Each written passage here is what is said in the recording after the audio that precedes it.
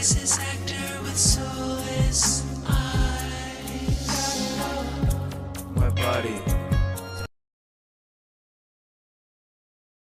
Okay, we are Body. kicking off My body and me. Infinite Plane Saturnday, June 7th, 2025. This is Chief Crow Auto Hoax. By the way, shout out to Chief Crow, who will be performing at Flatlanta, which is a 3-day event in October in Atlanta. And I will have more information about that very soon. I will be attending, and my objective is really to promote the PSYOP cards and Auto Hoaxology 101. And so if I do any kind of speaking, it'll be in that context. I want to really break down what this channel is about. And I looked at the roster, and it looks like a fun time. And Chief Crow will be performing live, which I've seen him perform live in Vegas. It's really incredible. And this will be obviously a conspiracy theory centric thing. So I'm expecting it to be interesting. I want to have a lot of talks, conversations with people about these ideas, because I'm not a contentious person. I know I don't agree, but like, we're talking to the world here. We're like, hey, you guys are all wrong about these things, these fundamental things. So it shouldn't really be any surprise that we have a lot of internal disagreements. And I have no problem with disagreements. I'm just interested in getting to the truth behind it all and having intellectually honest debates and conversations, which means recognizing when we are wrong, which some people, and everybody perhaps, I don't know. I'm not trying to impugn anybody's intentions, but it's sometimes hard to see outside of one's box, as it were. And the biggest box of all is mainstream mediation, which runs on the presumption that everything you see on the screen is fundamentally real, if biased, but that you can consider it real until it's proven fake. If it was fake, they wouldn't be showing it to you. They never tell on themselves anyway. But that fundamental trust in the screen is what puts everybody into this worldview, which I call mainstream mediation. Because I say this because some people think when I say MSM, I just mean the news in general. And it's like, well, no. Because if you don't pay attention to mainstream mediation, it doesn't mean you're not mediated through it. Because your entire lived experience happens against the backdrop of our shared history, as reported by the fake news. So it matters that the news is fake, even if you don't pay attention, because the consensus version of things, which we all share in, has these certain set of parameters and presuppositions. So when everybody's overreacting because the alien invasion, you may not believe in this stuff, but it doesn't matter. You're outnumbered by those who do. And the number of believers so far outnumber the skeptics that I honestly don't think that the PSYOP entertainment complex cares about exposure. All right, we are joined by P. Trippa, Bob Franklin, Roxy W., Michael Jones, Tracy Banton, Diana South, HLG, Penguining, exactly. Diana Southard says Saturnday. Yeah, it's Saturnday. And Wednesday is 6/11, which we'll talk about. Ears Up says Summer of Love here. Oh yeah, it's kicking off in Los Angeles as we speak. Second day of these ICE raid protests. Protesters and rioters clashing with riot police because of an ICE raid at a Home Depot as they deploy tear gas and flashbangs. And I saw videos of somebody throwing rocks at cars. There's a burning car right now. Numerous federal agents and law enforcement officers in riot gear are clashing with protesters and rioters dressed in black clothing following an ICE raid at a Home Depot in LA. Los Angeles, California, protesters have turned violent, throwing fireworks and other objects at ICE agents, using objects to block patrol vehicles. And I did see somebody getting in front of a vehicle, which is similar to 2020. We saw a lot of that. Do people not learn? Don't get in front of a moving vehicle. Like, you can't win that. I don't know why they had such a hard time with it. The situation continues to escalate by the minute. Multiple arrests have been made. This is still developing. Yes, so this is happening as we speak. So if you're in Los Angeles, you're probably seeing this. And just like that, Washington, D.C. is full of military men and equipment. Tanks rolling into D.C. for Trump's military parade next Saturday. So next Saturday is Flag Day and Donald Trump's birthday, 6/14, the 250th anniversary of the military. And it's the day scheduled for nationwide protests called No Kings, targeting Trump and Musk. But this No Kings movement or protest seems to be consistent and on brand with this growing body of content painting up Trump as this king in preparation for this oncoming event that we've been talking about. Here's a clip here. You can see anti-ICE protesters have set a car on fire in the middle of a busy intersection. Protesters can be seen waving Mexican flags in the streets. So this has me wondering about that Mexican Navy ship that hit the Brooklyn Bridge and the woman named America who died. And I'm thinking, okay, so could there be something here unfolding related to that and what it was signaling? The ship of state, the three pillars, I thought maybe corresponded perhaps to the three columns of the Space Needle. Oh, the Colombian presidential candidate was just shot. And I saw it, and the way people reacted, I thought this is realistic compared to what happened in Butler, Pennsylvania. But the closer I looked at the scene afterward, it looks like a bunch of fake blood. So he's surrounded, and I'm not going to put it on the screen because they'll censor it. But he's giving a speech, and then he points to his ear. And if you remember, Trump was shot as he gestured at that sign. So I think this could be some kind of a code. Maybe he had a squib. He was ready to pop it. Whatever the case, the Colombian presidential candidate Miguel Uribe in critical condition after assassination attempt. Anyway, he's shown here surrounded by his security in a tight huddle here. And they're holding his head. And there's this bright red blood, and it completely covers the hood of the car. Like a lot of blood. And I'm looking at the color of it, and I think I just saw somebody there with a squirt bottle. Maybe that's my imagination. I have to look. Chaos, for sure. Great acting. But it looks fake. It just looks fake to me. Especially the way they just carried him out. And then the picture I saw afterward of the bloody car, I'm guessing fake and theatrical. Perhaps this is meant to win him an election. Look what it did for Trump. Look what it did for Reagan when they had John Hinckley. And let's not forget, John Hinckley did not shoot Ronald Reagan and Brady. That was fake. John Hinckley is a crisis actor. John Hinckley Jr. Alert: Los Angeles protesters have called for militant organization. So they're organizing against ICE, which includes apparently throwing rocks.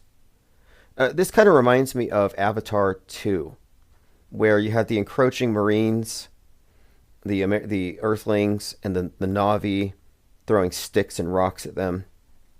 Very dramatic.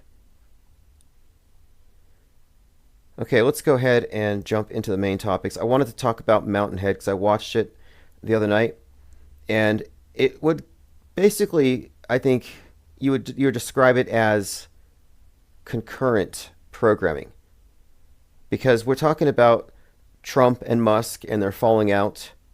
So let's go ahead and take a look here. So here's what happens on Mountain Head.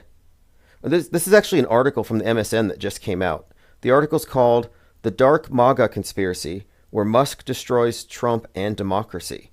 Quote, "We are perhaps not far off from seeing a dark MAGA conspiracy theory involving Musk coming to life. It goes like this. A secret cabal of tech bros plotting against Trump and turned the United States into a giant company run by a CEO they would install in his place. This whole concept started to gain traction after J.D. Vance was chosen as Trump's running mate." So this is this dark MAGA concept. I didn't pay a lot of attention to it, but Mountain Head just came out. So Mountain Head mirrors what's happening with this dark MAGA type of unchecked power. So it says tech billionaires as shadow rulers. In Mountain Head, a small group of tech moguls, and these are obviously characters that relate to Musk, Peter Thiel, Zuckerberg, and Elon Musk. is the main one, but Zuckerberg and Thiel. Another one's a composite. I think it's Jeff Bezos, but they go into this cabin in the middle of the mountains, and they're talking about the effects of AI. And basically, what happens is the artificial intelligent deepfakes are causing violence in society. You know, hate crimes are being committed. People are responding. The hate crimes aren't actually real.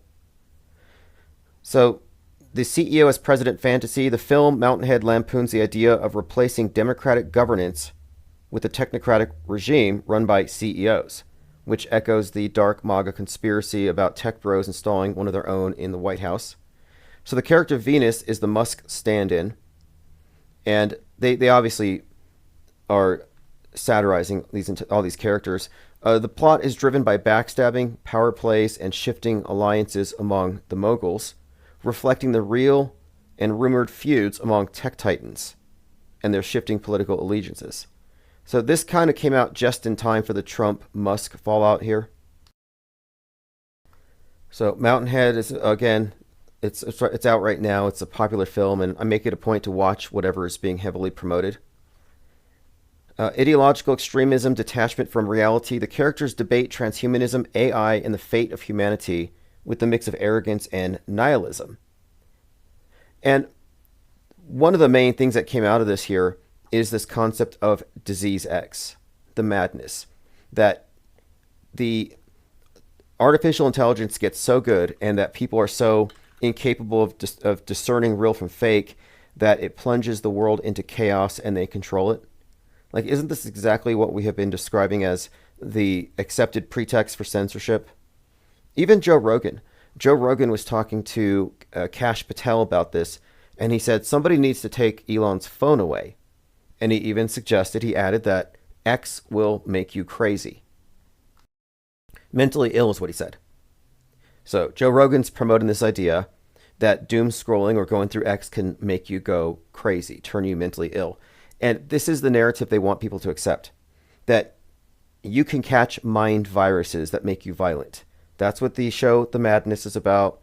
That's why X, I've been saying, has been set up to be this vector for the hate viruses that tear society apart, which we should be experiencing any day now. I mean, I think it's going to mirror.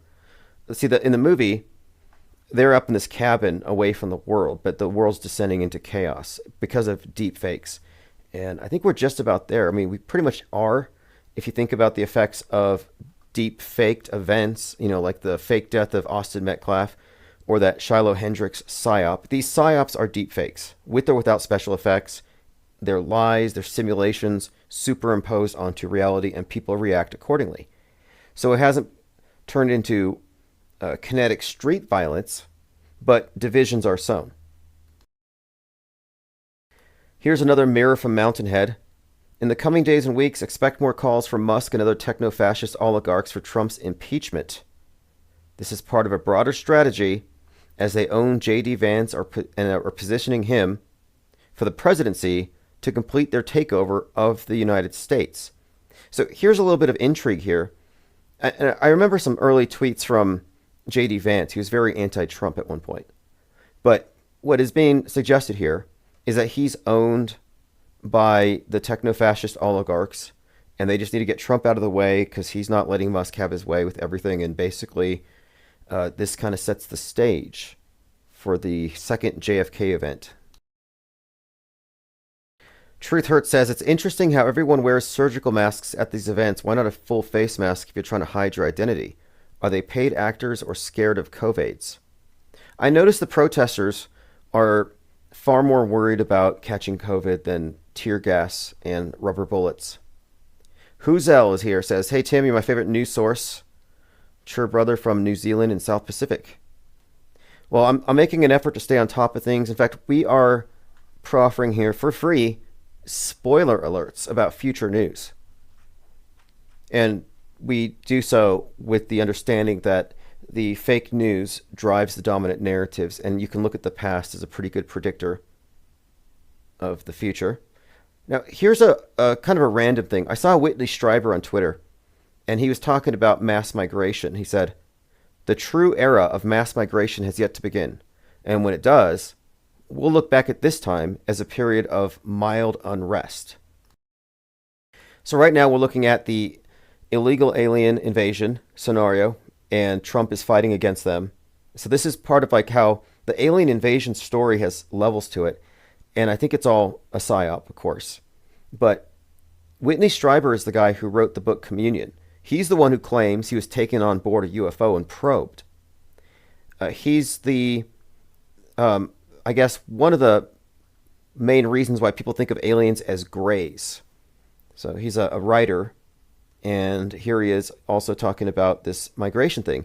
But I asked him, will this mass migration happen before or after the alien invasion? And I find it interesting because the same people who are afraid of illegal aliens fear the extraterrestrial aliens as well.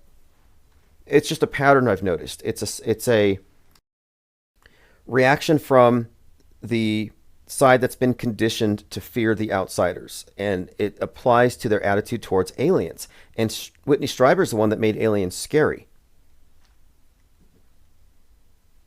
Like, what are they going to do to you? What are they doing to the cows? Here's some foreshadowing. This was just a few days ago. Donald Trump's phone went viral. So his lock screen has a picture of his face, but his phone went viral. He's showing his phone off, and it says 9/11 on it. But he's holding it upside down. So it kind of says, 116, but you see my point here. The inverted 9/11 being signaled here. So what does that mean? Well, I conveniently came across something to make this point because I've been talking about this for some time. So to explain the significance of 6/11 and 9/11, I want to talk briefly about this. This article just came out. Neo-Nazi group actively seeking to grow in the U.S. with planned paramilitary training events. So this is an international group called the Base. The Base is emerging from the shadows and ramping up its ranks as the White House turns a blind eye to the far right. Now, this organization, the Base, is relatively new, 2018. And I didn't know until today, but it was founded by a Pentagon contractor, Ronaldo Nazzaro, who had the alias Roman Wolf and Norman Spear, a white supremacist paramilitary network founded in 2018.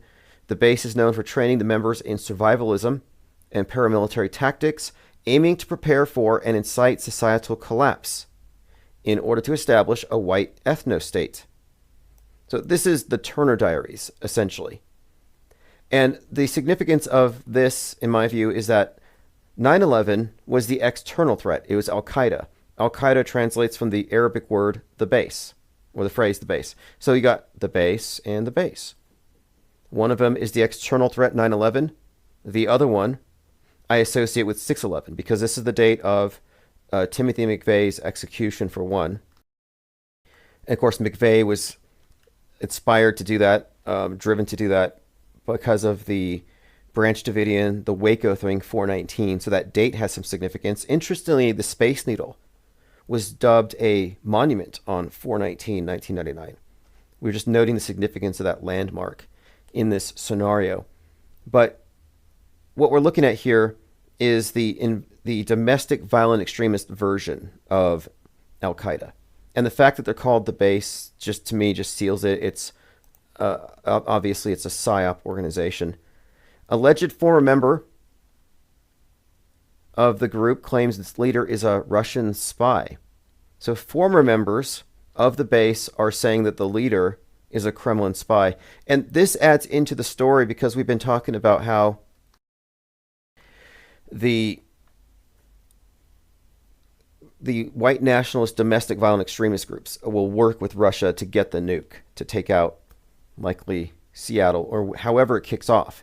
But the Turner Diaries is about a group just like this getting their hands on these types of weapons. Martin Luther King was assassinated on, I believe it was 4/4. MLK, you'll have to double check that. But Timothy McVeigh was executed on 6/11/01, 90 days before 9/11, at the age of 33, interestingly. Deprogrammed Truther says, would you consider the people who figured it out in utopia similar to us? 100%. In Utopia, a group of comic book nerds find out that the future pandemics are all in these stories with specificity. And they get their hands on an unreleased copy, and then these Men in Black types come in, and anybody who saw that comic is now a threat to national security, and they have to be eliminated. So it's pretty violent. I mean, none of us are being killed for noticing things, but it is essentially about people who gained some insight. That whole series is worth watching because of how closely it echoed 2020. And you can see why they didn't continue the series. Because at the end, the good guys destroy the warehouse that has the needles. So the anti-vaxxers are heroes in it. But it shows the idea of actors in the news in order to sell the idea of a sickness so they can sell the cure. And it brings in the notion that climate change caused by man is so bad that the government decided to sterilize everybody in order to, just kind of slow our roll for a little while. And after Vaxageddon failed to happen, a number of truther types still maintained that we have been sterilized. And they're like, I don't see pregnant women anymore. Well, you have to go, to the hospital. You have to go to where they are. You're not just going to see, maybe you would, it depends, but that's just anecdotal. But it's easy for people to fall into these bubbles where they think, oh, we're running out of people. I mean, I started going to movie theaters after 2020, noticing that it's usually only 3 or 4 people. And it's almost like, wow, did they kill everybody? It's like, no. No, the theaters are competing with home entertainment. All right, let's continue to go through your comments.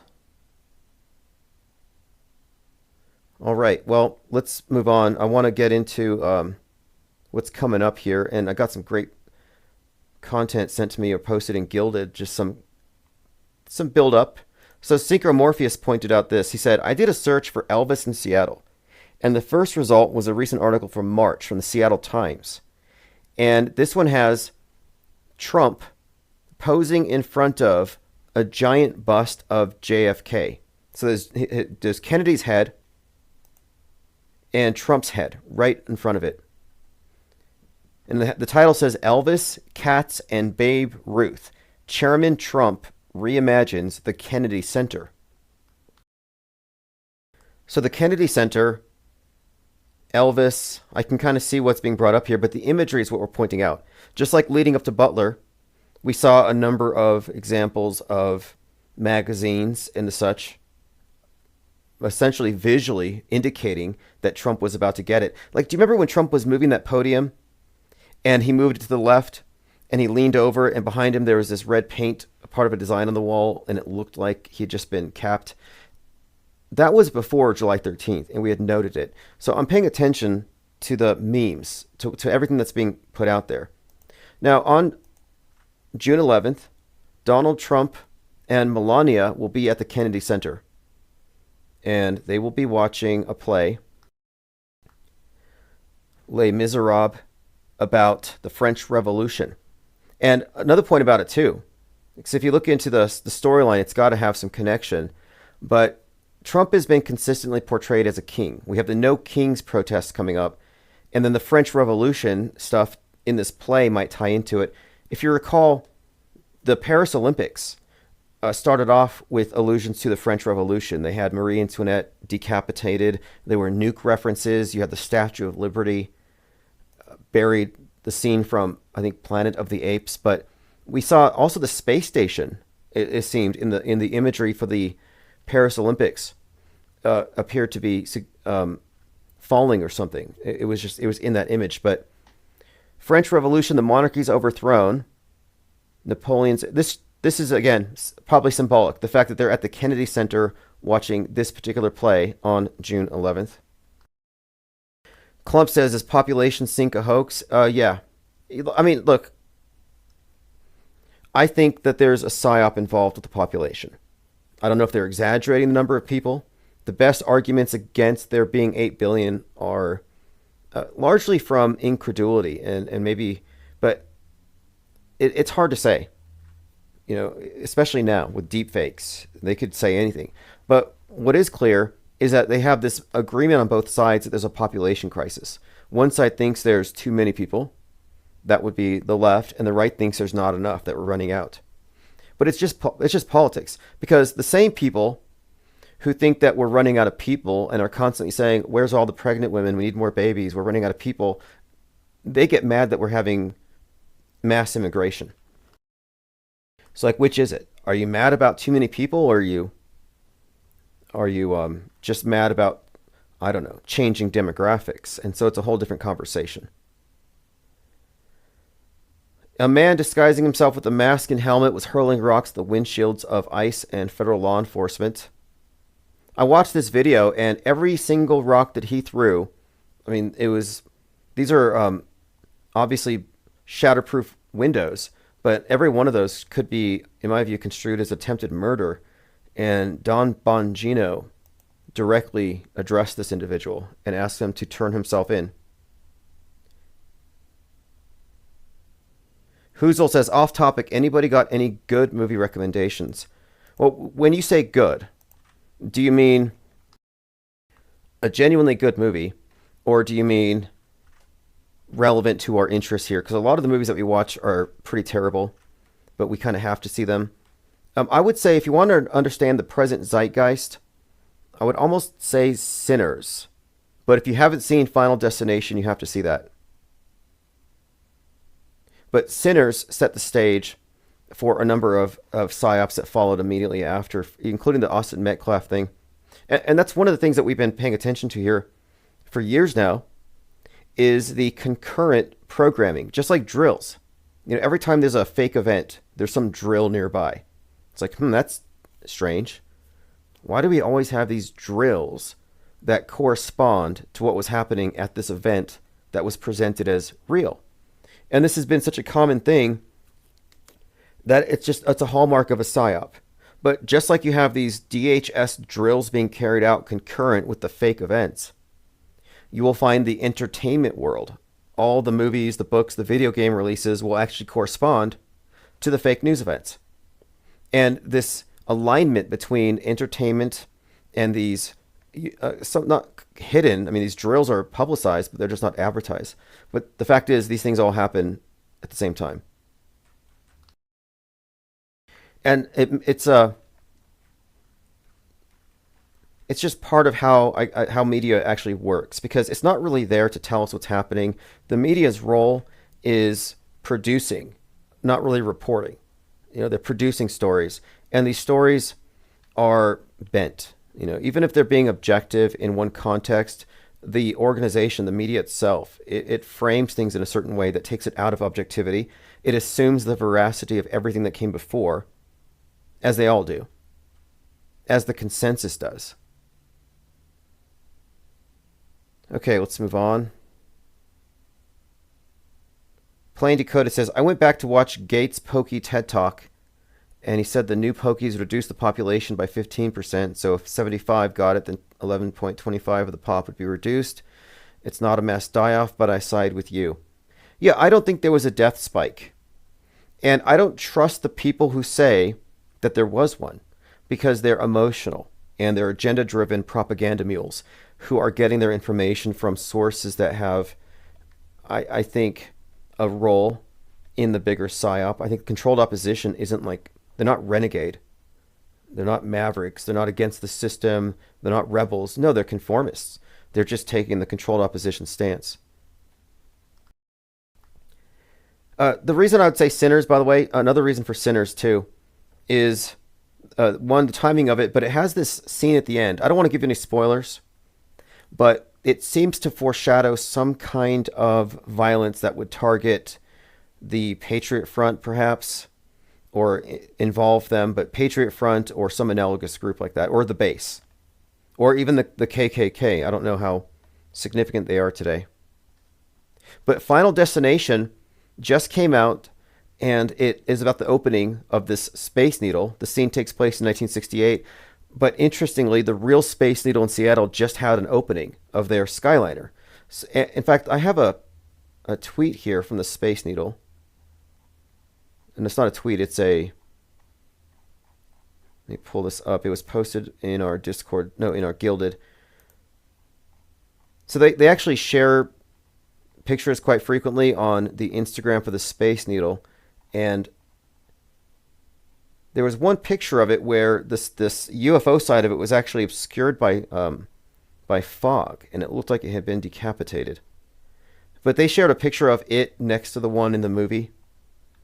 So it's just the timing of it is very interesting because we've been looking at the Space Needle as being central to the next 9/11 event.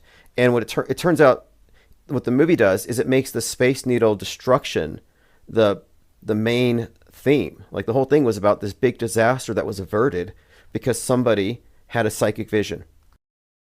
So everything else since, I'm talking about the rest of these movies, has been death trying to get rid of all the people that were supposed to have died at that point. So they dodged their destiny.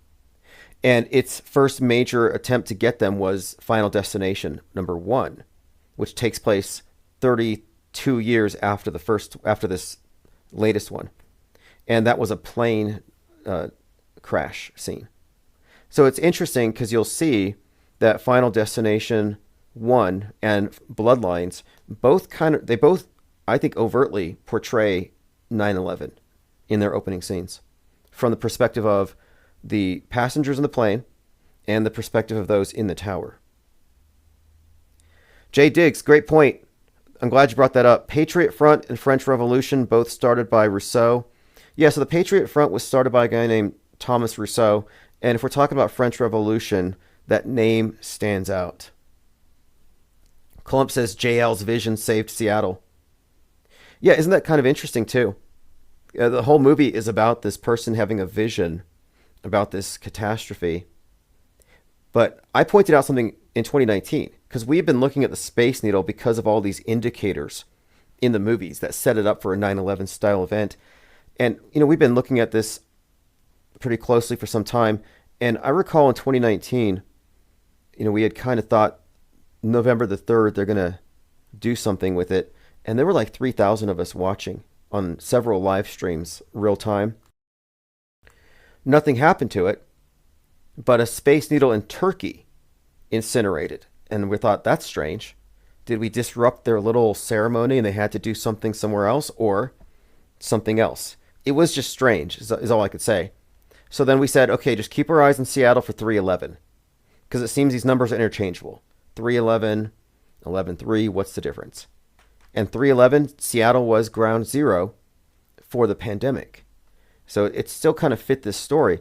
But back in 2019, there was $100 million put into the Space Needle. And I said then, hey, this Century project, this $100 million, is probably going towards the big event in the making.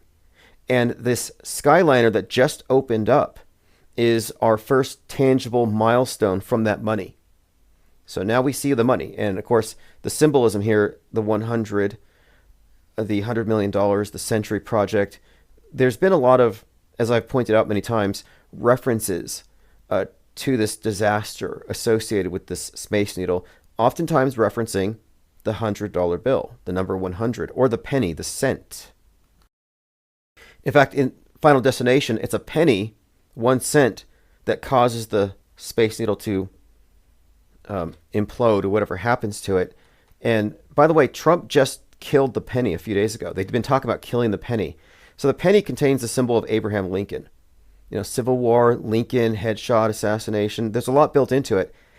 And another point, too, is that the JFK assassination and the Lincoln assassination have been correlated through many, what I would call scripted parallels. It's just a recycled story in many ways, but it's really kind of specific, where everything that defined JFK's career, all of his major turning points, the years where he's elected, the year that he moves into the White House, all these various years correspond to Lincoln by exactly like 100 years apart.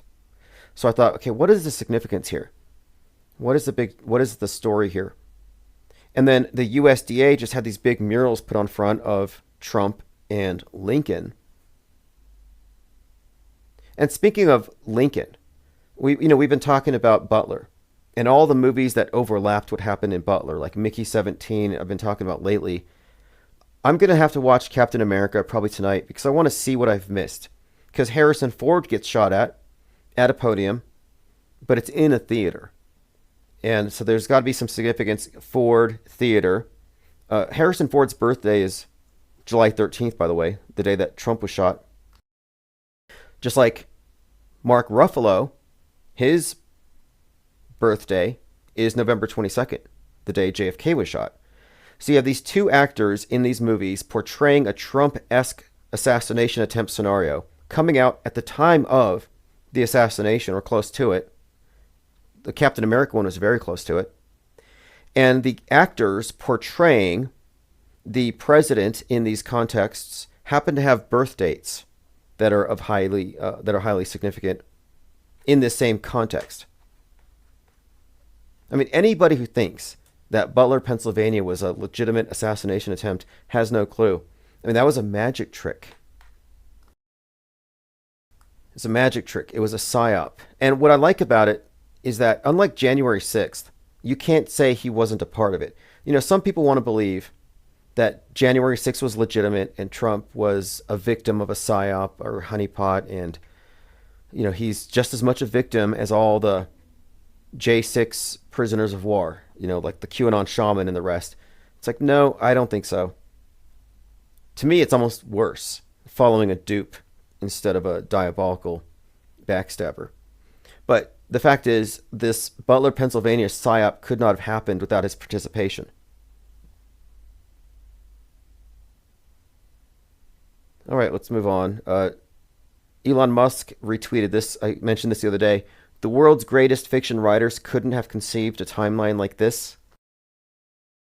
I'd say no. The world's greatest fiction writers have specifically been recruited to conceive this timeline, and we're living in it. All right, moving on here. Did the tech billionaire steal the election in the madness? So let me get into this really quick. New, Trump speaks on Elon coming out against the BBB. I would have won Pennsylvania regardless of Elon, he said. And Elon said, without me, he would have lost. So this has got a lot of the far left, the fringier ones, who are almost as bad as Q at this point, just proclaiming that Musk stole the election for Trump. This is like a common talking point I've seen on Twitter.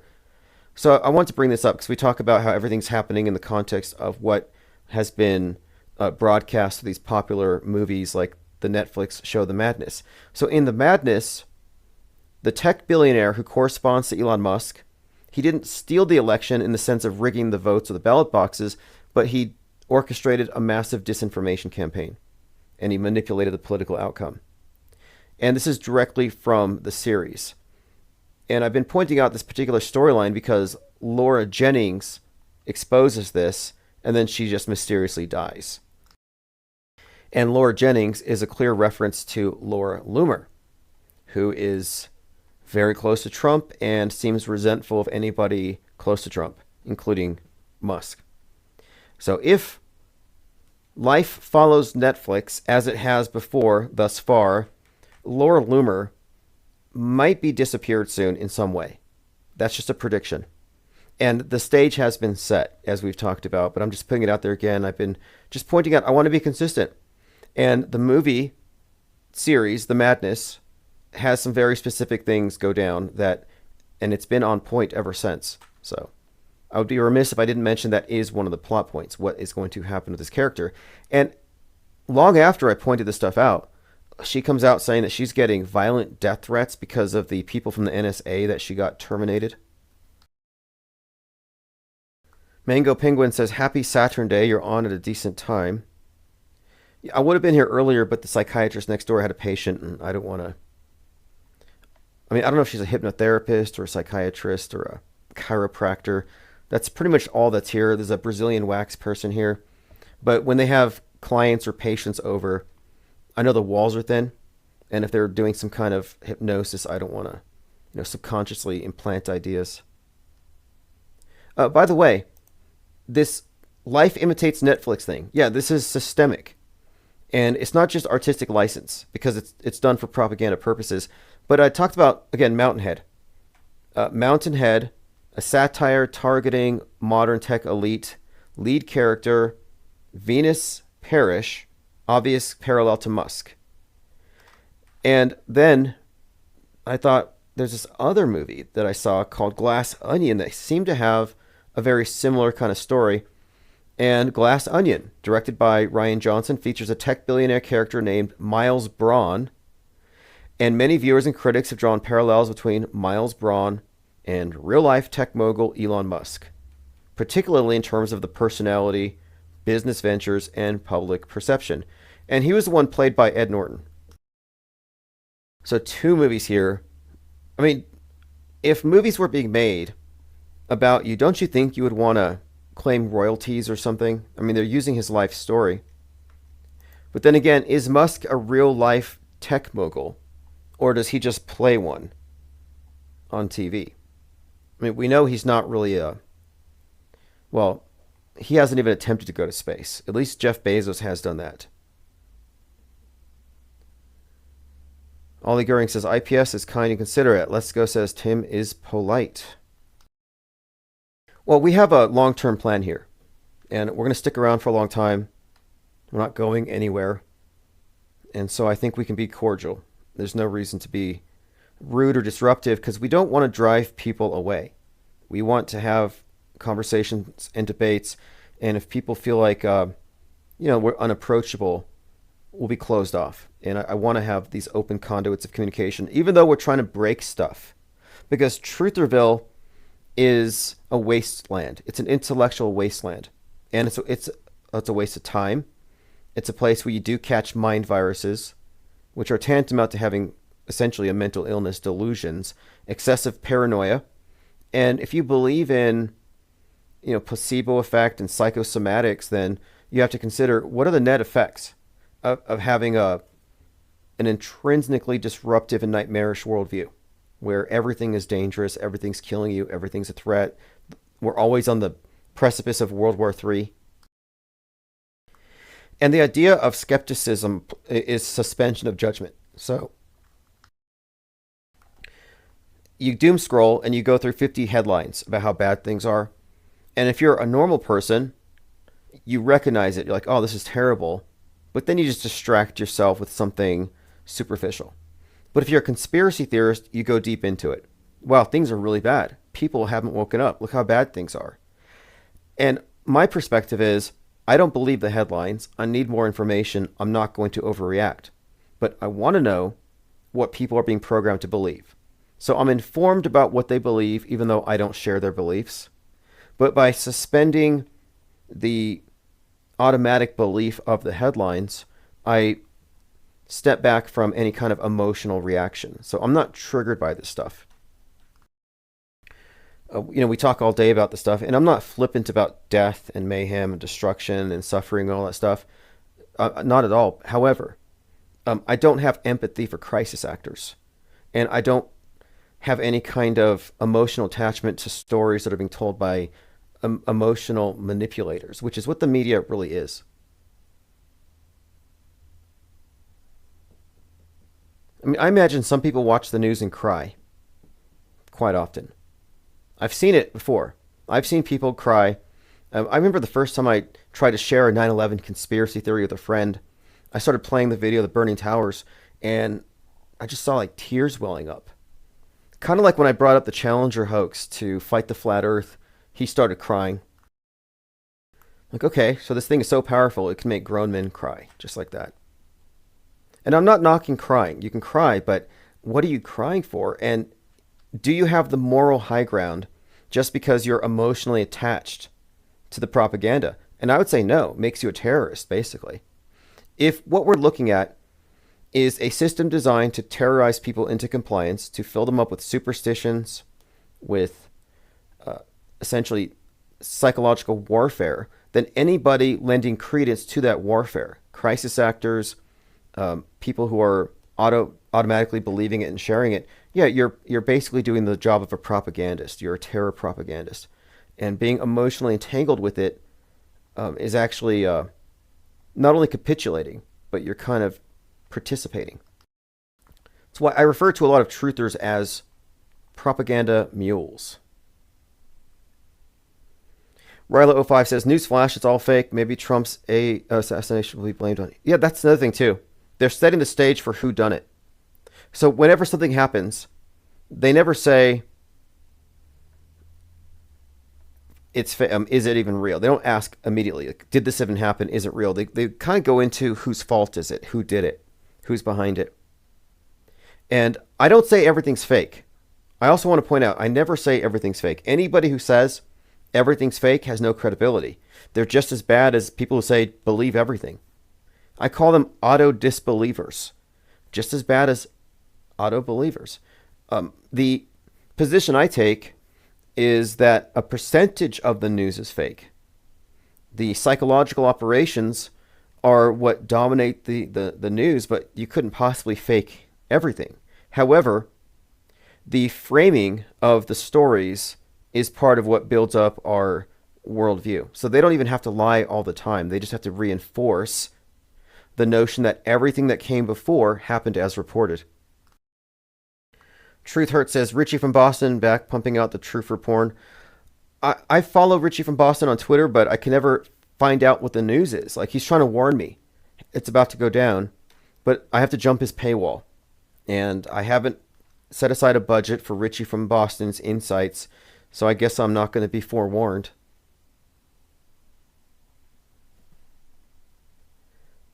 I'll be quite honest, though.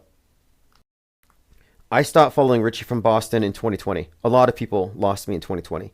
And here's why. That was when we saw how all of the people who recognize these conspiracy theories as potentially valid, they kind of go lockstep behind the big channels when a big psyop happens. They don't go into, let's just wait and see. Let's just consider it might not be real.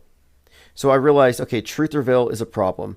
They're completely sheepified. They're corralled. They're frightened into groups, and they get behind these big slick channels, and then they're just marched around for a few years. I mean, the anti-vax movement was entirely controlled opposition-led. I'm sure there were some people with good intentions who were a part of it, but they were all manipulated with just nonstop fear. And you don't hear them talking about it anymore. They're not so triggered anymore. What happened? But they were targets, victims, casualties of the mind war.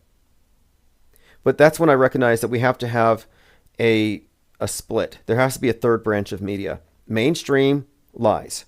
Alternative media, alternative lies. Well, what about non-believers?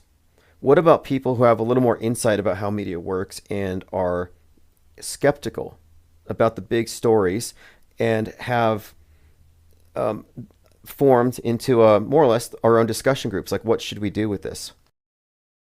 And my thinking is, let's aggregate everyone who's figured out that mainstream news is full of fakery, but who have also figured out that the alternative news is designed to keep you from going too far. That alternative news has always been their plan B. I call this the parallel media, because I'm not trying to stop them, but we have to have a parallel course because they will always be unified in their box. Truth Hurt says, what are your thoughts on YouTube giving these bigger people their channels back? Corbet Report, Richie from Boston, Face Like the Sun. Fascinating. I haven't seen that, but these individuals, in my view, were performatively censored. Alex Jones's censorship was all performative. You know, they just had that settlement overturned. He was going to have to pay the Sandy Hookers like $58 million or something like that. It's not going to happen now. That civil judgment overturned, dismissed. It was all performative. Andrea says, influencers, influenza. Absolutely. Let's go back and revisit The Economist, 2017. The new shape, as in novel, like novel corona. The new shape of Chinese influence. So let's change that to the novel shape of Chinese influenza. And if you break it down, it's like, okay, well, that phrase itself, Chinese influenza, novel shape, novel coronavirus. And here you see China is in red on the globe. The globe is covered in spikes. What would happen if that red covered the whole ball. It would look just like the COVID. Sharp power, the new shape of Chinese influence. And I think the use of the term influencers, which is relatively new, is designed to correspond to the introduction of the mind virus idea, and the public has accepted it. So now the public needs to be protected against my mind flu. If I was an influencer, an influenza, the mind flu, my influenza, could potentially get people sick, mentally ill, that is. So they must be protected. I have to mask my mind, I have to vax my brain, or they have to censor the internet because people with weak immune systems, what I term maids. If you automatically believe what you see on the screen, you've got maids. And truthers have an alternative strain of maids, but it's the same thing. And we're just talking about a compromised mental immune system, or mind aids. Whozel says, I feel I'm awake, but not fully. I know I will never fully understand just how this realm works. Well, you certainly won't if you accept bad explanations. And a lot of people accept bad explanations. And I'm like, you have bad taste in metaphysical models, if that's the one you settled on. And I don't think any of them are satisfactory. But there's still time. There's still time to see. And there may be some aspects to it that aren't really comprehensible to us. Like, I accept that too. I mean, sometimes I wonder if half the population, I'm not saying soulless. Like, I don't believe in NPCs, like no agency. I wish that were the case. I mean, that'd be a lot easier if we had NPCs. But no, I think there might be antagonistic souls. Dark, I would say, how do I put this? Like, in a very basic sense, I think good versus evil exists. And I think for every good person, and you might be one, I can't say, I think there's a genuinely bad person. And I think it's always going to be that way. I think evil is distributed perfectly throughout the system, because I think this might just be some kind of a game / trap. I could be wrong. But if that's the case, then we have likely been given blinders so we can't get the big picture, so we can't see it. Because I think this place is inherently built on deception. I call it the lie world order. And I have this manuscript I've been working on. I have to finish it, about lies. I've been thinking a lot about, like, are we liars just by default? If you go along with the mainstream worldview, and this worldview has been bent or warped to serve the interests of a power elite, and you're a conformist to it, doesn't make you a liar. And maybe you're not wittingly a liar, but I'm not pronouncing some kind of like moral judgment. But what I'm saying is, are you an honest person? Are you an objectivist? Can you be objective if your experience is informed by something highly subjective, whether it be a religious cult's worldview or what you get through the propaganda media? And so I've accepted that everyone is essentially rendered into a liar. And I think the way out of it is recognizing how we are shoehorned into accepting lies, especially with logical fallacies, propaganda events that use emotional appeals to get you involved in these alternate reality games, treating these psyops as real. But, how does one really detach from the big lies? Is it even possible? But what you can do, I believe, is you can change your operating system where you reject beliefs. So I try to foment a culture of non-believers here. And I'm not talking about religion here. I'm talking about being comfortable with the idea that I don't believe half of the news they report. Does that leave a vacuum in my life? Am I lacking? No. I'm not missing anything. I'm missing out on a bunch of stress, I guess. This was really exemplified in that Jussie Smollett case. Do you remember? It was reported this Hollywood actor was lynched by some MAGAs who threw bleach on him and used bad words. This horrifying story shocked the nation. And then the next day we found out it was a hoax. But for 23 hours and 59 minutes, it was real. And I was afraid to call it fake on YouTube because they were going to censor me. so I couldn't do it.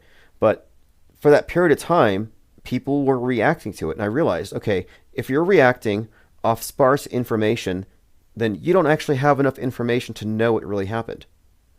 So now you're just a puppet. Whozel says, remember PK? Is he still about? I have PK's contact information on my Skype. And I don't know what he's doing these days, but I'll take a look. In fact, there's this event coming up in October. It's a 3-day event in Atlanta, which we'll be talking about. And I saw the roster, and it looks like a lot of people that I used to follow and keep up with will be there. But PK Truth is really well known for his entertaining breakdown of the Boston Hoaxathon.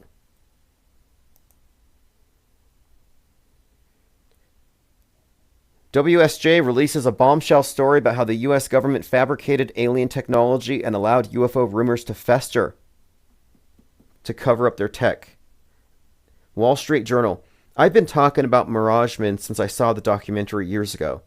That the UFO stories are all mythology created by the Air Force, by the Pentagon, by special agents infiltrating communities online of conspiracy theorists and feeding them a bunch of stories to start the UFO mythology.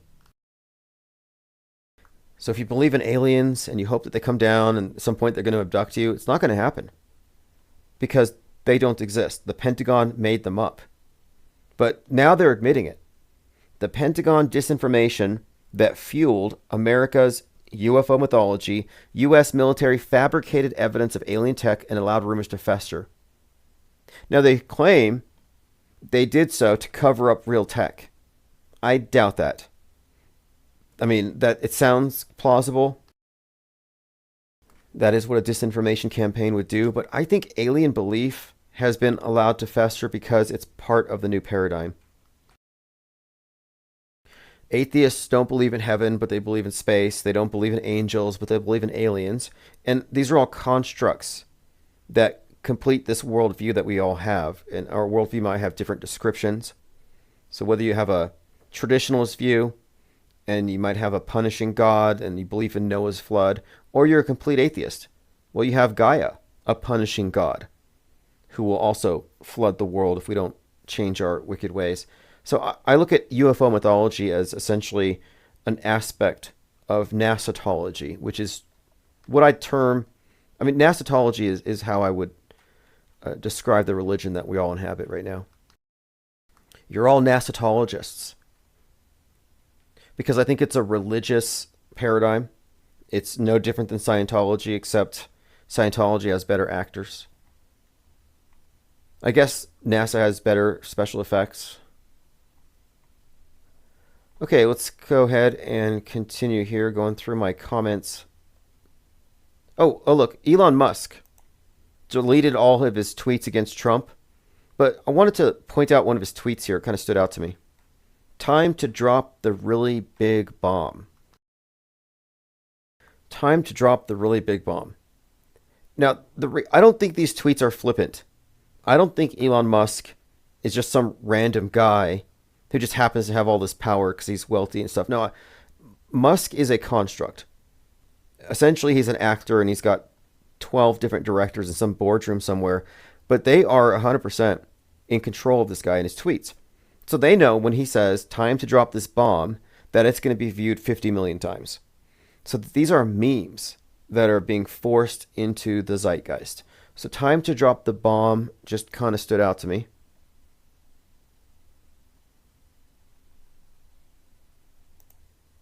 Tom Cruise just broke some world record, says Ryler05. Yeah, I noticed he's in the news. We've talked about the significance of Tom Cruise, his association with Scientology, Stanley Kubrick, and how he's supposed to be going to space at some point. I saw that stunt where he set his parachute on fire. And I don't think what he's doing is fake. Like, Tom Cruise is doing a lot of... He's done thousands of parachute jumps on a motorcycle. But I think it's building to something. And I would like to binge watch Mission Impossible to see what I've missed. Because I started watching the one that was out a couple of years ago. And it's about these two crucifixes. So this twin cross thing. And ever since I've been mind mapping Tom Cruise, I've been talking about the significance of the double cross, the twin crosses, and how his name, Thomas, is derived from twin, Cruise, cross. It's been a reoccurring theme with him for some time. So now in his movie, one of the main props is a twin cross that becomes a key. So I know there's something in there. Diana Southard says Musk is just another caricature. Yeah, I would say people like Musk and Trump and many others, all the presidents, I guess, are historic personages that if and I think this is true, like one point I want to emphasize is that I think it's literally true that our history is written in advance. And if you find that to be a difficult proposition, I would ask, why? Because we have consistently pointed out psyops. And what is a psyop? It's a historic event. It goes into the history books. It's a page in the history books. But the psychological operation itself is a pre-planned scene that goes into our history. How far back do they plan these things? Months, years, decades?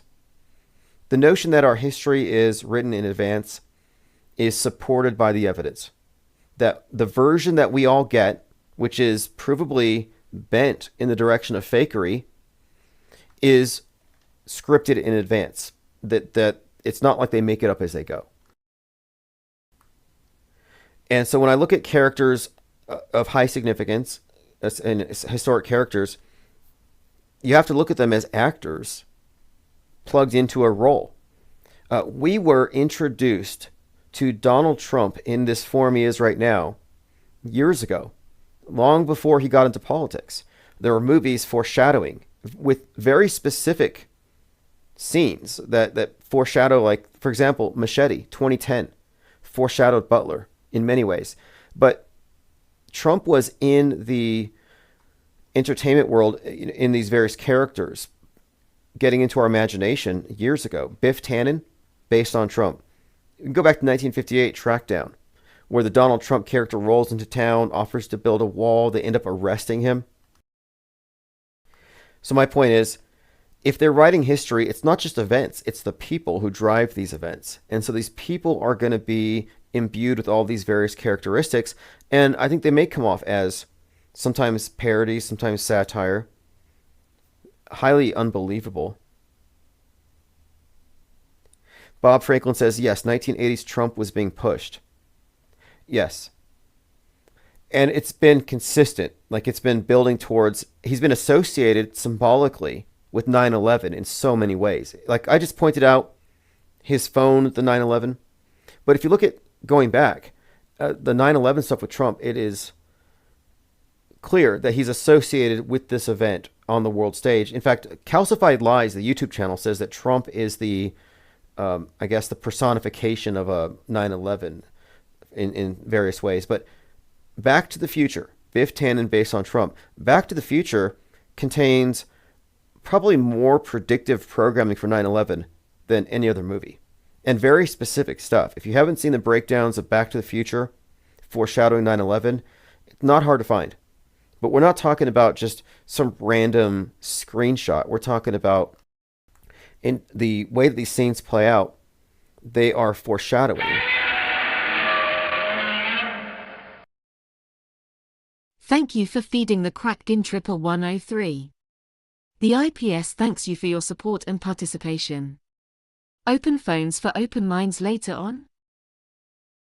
Yeah, thank you. Appreciate that very much, P. Trippa. He says, open phones for open minds. Open phones for closed minds as well. I'm not trying to keep anybody out. I see the term awake quite a lot. I've been very critical of that term as of late. It's practically meaningless. Like, I see these big channels, and they're like, if you can't tell that this Trump Musk spat is fake, you're not awake. And my reply is, if you can't tell and explain why you would think that the Butler, Pennsylvania assassination attempt was fake, then you're not awake. If you're not auto-hoaxing, you're not paying attention. But when I say that, people are like, well, you're going too far. Another 9/11 connection, by the way. Another one here is that James Comey puts the 8647 photo up on Instagram, which got him investigated by the Secret Service. And he posted that exactly 8647 days after 9/11. But this is just one example. Again, Donald Trump's locked screen goes viral, and it has a 9/11 on his forehead. 9/11 has other connotations as well. The number itself, you get into symbolism, biblical symbolism. But in this case, I'm really emphasizing the fact that because his phone is locked like this, you can see it, it's upside down. And I've been describing, again, the inverted 9/11 scenario for some time. Ted Stryker, thank you very much. Ted Stryker has brought in the titanium blue wrenches. So Pal, Mike Sanders, Scott Rankin, Austin 108, Salty Siren. Thank you for feeding the Cracked in Weiler 05. Nothing. The IPS thanks you for your support and participation. Nothing is a Expose coincidence. the new Bible for the masses. The screen. Yeah, appreciate that, Ryla 05. Expose the new Bible for the masses, the screen. Exactly. When we talk about the worldview monopoly, which is what it is, the accepted consensus view is a curated view, and it represents the power elite, and it frames our collective experience. And I describe it as essentially a religion, that this new religion that we live in has its Bible, and its Bible is its church is the media, but the Bible would be the accepted version of things that gets broadcast, not the stuff that's censored, not the apocrypha, not the heretical conspiracy theories. Okay, let me open up phones. So I was thinking about this Flatlanta event coming up, and I figured out what I'm going to do, because I want to promote the PSYOP trading cards. And we're going to be releasing 12 new ones every month. The first 12 should be here in studio within about a week. And then I'll immediately ship them out. And then we'll follow up with another 12. But by the time October rolls around, we're going to have dozens. And so I want to set up a booth. I'll have the cards, likely some posters, notebooks, other products with the same designs, t-shirts even. And then when I give a talk, I'm just going to go through the cards. I think I could probably use those as slides. All right, 505-510-4226. Phone is open. Who's says, do you still believe the plane to be infinite? The idea really resonated with me. It's something I would never considered. I appreciate the seed. Well, technically, if you go by the official version of things, the universe is flat. It's not a sphere. It's not a cube. The universe is flat, and it's considered infinite, expanding. So we already live on an infinite plane in that sense. Once some planet killer knocks this ball out of orbit, atomizes it, we burn up in the sun or whatever. If we reincarnate in some form, we're on a flat, infinite plane. My question is, though, are we on the bottom of some infinite expanse? And I kind of think that the universe doesn't exist until it's perceived.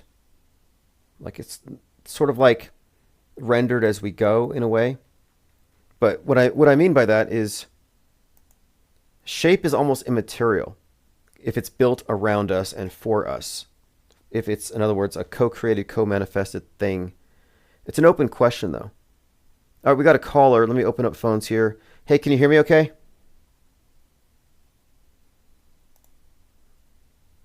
One more time. Hey, what's up, caller? This is Infinite Plane Saturnday. Thank you for calling. Okay, we're still waiting for there we go. Okay, you're in. Hey, this is Jurassic. Oh, hey, what's up, Jurassic? Thank you for calling.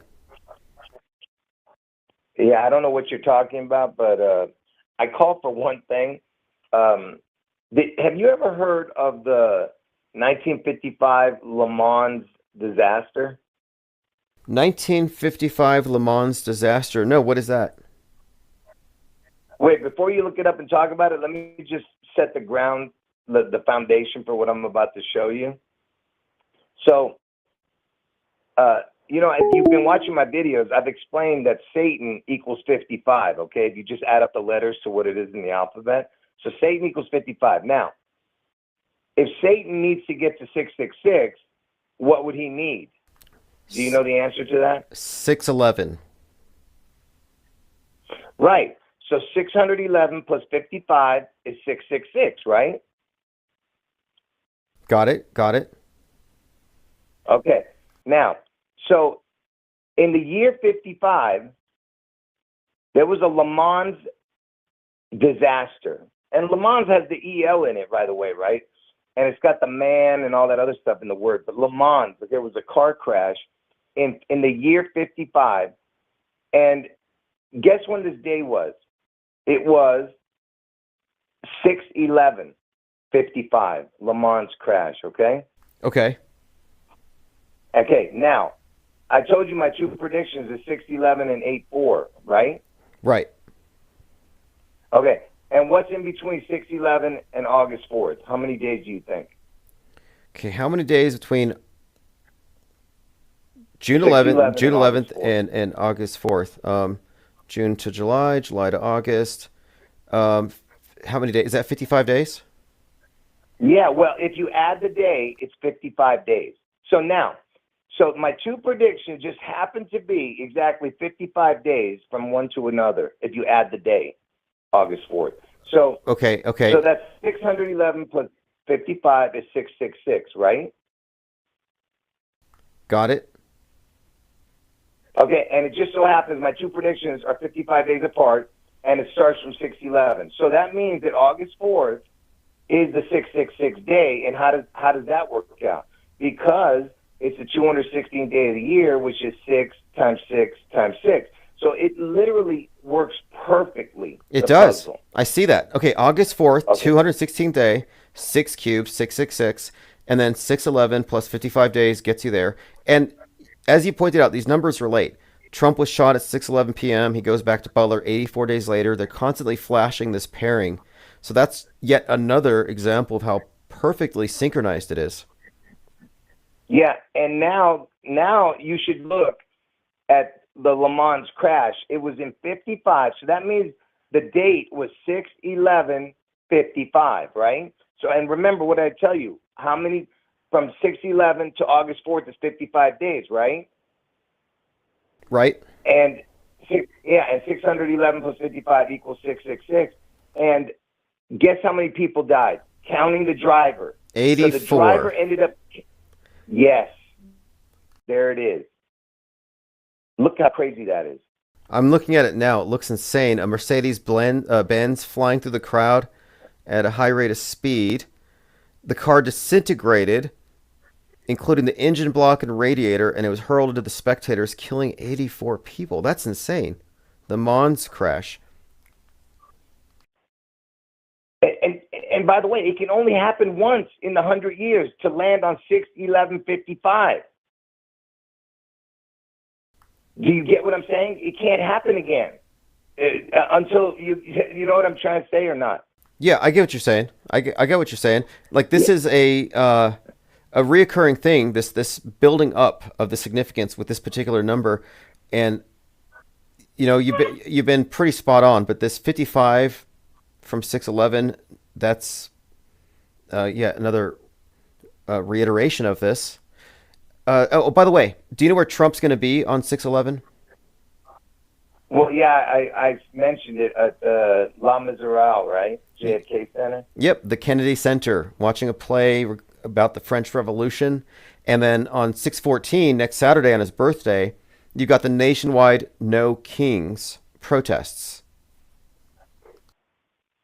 On which birthday?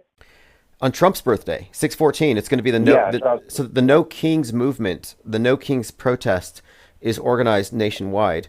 But yeah, on Wednesday, nationwide, though. On Wednesday though, he's going to be at the Kennedy Center, which I saw pictures of him posing in front of the big bust of Kennedy's head, where his head is right there in front of Kennedy's head.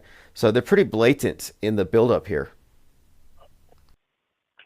Yeah, it's and the fact that they're having all the military in Washington D.C. or whatever, Virginia, Washington. I don't know where it's going to be, but that's crazy, man. What's going on? See, I don't know exactly what this event is going to be, but like I said, this June 11th event has to be. If it's going to make any difference in the world, it would have to be a nuke, a supposed nuke, because we don't believe in nukes, but whatever it is, and that stupid. And I don't know if you saw my last video. It was a 3-hour video all about the 611 connection, and I mentioned the Le Mans one. But one last thing, Elon on 6.5, that tweet where he says time to drop the big bomb. Yes. Guess what he was doing? Some viewer brought this to my attention. Guess what he was doing last year on 6.5, Elon Musk? What was that? He was I guess in Memphis, Tennessee, doing with that supercomputer crap that he was, because I mentioned that before about the supercomputer in Memphis. But do you know what he tweeted on 6.5? It says Elvis is in the building. Okay, that's interesting. Yeah. So. Well, Musk has been interesting that he. Okay, so I want to get your take on this part of it, because when he shows up in Butler, Pennsylvania with Trump, and they do the 6/11 moment of silence, 84 days after you're shot, so they got 6/11, 84 moment of silence. Musk is right there with him, and he's the Rocket Man. And you had mentioned that date, which I think was October 5th or something, was what? Yeah. 322 days from Elton John's birthday. Is that what it was? Or I can't remember. I can't remember all the details, but it had to do with. I was saying that something to do with Rocket Man was going to happen that day, and stupid Rocket Man shows up. What's his name? Elon. Yeah. So but I didn't say that Elon was going to show up. Well, yeah, exactly. You predicted something with Rocket Man, but Elon shows up, and then I'm thinking, wait, at that time, Rocket Man Elton John was in the news because he's losing sight in his right eye, and now we have Musk. Right before he gets kicked out of the White House, he's hanging out with Trump next to a statue of Abraham Lincoln with the head looking down, and he's got a black eye. So I'm kind of putting this together thinking, okay, Rocket Man, right eye, Musk, right eye. Then they have this falling out. Just wondering what you thought about Musk's black eye. Well, here's the thing. I was saying that even though right now everyone's saying, well, because a few people have said this, well, because, I've been saying that maybe Elon might be the false prophet in the Bible, that he's the one that sets up the mark of the beast for the actual Antichrist. So, what I'm trying to say is that even though right now it seems like they're not talking to each other or they're mad at each other, that's just, of course, obviously just for show and to joke. But what could happen is after he gets his head wound, Trump, on August 4th, he steps in to be this guy who's like, saves everything. You understand what I mean with stupid Elon Musk? Yeah. And he becomes maybe the person who brings fire from the sky, because that's what the false prophet does. He brings fire from the sky and brings out the mark. Go ahead. Okay, interesting. And the mark, of course, the X, and another thing. Okay, the mark. They asked him, who punched you in the face? And he claimed that his son X punched him in the face. So his son gave him the mark, which it's been disputed. Well, yeah, but that's what I'm saying. Yeah. Yeah, but plus the Antichrist has one of his eyes, is messed up, and one of his arms, I think. But the point is that he is the false prophet. He's not the one that is the actual Antichrist. He's the one that brings on the mark of the beast and makes an image that can speak and all that other stuff that people have to worship. So that's why I'm saying he could still be the one. But again, that has nothing to do with my predictions. My predictions of June 11th and August 4th, that's the only two things that I know for sure. Everything else is just speculation. But June 11th, Washington State, and then August 4th, Trump head wound. And the June 11th event is the biblical beast out of the sea event. And the beast that comes out of the sea has one of its heads seems to have had a deadly head wound that healed, and the world wondered over the beast. So that's why it's the biblical beast out of the sea event, June 11th and August 4th is the Trump head wound. Okay, one more thing I want to bring up for you then. I just saw this article coming out today that the group called The Base is planning paramilitary training. And this is this group of white nationalist terrorists who've been planning to shut down the infrastructure, and they've been active in the Pacific Northwest. So I've been pointing at the base as the culprits behind the next 9/11. And of course, this is why I said that it makes sense that 9/11, foreign, Al Qaeda, which means the base, 6/11 is the domestic, it's an inverted 9/11, also called the base. So anyway, just another 6/11 link here, though, is simply that if you invert 9/11, and you invert the idea of external terrorist threat. The one thing. Yeah, that's the one thing you've been saying before anyone else, is that you think it's going to be a domestic terrorism. But I don't know. I mean, I have no, like I said, I have no idea. I'm just saying that it has to be something that I believe. I'm just saying I believe it has to be something that's so horrific that has to change the whole world. And just because you have a tsunami or an earthquake, that's not going to change the whole world. That's only going to change your spot of the world, but that's why I'm not for the just it being an earthquake or a tsunami. I believe that the nuke starts it, whatever, well, whatever look, its explosion can be. No, you're right, because it couldn't be a natural disaster. And one of the buildups here, like this show that just came out, The Mountainhead, is about how the Elon Musk character is causing the world to go into chaos because of the deep fakes on his platform that are inciting violence between different factions and countries. So, in other words, I'm thinking if it were a white nationalist style attack, it would be like a new war on terror. It would be a fracturing of the whole world. It wouldn't just be this geographical event, because 9/11 impacted the next 20 years. So I'm with you on that this is just some of the surface of what's going to happen, or how they're going to frame it. Yeah, right. And let me just say this before you end it with me. But I'm not saying there's not going to be an earthquake and tsunamis. I'm saying that it's just the beginning. The first strike is going to be an explosion. Then it sets off other cataclysmic events like a tsunami or earthquake, volcanoes. I don't know. It could last 3 days, all the way up to Trump's birthday. Who knows? You know what I mean? What exactly is, they're up to? But, and then we'll see from there. And other people are saying it could be some kind of alien stuff, even though I don't believe in aliens. But even if they did that, whatever it is, like I said, it's got to be something spectacular. You know what I mean?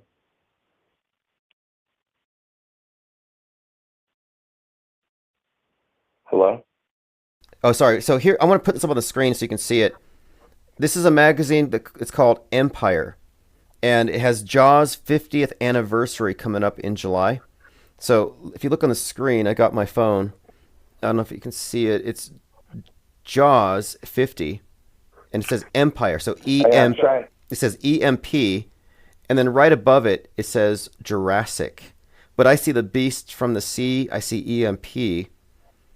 Just like the EMP with the Space Needle was highlighted on that other cover for the Fantastic Four.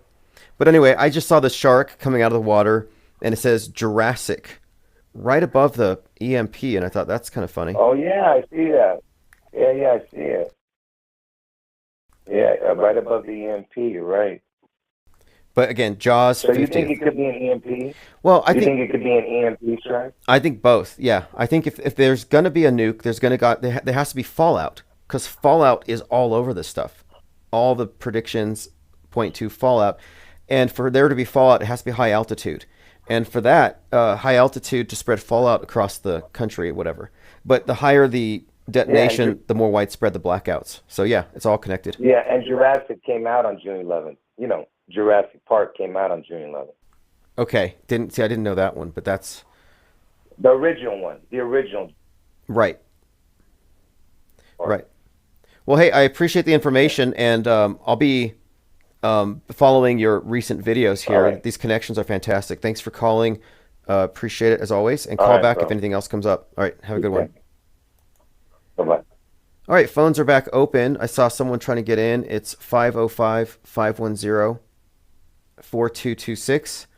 Again, just talking about this scenario of a domestic violent extremist-led 9/11 attack centering in the Northwest. In fact, somebody tweeted, look at this here, MMFBTP. I don't know who this is. He's on Twitter. He says, More June 11th. Predictive programming. Credit to Garrow. And I think I've seen this. I'll play it at some point, but it's somebody warning about a 6/11 event. Hey, can you hear me okay, caller? Hey, what's up? Can you hear me? Yeah, I hear you fine.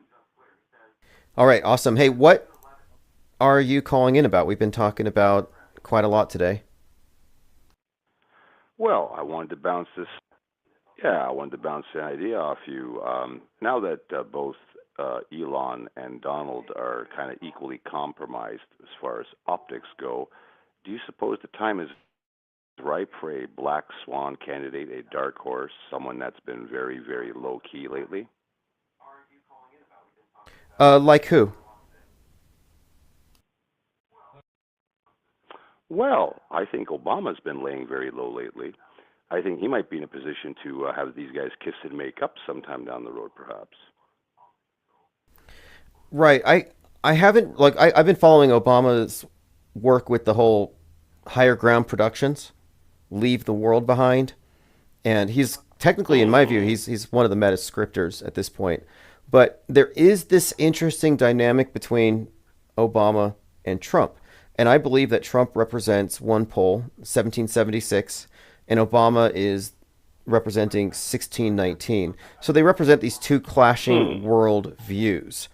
And I do see Obama as still a player in this in some way. And when anything happens, I don't know. I think that Obama is going to be thrust into the picture. And 8/4 is his birthday. And this has been reiterated consistently by JL that he's part of the story. Happy birthday, Obama. Like a gift. Yeah.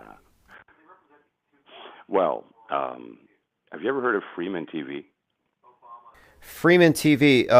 Didn't he used to go around and visit like the Georgia Guidestones and do a lot of I think a lot of groundwork for truthers? He may be the same, but more importantly, he advanced this very interesting, series of slides.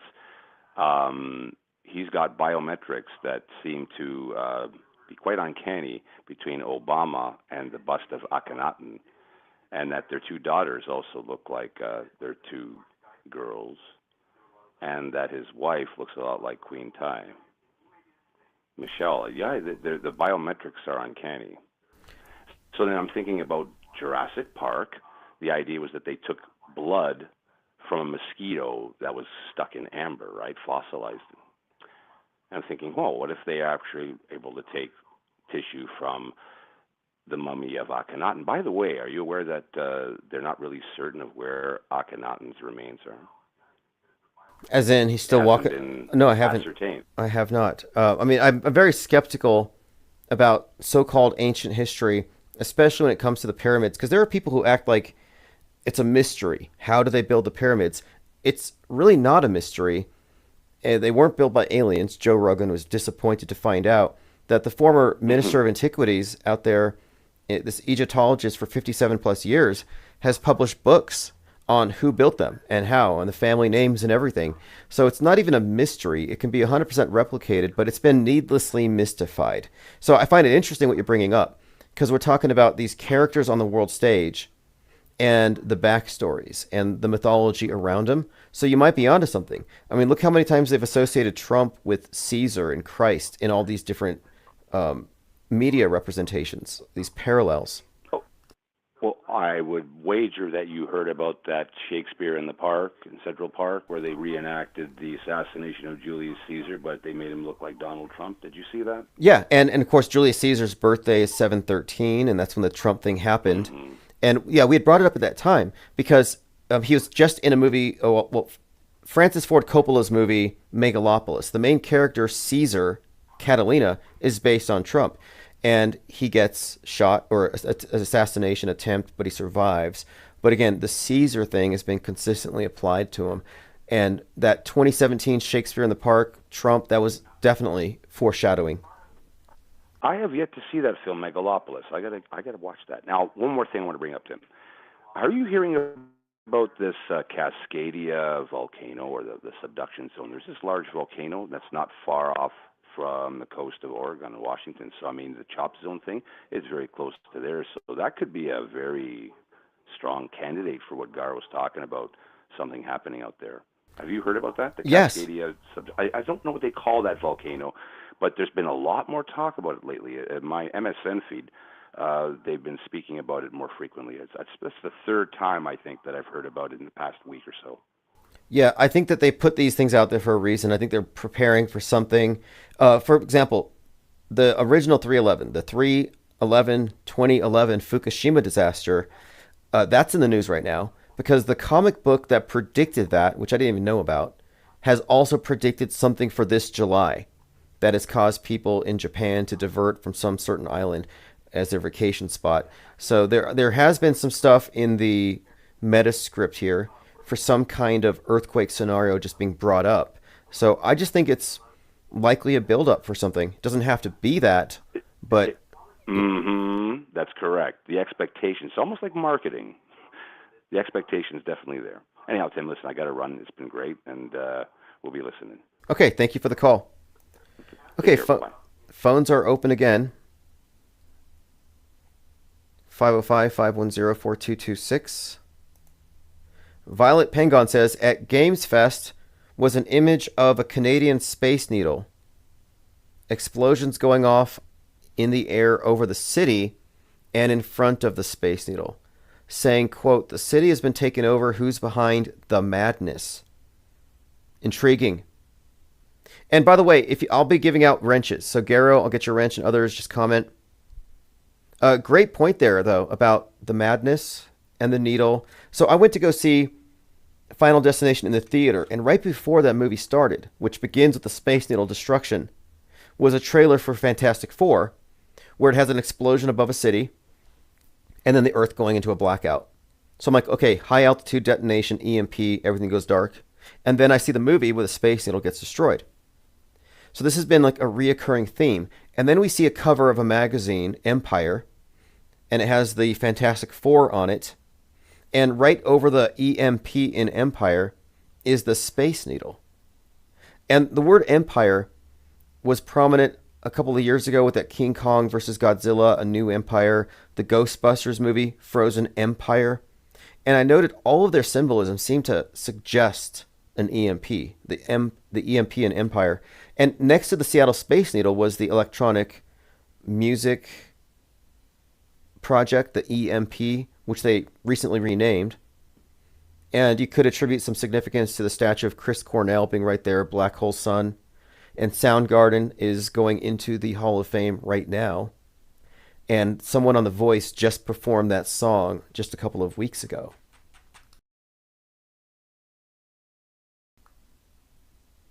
Okay, let's see. Ryler says, I need a wrench. All right. And Michelle K, hello. Thank you for joining. Tim and Vic131 says, check out the YouTube channel Calcified Lies and check out the video Oz Pearl Man. Yeah, Calcified Lies is doing some fantastic work. Decoding what I call the metascript. Tim and Vic says 6/11 is a full moon. So the movie Final Destination has the Space Needle opening up and they're playing the song Creedence Clearwater, Bad Moon Rising. Well, the scene takes place in 1968. The song came out in 69. So I thought, why would they have this song, Bad Moon Rising? What's the significance of it? And then they played Johnny Cash's Ring of Fire, which made me think of Black Hole Sun, but Ring of Fire. There's some kind of repeated theme here. And with the music, kind of reiterating it. But Bad Moon Rising, then I find out, yeah, 6/11 is a full moon.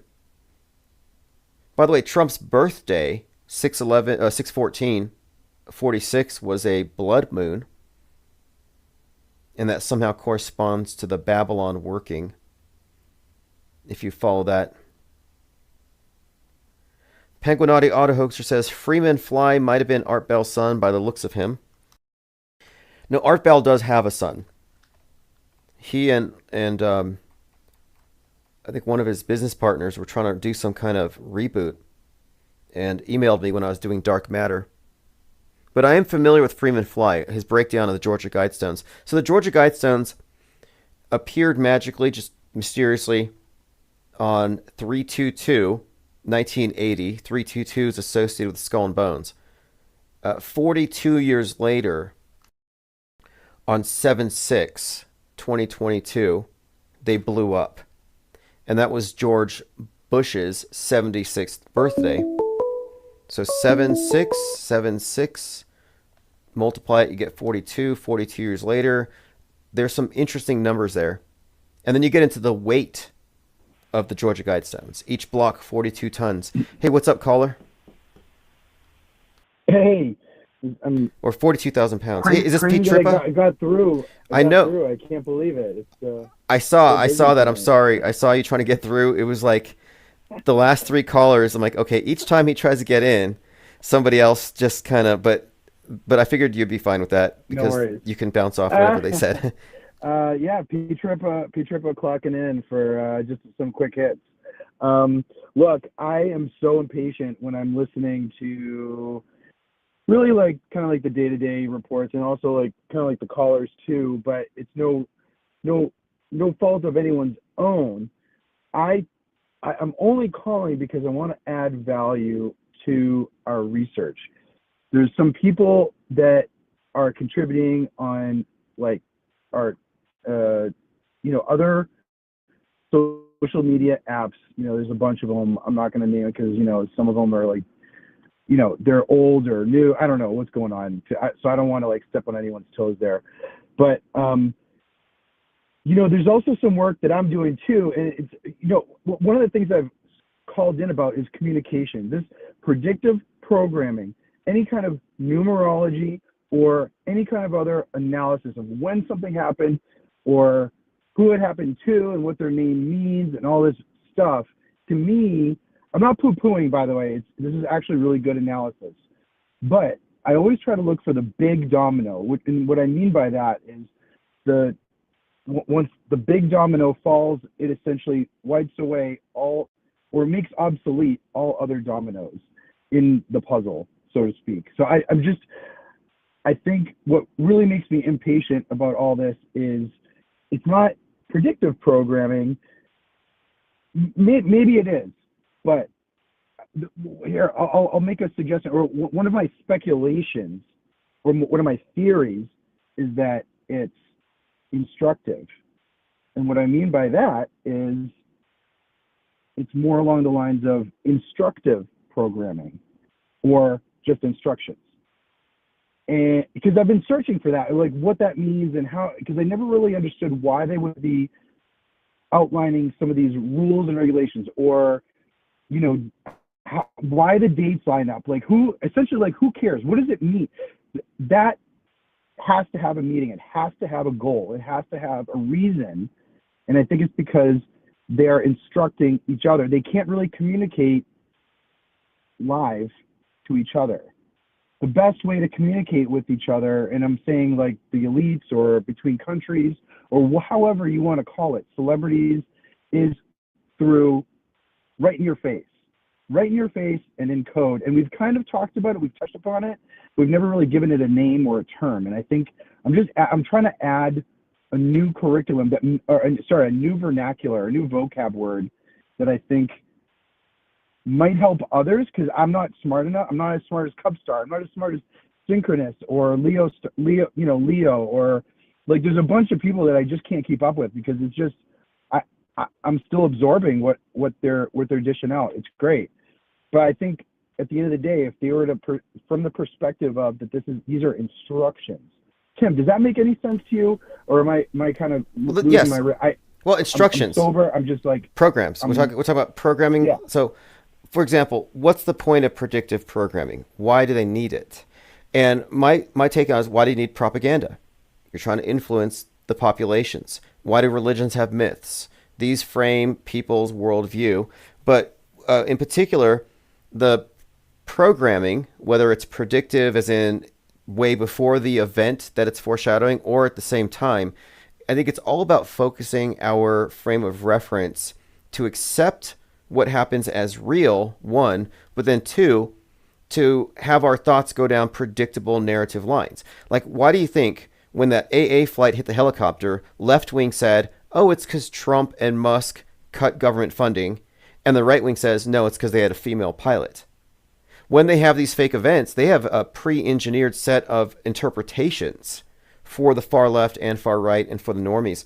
So a lot of it is just to get us to go with the program. It quite literally instructions. And we follow these instructions blindly if we passively go along with it. But as far as the other stuff, the symbolism, that's a whole other facet to this that some people get locked in. And I think that it's there. There's obviously some what you'd consider to be esoteric and exoteric aspects to media, just like there are with religions. And it's certainly perplexing but it hints at something, like who's behind this stuff. And my take on it is that whoever has this worldview monopoly has this concept of the world built upon previous templates that have been successful. So they know that this type of God construct works. We're scared of the war god, the flood god. We yearn for some higher being, some intermediaries that might descend and enlighten us and get rid of the bad guys. So I kind of think that we live in a big sci-fi construct. But one of the hallmarks of the previous or more traditional religions is, of course, symbolism, that it's designed to keep the sheeple in a place of darkness. They're not meant to interpret it. I mean, this is made very clear with the fraternal secret societies like the Freemasons and stuff, that where their symbolism is designed to be indecipherable to those who haven't been given the initiated interpretations. And so for the people who are not Psywar aware, they're profane. They're hoodwinked. The people who are writing these scripts and part of the psyops are initiated to certain degrees. They're made aware of what the masses are purposefully kept in the dark about. So yeah, symbolism is something worth studying in that regard, because we're seeing the language of the controllers. So then where does our analysis lie in that? Surface. What's the reason for our analysis? Surface. Essentially, I'm not saying, I'm not trying to teach people astrology, but if we're noticing specific astrological or astronomical timings of things, it's highly relevant. Case in point, George Floyd kneeled on 8:46. The sun set Twin Cities 8:46. 9/11 kicks off 8:46 a.m. What was happening then? Well, Mercury was rising. So there is some elements here to where everything that we're seeing does seem to have some elements to it that connect with the astrotheological, which seems to be the basis for all these cults anyway. But I'm mostly interested in the surface stuff that we could point at. I'm not trying to get esoteric. I'm just trying to point out what is, so we can discern real from fake. I really am not trying to get lost in the weeds here of speculation.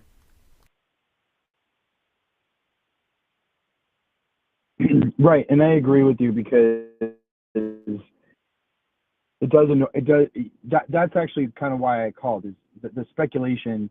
You're right, like it does kind of throw me off a little bit. So I try to live a little bit more of the practical nature of things, and so it's hard for me to either understand what's going on, because it is in essence some form of ritual or esoteric meaning behind it. Maybe it's, there's more to it than that. But in the other sense, there is a practical essence of it. Like I essentially, like, our money or our taxes or whatever is affected in some way because of the decisions that they're making, that people are making. And it's, at the end of the day, it's like, how are you, like, what are we really doing to, like, I mean, I don't want to say anything. I just, like, I guess the analysis is entertaining. Well, it depends. Wait, but here's the thing here. But I'm kind of okay. like disappointed, and I guess I'm left flat. Well, because we don't have all the answers. I understand there could be some frustration there, but we're uncovering we have known unknowns. We know there are things we don't know, but we are more or less moving in the direction to figuring out these certain things. But when I look at the bigger picture here, clearly we're looking at the transition into a new age. So when I say metascript, it's not like they just started writing history like in the 1940s or 50s or something, or after World War II, but I'm thinking it's a continuation of a process of worldview monopoly by a power elite, and the media is just the most recent iteration of this structure. And when you look at the underpinnings, let's just say their culture, their religion, the symbolism, what does it point to? Look at the Templar, Knights Templars, the OTO, the Masonic stuff. If you look at all the symbolism where it points to, what does that group really stand for? And as a former cultist, like, I mean, I joined a Golden Dawn offshoot called the Abbey of Thelema, the Hermetic Order of the Golden Dawn. And it was taught to me, or told to me, that their whole point is that mankind is collectively being initiated and brought into a new age. And the new age would see the destruction of the patriarchal crucified God and a merging of the god and goddess into this androgynous new god for the new age, disconnected from the past.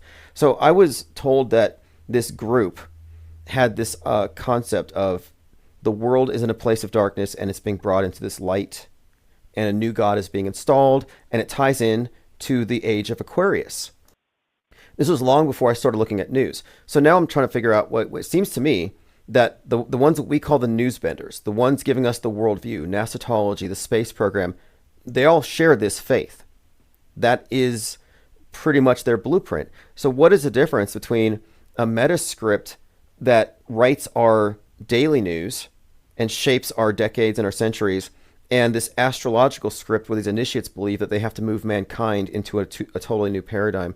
So I kind of think we're witnessing the exoteric, the outside version of their real mission. So that's the value in it. But again, I was like really deeply immersed in that stuff for some time, so it kind of informs me. And after that, I did join the Freemasons, and I was involved in this Kabbalistic school that's in Los Angeles. So I was always deep into this stuff. And when I started seeing it enmeshed with the PSYOPs, then I started to say, okay, well, there's something else going on here. It's not just service level.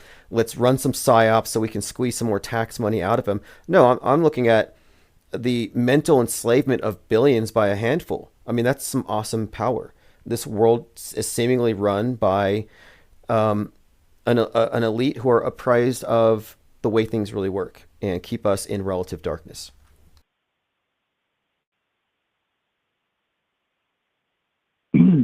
That's a good answer. I'm going to have to continue to absorb it as time goes on because,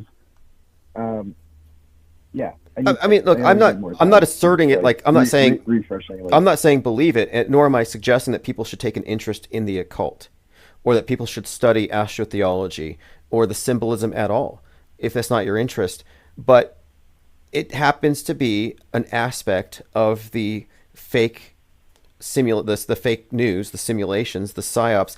They often contain these elements. There is an esoteric element to a lot of these big films that we watch, and it's consistent, and it's a consistent body of symbolism. So there is this presence there. And oftentimes, conspiracy theorists will try to say, well, this group runs the world or that group runs the world. And I'm like, well, if we're going to go based off of the evidence as it's presented to us, where does it lead? And I've looked at major events under the presupposition that these aren't just mere events. It's not just bread and circuses. Like, look at the esoteric aspects of the various Super Bowl ceremonies. You look at the colors, the symbols, the phoenix, to the point where I predicted, more or less. Right. So there is a there, but is it relevant to understanding anything else? I don't necessarily think so. I think the main point to understand here is that psyops exist, and they drive the dominant news narrative, and nobody within the closed media ecosystem will ever call out the fakery from the other side. So, yeah, I tend to agree with you on that point. Like, they are using so many different angles in terms of, like, how we've spoken before, colors and vocab, or, any kind of, like, magical spelling of whatever words or names, and lining of the dates. It is a lot. Obviously, you summarize it pretty well. Obviously. What did you do for New Year's last year? I think. What were you doing at 12? What were you doing at 12:59 and 50 seconds? Sleeping? Oh no, I was driving Uber. Okay, well, because Celebrating with strangers. okay, well, the Dog Star, which is the god star of all the occult secret societies, whether it's OTO, Templars, the Masons, every Mason temple has a pentagram. That is the Dog Star. New Year's Eve is when the Dog Star reaches its highest point in the Right. year, and at midnight it falls. So everybody in the world basically is participating in a ritual that they have no idea about when the ball drops, because it's ultimately about this Dog Star Sirius. And I don't hear my friends and family saying, "Hey, what are you going to do when we count down the Dog Star and summon the energies of Sirius?" Nobody's saying that because they don't think about it that way. So we are all mass participants in these things, whether we know of it or not. And if you go deep into the occult studies, group ritual magic, and the theory behind it, you don't have to know what the esoterica is to feed your soul into it.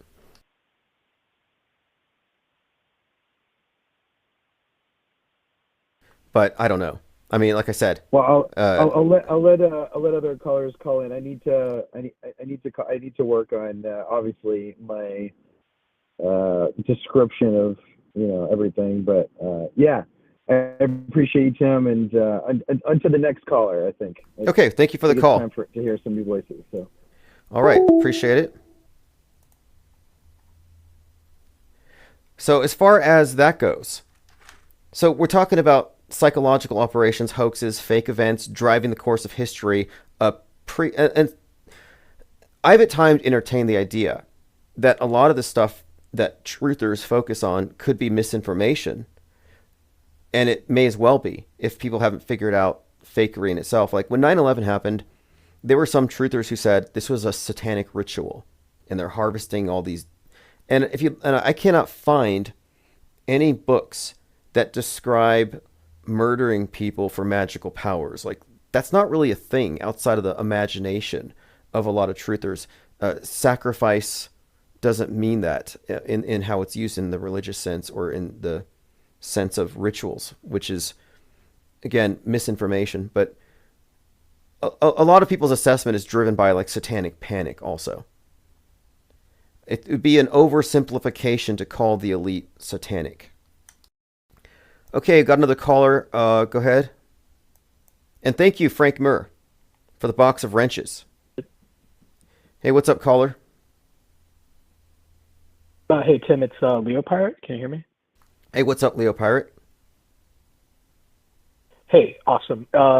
Yeah, so I just wanted to call in to give everyone who's watching and you the great tool on Wikipedia. If you search by a date, like if you just type in a day, like June 11th, September 11th, whatever, you can see all of the historically significant events that occurred on that date, as well as famous birthdays and death days on that. And just from doing a cursory glance at some of that, I found some fascinating stuff about the birth dates of certain actors, which we've talked quite a bit about.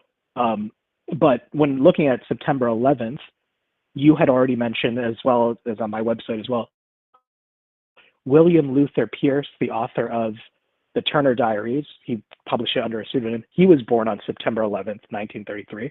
But did you know that Dylan Klebold, one of the Columbine shooters, was also born on September 11th? Yeah, isn't it interesting what you see here is those calling cards. Like I think it's ridiculous, but then like Dennis Hopper. Okay, so like Dennis Hopper plays a Trump-esque character, King Koopa, and his death day is JFK's birthday. There's a consistency here that you would expect if these are characters, historic personages. So they're already prepackaged. This is the role you're going to play. This is your backstory. And this is basic spycraft. You know, when you talk about spies, what are you talking about? You're talking about somebody who is given a fake name, fake backstory, and they're inserted into the timeline, and they blend in with society and influence things. And in a very similar way, the world stage actors, crisis actors, or more significant characters like a Musk or a Trump, in I think much the same way, I think their entire role is essentially given to them in advance. And these dates are predetermined in that sense. Yeah, and I've actually had the greatest success explaining the concept of the world stage to my friends who are artists and those who play Dungeons and Dragons, or those who are really into narrative creation, like character creation. And when you create a character for an RPG or a story, you think about everything about their background, their birth date, right? Like, their, and when you start to see that, when we talk about the world stage, we're not talking about everyday people, right? It's not like your birthday or my birthday or the birthday of our friends and family that has significance because we're not in the club, we're not on the world stage. But when you have these political actors, especially William Luther Pierce and Dylan Klebold, like in Columbine, whose life role is to serve a political purpose. That is essentially a manufactured or crafted character for the world stage, the augmented reality game that's playing out. And I'm not sure, was it P. Trippa who had just called in? Was that him? Yes. Yeah, I think he was asking, like, what's the point of even studying all of this? For me, like, I'm Christian, and Jesus said to be wise as serpents and harmless as doves. And I study all the world religions, and this, no doubt, is certainly a religion.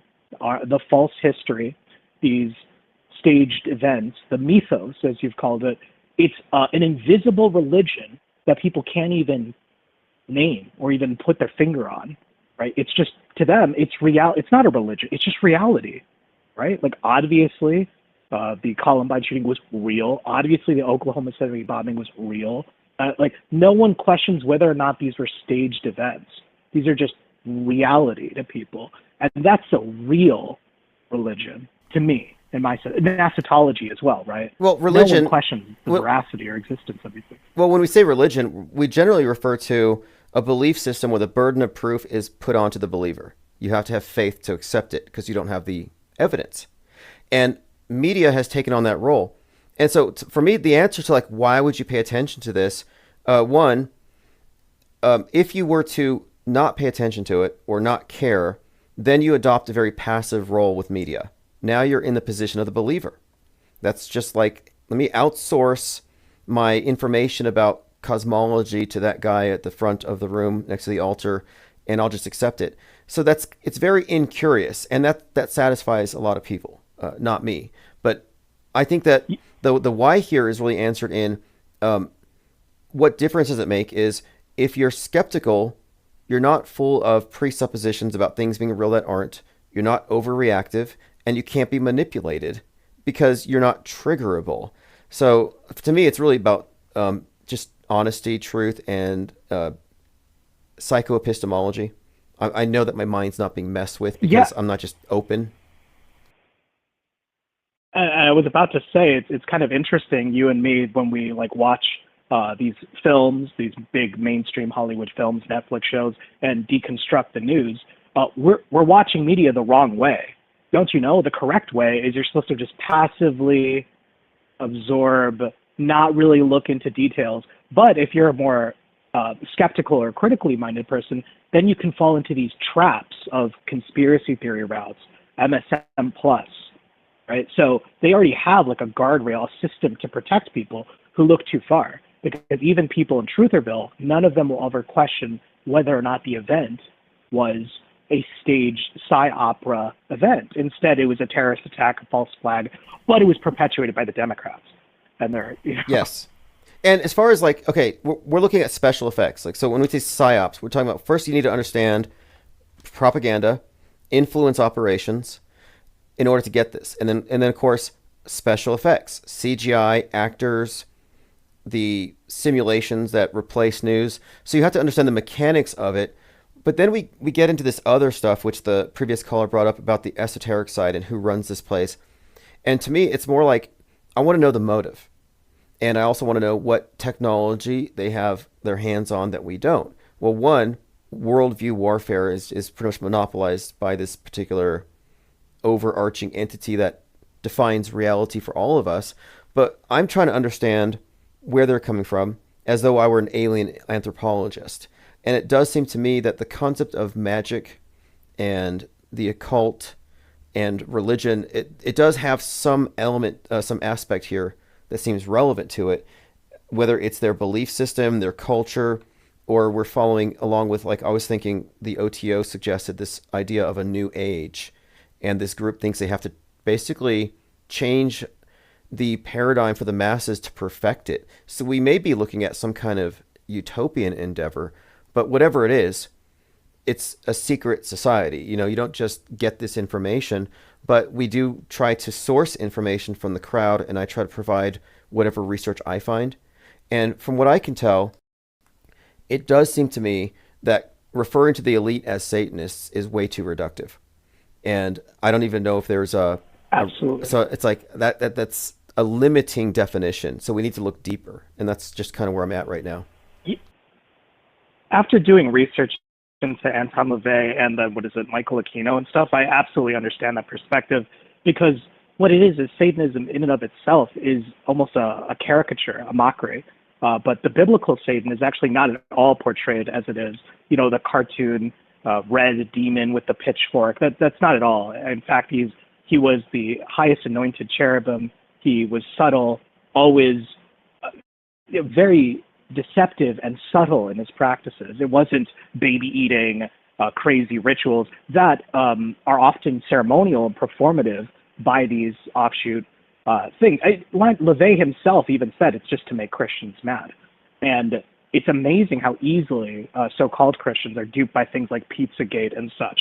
Like, the same people, that's what always shocks me, Tim, is the people who are so critical, in air quotes, of the media, will immediately accept the media if it throws them a bone, a story that they accept or believe.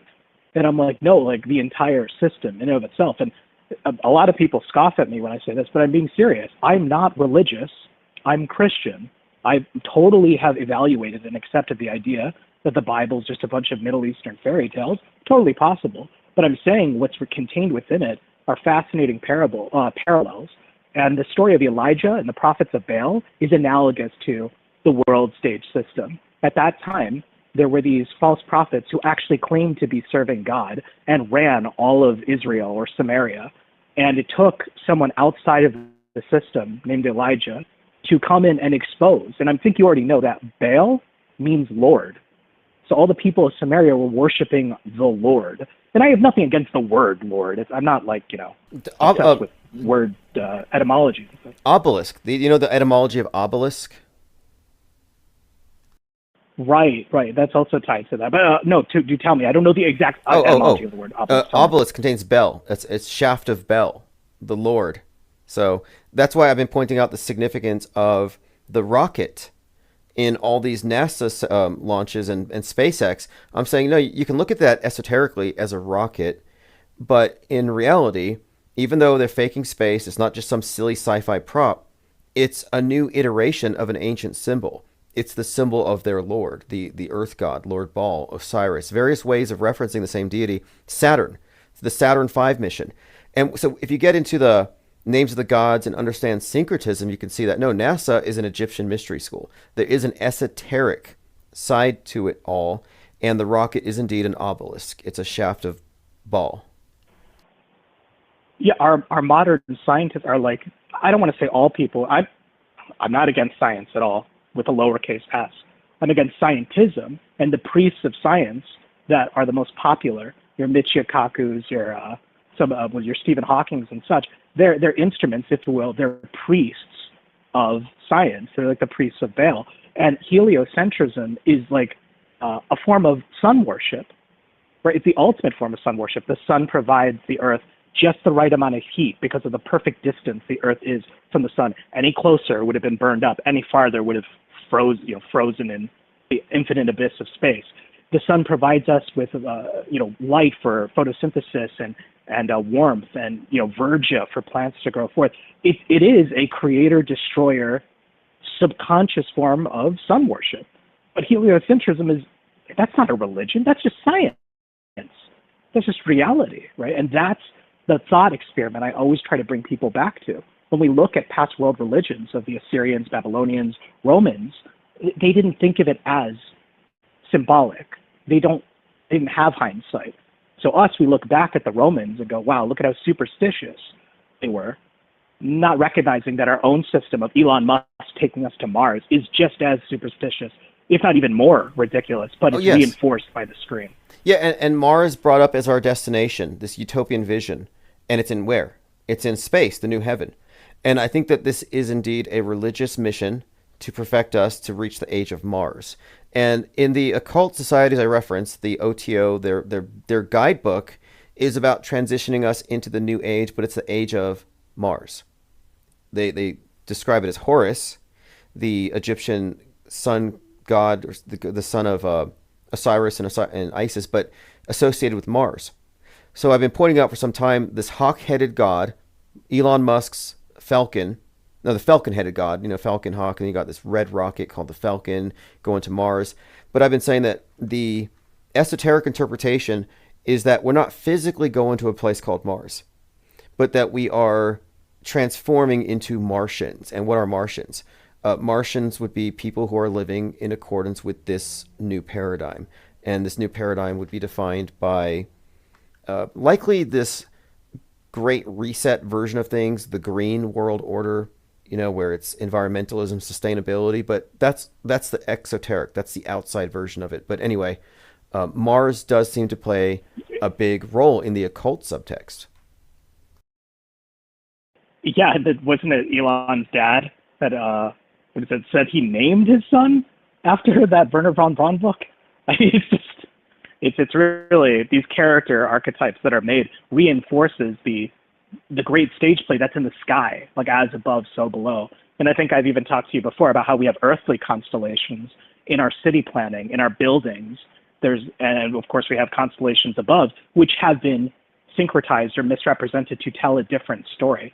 And I can't tell you how many times I've been told that, you worship the sun, Jesus, don't you know, December 25th. And after a while, I just realized that these low information disbelief, you mentioned that earlier, it's really low information disbelief. You don't need to accept the Bible. I'm not talking to you personally, I'm talking to the audience, really. You don't need to accept what's in the Bible, but you need to admit that what you're talking about is not Christianity. It's syncretized world stage Christianity, and it's being used, just one avenue, one vector of many different pressure points to push this new Aquarian age, or the age of Mars, if you will. There's so many different names. Look, I think it's fait accompli. I don't think it's going to be stopped. I don't think there's a group of true Christians who are going to stop the bad guys. No, I think that this new paradigm shift is going to happen. I think it's already happening. I don't think there's any stopping it. I think it's more or less the establishment just updating its outer trappings. But I think resistance is futile, and there is no way to even organize any resistance when the people are in a place of darkness. They can't. It's incontestable. The power that runs this place, the monopoly, there's no way to... I was going to say, you may not want to hear this, but do you know who else said that? He said, on the Sermon on the Mount, resist not evil, right? Bless those who curse you, right? The stuff, the Jesus that no one hears about. So we got the America Jesus that wants us to, nuke Palestine and stuff like that. There are many different Jesuses, and they're all prophesied in the scripture. But, funny that you mentioned that. I am not a doomsday preacher. I'm not a Jehovah's Witness. I'm not talking about Armageddon, oh my God. I don't believe in any of those God constructs. But Christ did talk about a time of trouble, and that's only for those who truly follow him. The rest of the world is going to be totally fine. I hope you know that in 80-70, when the temple was destroyed by the Romans, the rest of Rome was totally fine. Everyone was it was a normal day. In fact, Christ, when he was crucified, it was a normal day. Tacitus wrote about it we have this governor in Judea, Pilate, and stuff. And also the Josephus, all the non-Christian historians wrote about that day like it was no big deal. So basically, I'm not a doomsday preacher. In fact, I'd say the opposite. It's going to be amazing. I'm not a doomsdayer either. I think that just like you use, I think a doomsday scenario puts people in a limited frame of reference with time, makes them controllable, makes everything urgent, and it leaves them in a place of they're in an information deficit and they're waiting for the special interpretation of the doomsayer. And look how many times they push back climate doom. How many times they used to consistently say, "Oh, a comet's going to hit us, an asteroid's going to hit us." World War III is next week, Civil War maybe the week after that, never ending. And I don't think it ever ends. And that's one of the big tricks here, is always teasing the end, but then pushing it forward. So no, the perpetual doomsday scenario, it's part of the program. So that's why I'm not really worried about things going kinetic or the world ending. No, it doesn't end except maybe on an individual basis. Well, yeah, and that's the point I was just trying to make, is that it's not. It's certainly that all the stuff you see about these so-called evangelical preachers talking about Armageddon and all that stuff. It's from a symbolic book, Revelation. And I know Diana South thinks the Bible isn't written for us. I totally disagree with the preterist view, but I just want you to know that, like, the doomsday end time stuff, that's not, at least that's not the interpretation that Jesus himself gave at the Sermon on the Mount. It's And clickbait. the point I'm clickbait. trying to. I mean, look, you try to offer somebody like a different. I mean, it's clickbait. You have to provide answers, and it's attractive for some people. Like, hey, you're going to get all your, like QAnon. QAnon has been waiting for the end, for the Great Awakening, for the curtains to raise up, and we all get the answers. And JFK comes out. This is a desire a lot of people have. They want it to end, so that they can just be right and get the answers. And I'm saying it's never ending. So good luck with that. Yeah, and the thing is, you don't even need to censor. I mean, I hope the scriptures that we kind of combine and call, for thousands of years, yes, they actually were censored. People were killed, burned at the stake. But nowadays, we live in Brave New World where it doesn't matter that it's there. No one cares about it. And the few that do fall into QAnon, or like they take one verse out of scripture and use that to define dropping bombs in other countries, or thinking that a WWE character having his ear bleeding is tied to epistles from the Apostle Paul in the first century. Total nonsense when you think about it for more than 5 seconds. But they don't, because it's told to them by an authoritative false prophet. But also, we're looking at storytelling where the writers are using well-known myths and scenarios and syncretizing it into their script. So we do see what the author of Caesar's Messiah, Joseph Atwell, he called this typographies, where you take elements from this particular story, this myth, and then you superimpose it, and you basically reenact it. So what we're seeing here, like I described the metascript, it's something as like a Frankenstein. It's an amalgamation of a lot of different elements, and it is irreverent in what it picks, but it picks whatever's going to resonate. And so, yeah, you have to understand syncretism to understand how this works, because our present worldview, if you ask me, seems to be a combination of what comes out of the Hollywood news matrix, Mystery Babylon, and science fiction. And the merging of these three. And there's no question. I was going to say, there's no question that Christianity was used by the Romans. I mean, that's where we get the papacy from, right? But the amazing thing is that was even prophesied in the crucifixion. Christ, when they took his clothes, the first thing, the Roman soldiers platted a crown of thorns on his head and then beat him and mockingly called him the King of the Jews. And then, right, beat him and then had him crucified. That's what Romanism did to Christianity with the papacy. It's actually, and that's what's called a typological example. And in Atwood's work, he doesn't ever talk about the Old Testament prophecies. I mean, I hope you know, with syncretism, the faith has always been syncretized. Zoroastrianism is a syncretized version of the Levitical priesthood. I could go on and on and on about how, like, even reincarnation in Hinduism goes against so many different aspects that are in the Bible. And again, it could just be totally fake, but the evidence that's used against it, or the alternate explanations, are not biblical. That's all I'm saying. Sure. Well, I'm an alien anthropologist, so I'm fascinated by all the different worldviews, the different religions, the so-called atheists, and I studied atheists and their debates and their arguments because I think they make cogent, valid points and they make sense. However, the default worldview for the atheist is to accept heliocentrism, scientism, and the news as objectively real. So to be an atheist is to be totally brainwashed into an alternate form of religion. So I have yet to see a real atheist because they adopt God constructs to replace gods. They adopt new superstitions and new myths to replace the old ones. Well, the curious thing is these God constructs. Think of the character of what are they like? And that's really the amazing truth you begin to understand is every single God construct, they're always easily offended, looking for any fault, sending people to an underworld of eternal hellfire, all of these things, which are taken for granted and have even been projected onto the Father of Jesus, when that isn't the case at all. People take the out of context examples from the Old Testament, not knowing that the true character is unveiled in a man who was raised from the dead. And, that's what I love so much about that low information disbelief. It would be akin to someone reading a headline and telling you, of course, that's what that news event's really about. Check out all these headlines I read. They're not doing a deep dive at all. They're just reading the headlines and taking it as it. And it could be headlines from InfoWars, by the way, which is the religion plus, because I see in the chat some guy talking about Jesus being a white man. And, there's a religion plus angle to all of this. It's actually humorous the more you study it, much like how you've been studying different interpretations of the news. Well, here's one thing, too. It seems to me that every religion wants to be the one. This is the final say. This book contains it all. This one here has all the answers. So they aim towards a monopoly. Like, we have the right answer. We have the best book, the best set of practices. And I think that a worldview monopoly has been achieved. And that's why I say Nasatology. I think all of the other religions competed, tried to get everybody in the same sheet. Never happened. Internal fights, religious wars. It's never going to happen.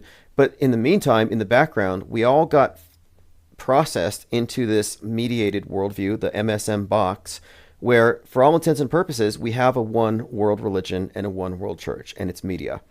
And it's made all the other religions almost irrelevant to the interests of the power elite. They could get rid of them, but they seem to be holding on to it. So they have a dialectic between progressive utopianism, which is godless, and the traditionalist views like MAGA and the religious views that hold on to this older version. So you have old world order versus new world order as a created dialectic. But I'm saying that they're actually the same. Yes.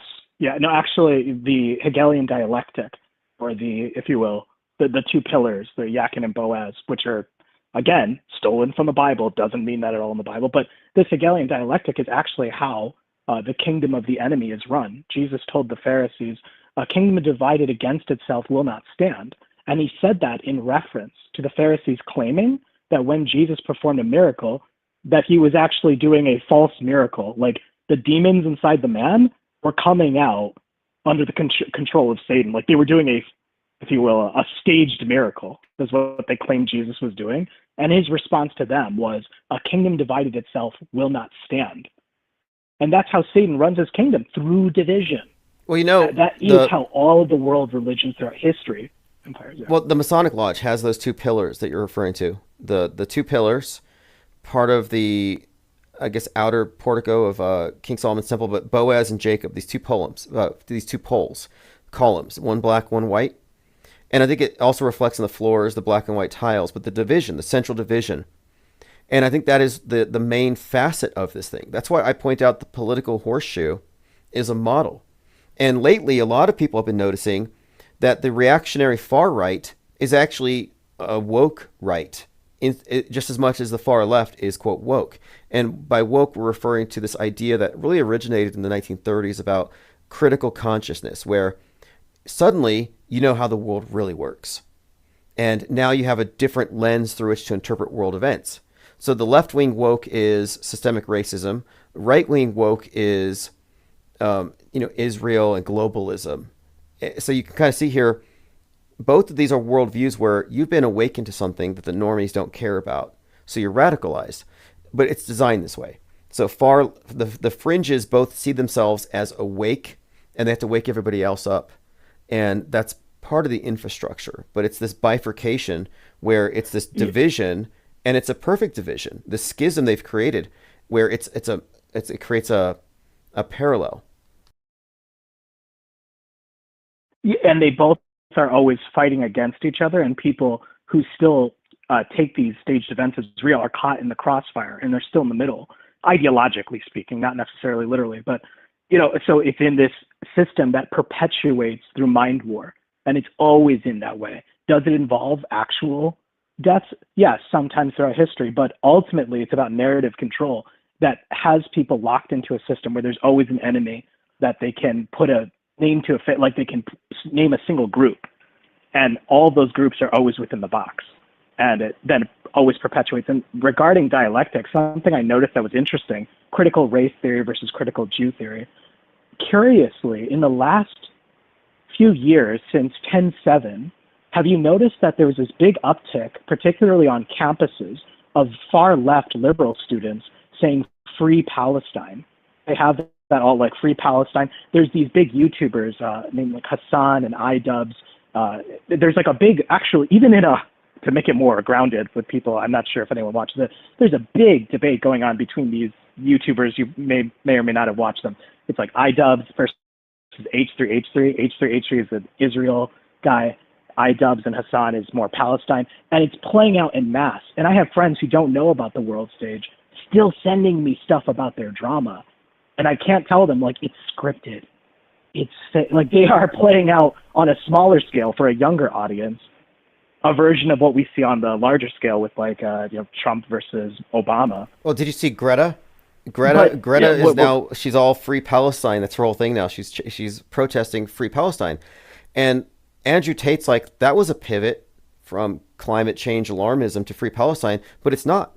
If you look at the political horseshoe and how the scapegoating works, the West, and by extension, Israel, the West, great Satan, little Satan, they are responsible for all of this oppression, systemic oppression, racism, and climate change. These things are consistent to oppose. So if you're opposed to climate change, you got to be opposed to the West, and therefore you must be anti-racist.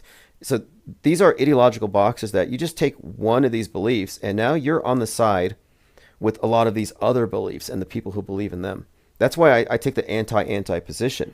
I don't want to take the anti-position on one issue, and then suddenly I'm in a box with all these brainwashes. No thanks. You like inherit these other positions subconsciously without even knowing it, and then over time do it. But I bring that up because the far left are free Palestine, they're against Israel. The far right are literal neo-Nazis who are also against Israel. So I talked about this with you last year. I said I believe that there's going to be a controlled demolition of the far left and the far right. I don't know in these coming events who will be with who, but in the mind war aspect, the furthest poles, the far left and far right, both of them are against Israel. So someone who's still in the box and they just don't want to, you know what I mean? They just want to go along to get along, right?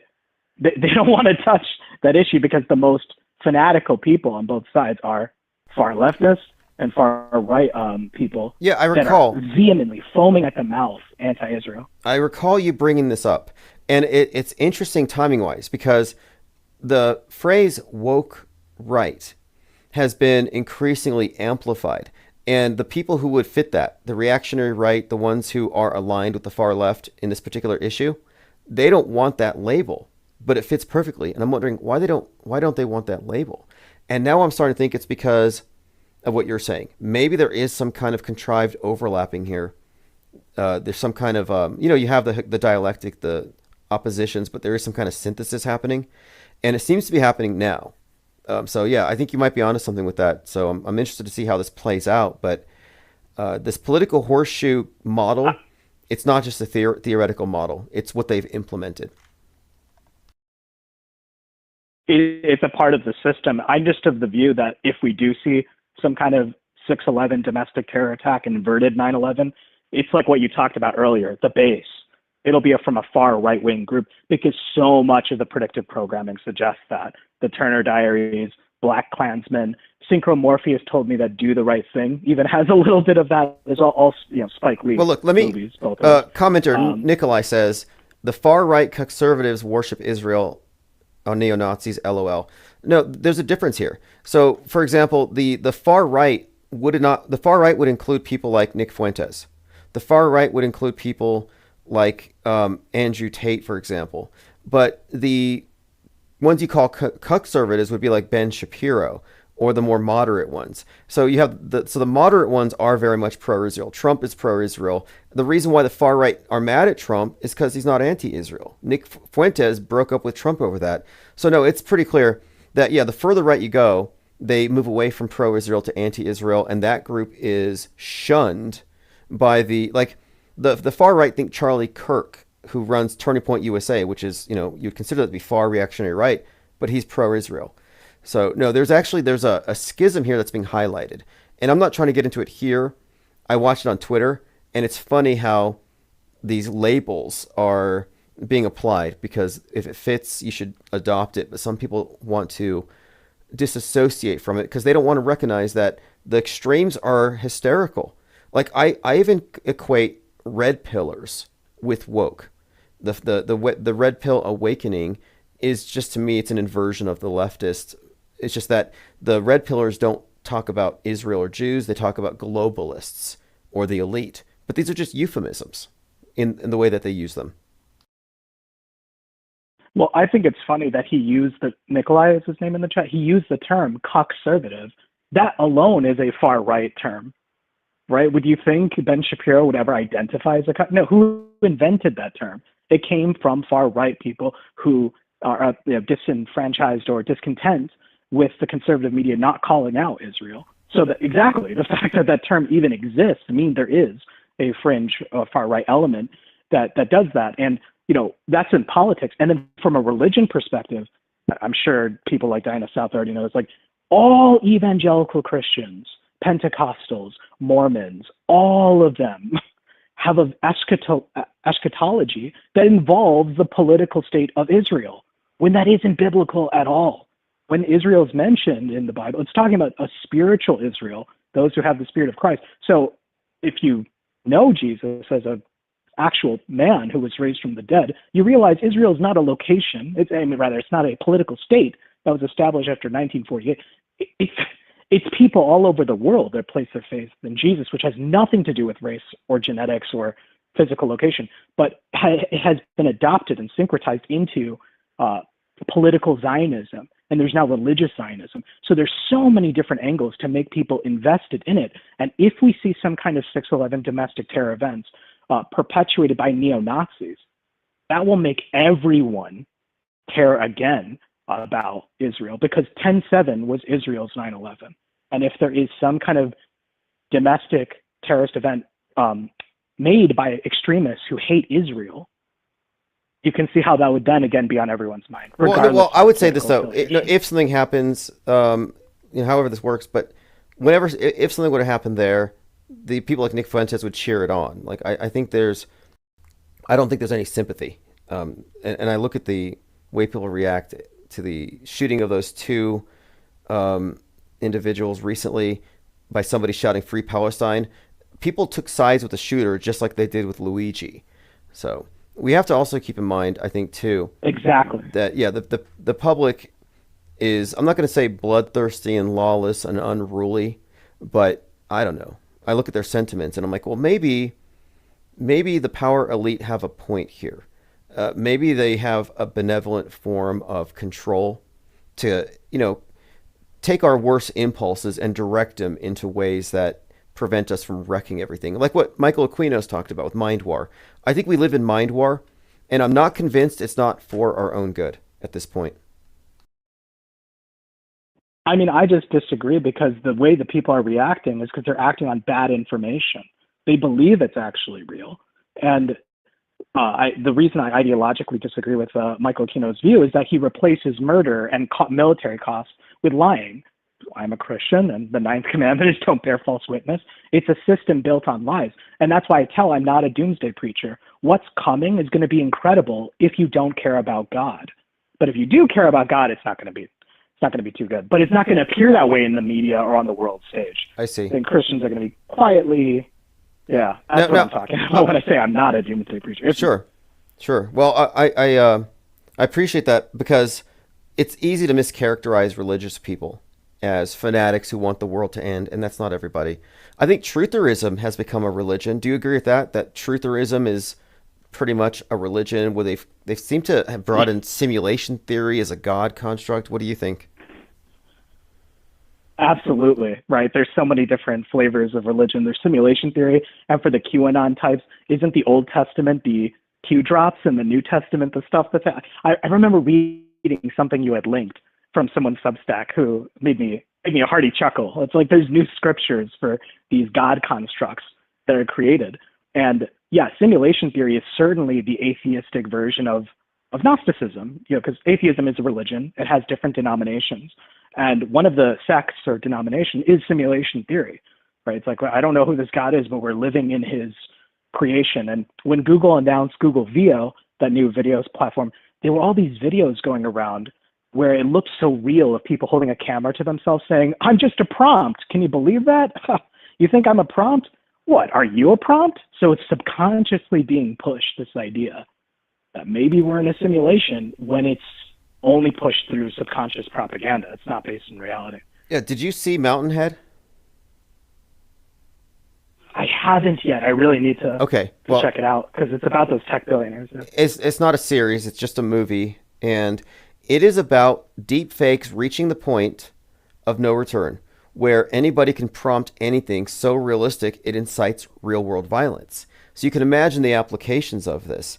Like we saw the effects of Derek Chauvin kneeling on Floyd. Well, what if anybody could manufacture similar scenes that were convincing that could go viral, and there's no checks and balances on it? There's no marking it real or fake, and everybody responds as though it's real because nobody's skeptical about what they see.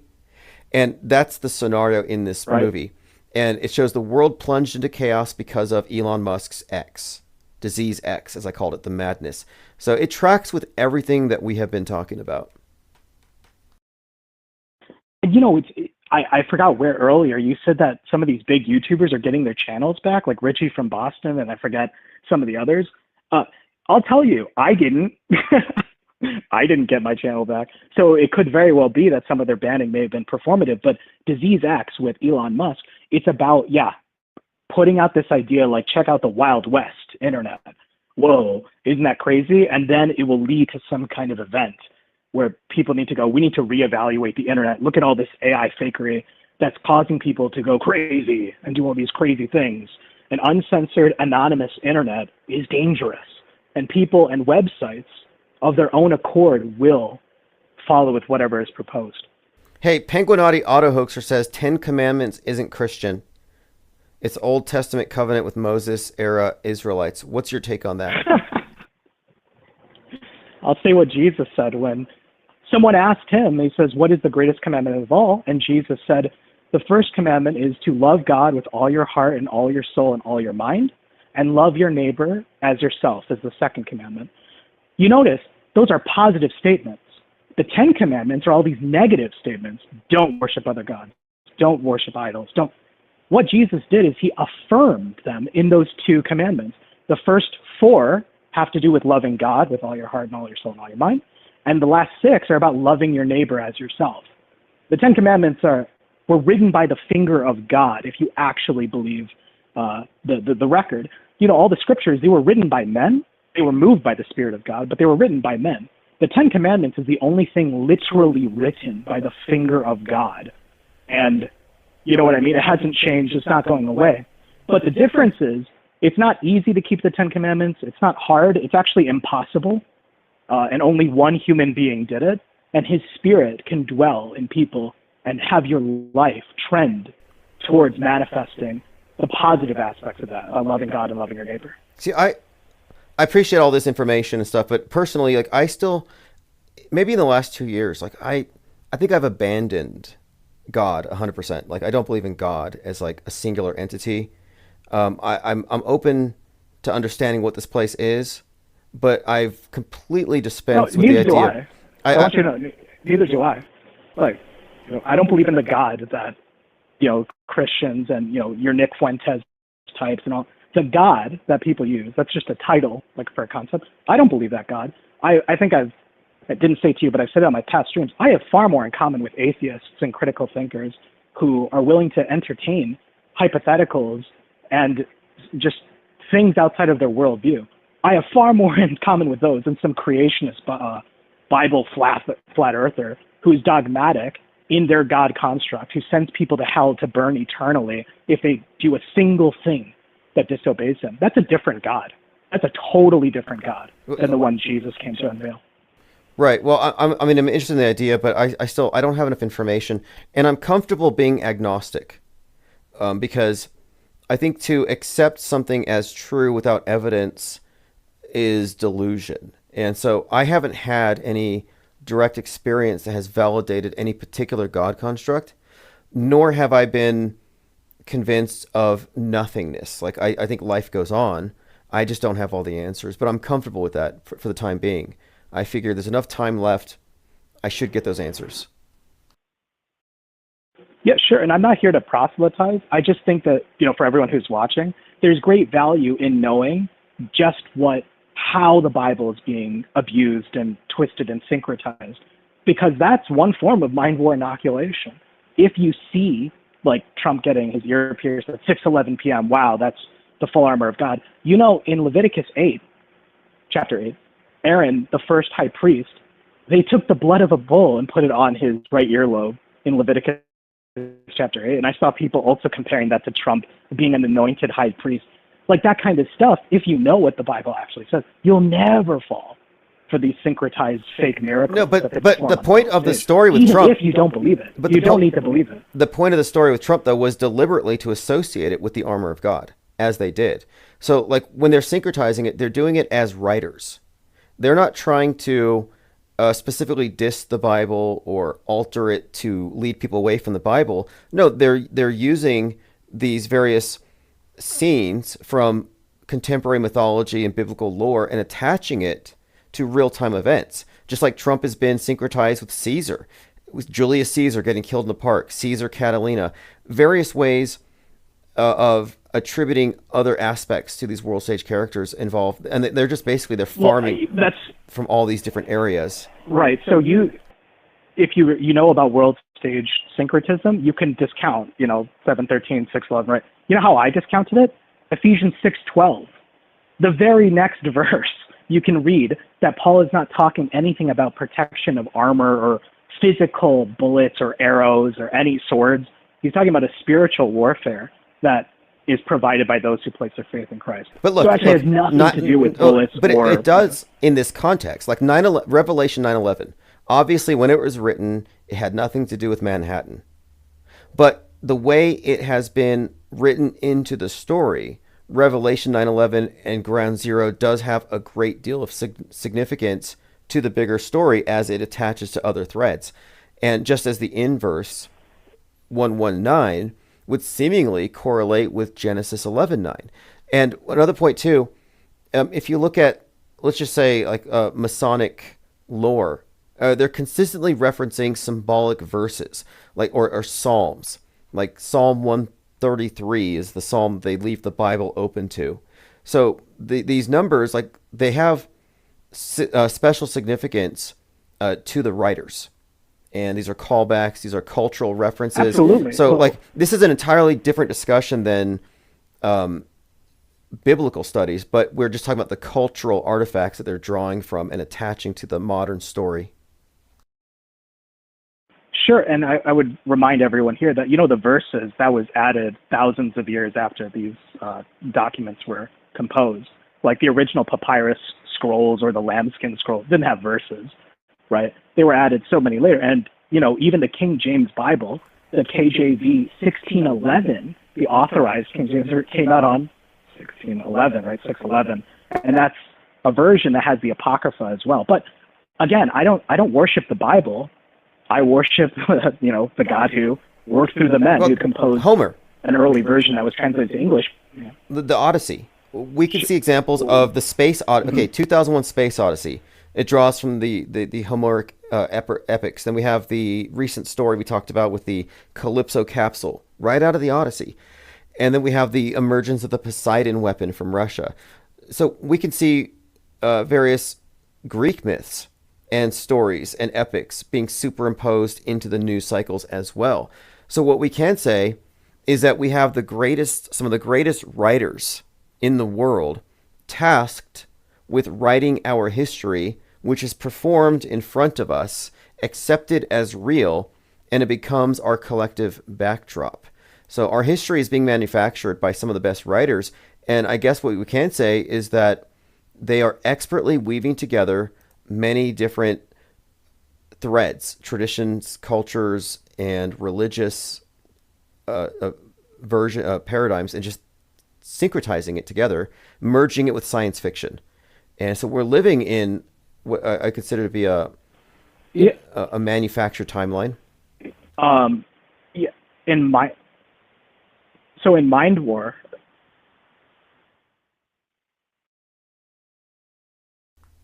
Go on. Sorry, Yeah, I was going to say in Go ahead. Mind War by Michael, he begins by saying that, a true mind warrior has no political affiliation, doesn't hold anything sacrosanct or any holy text.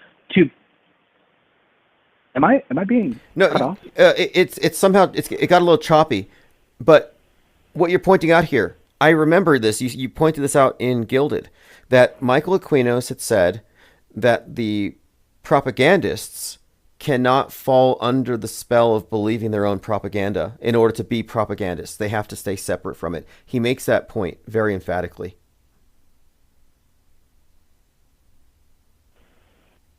Yeah, right. So that's why I don't think metascriptors are conservative, Republican, or whether when they use these myths from ancient Greek mythology and stuff like that, they obviously don't believe it. And in like manner, they also don't believe the Bible. My point of contention is, whereas the stories of Homer are these, grandiose stories, Ephesians 6:11 is a letter written by Paul. Like, the Bible itself is composed of dozens of different writers. Genesis to Revelation is over 1,500 years worth of different texts. When you flip between those 60-plus books, you flip a page, and it's like 100 years have passed from different men in different time periods, in different languages, too, all referring to this common theme of God and his Son. And even in the Old Testament. Yes, in the Old Testament, God has a son. People don't know about that. But it's amazing, and that's my point of contention, is that when you mention Abaddon, right, Revelation 9:11, it's also called Apollyon, right, and he opens the bottomless pit. That's a symbolic vision given to John that in the very first verse says it's a symbolic vision, right, signified by signs and symbols. They use the word. So when our metascriptors use that for things that literally occur. Yes. Apollyon, Abaddon, and the destroyer, and then you can attach these though. When you look at the bigger story, we can see how that particular verse, Revelation 9:11, and Abaddon, the abyss, how it connects 9/11 to the Titanic, to the scripting in James Cameron's Terminator 2 and his Titanic, and then his documentary Ghosts in the Abyss. But then we can also connect this to Terminator 2, Arnold Schwarzenegger, and his role in the movie Collateral Damage, which had billboards overlooking Ground Zero, putting his face, the destroyer, the Terminator, which is another appended. You could attach Terminator or Exterminator to Apollyon. So you have the Terminator or Apollyon overlooking Ground Zero, overlooking 9/11. So what they've done is they have skillfully woven together these examples of, not just the movies and the visuals, but biblical verses. They've made it biblical for literary impact, is what I think here. Yeah. And when the QAnon types say things are going to get biblical, they're right, but not in the real way. They're right in the metascriptor way. Things are about to get biblical. Yeah, if you don't know Christ.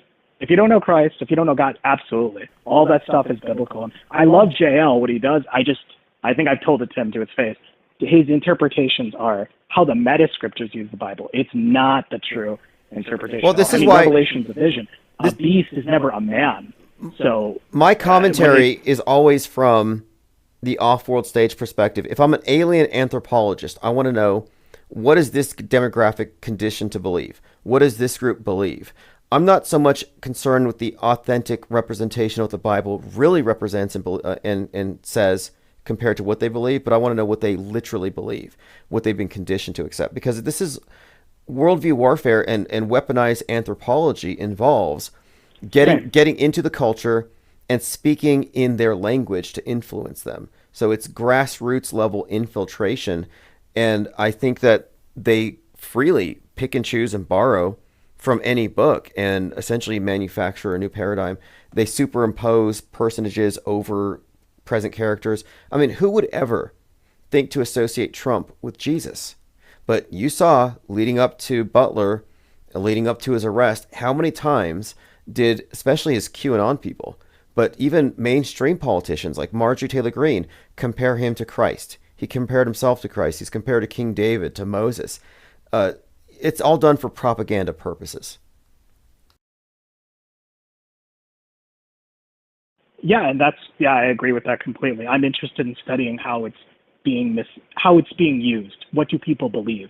Same exact thing. All I'm saying is if you study what it really says, it's another way to just kind of observe. You don't need to.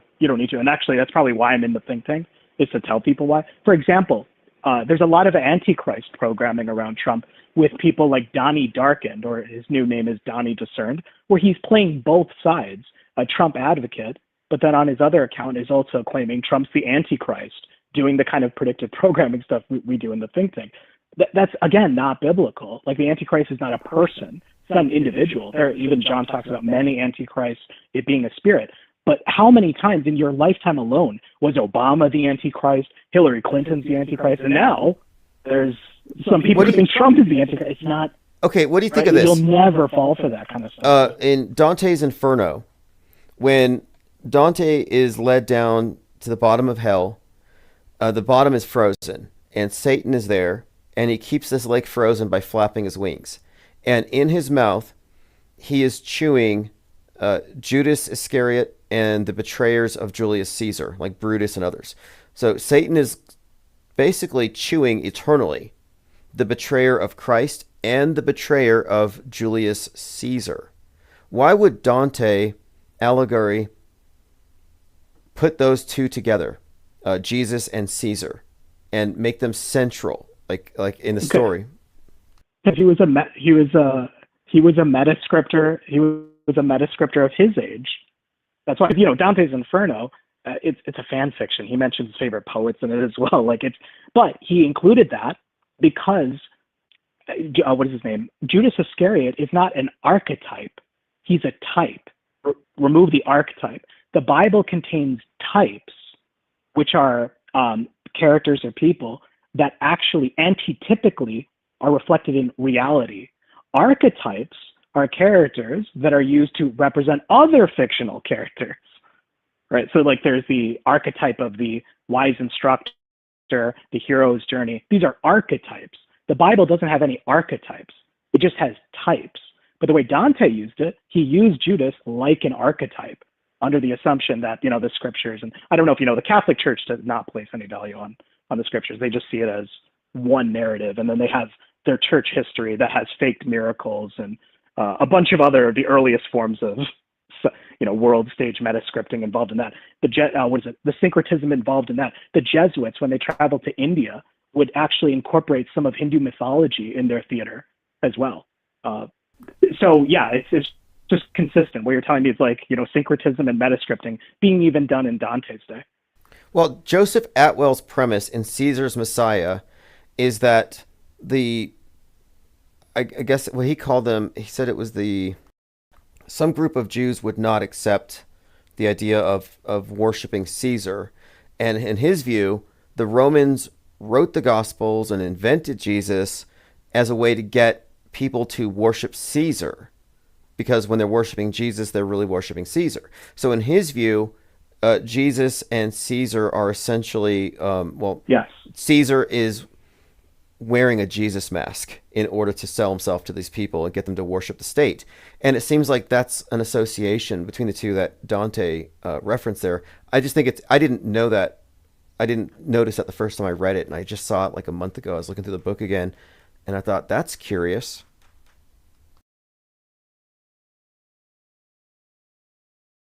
Well, yeah, don't we see that happening now with these birth dates and things? You can retroactively create history, change dates, change what was it, Napoleon? Yeah, we talked about Napoleon actually played out the role of the sun god. I don't necessarily think that means he wasn't a real person, never existed at all and didn't actually kill people in battle. But the way history recognizes him are the agreed upon lies that if someone studies Napoleon Bonaparte later, they subconsciously are absorbing this Apollo myth in the way he did his sort of contests, or the way he moved about France. That's kind of what I'm getting at. So Napoleon himself was a real man, but the way history recorded him is fictional. And that is one form of metascripting. It doesn't always have to be based off of something fictional. And I argue that's basically what's happening to the record of Jesus, because the idea that Christ was I think Marcus Aurelius also talked about this, that the Gospels were some form of propaganda to be used to uplift the Roman emperor. That's absurd, because you know how much in the Gospels the Roman Empire is called upon as the most evil thing ever. The Roman soldiers beat Jesus to death. Well, I witnessed that's why it doesn't. in the last.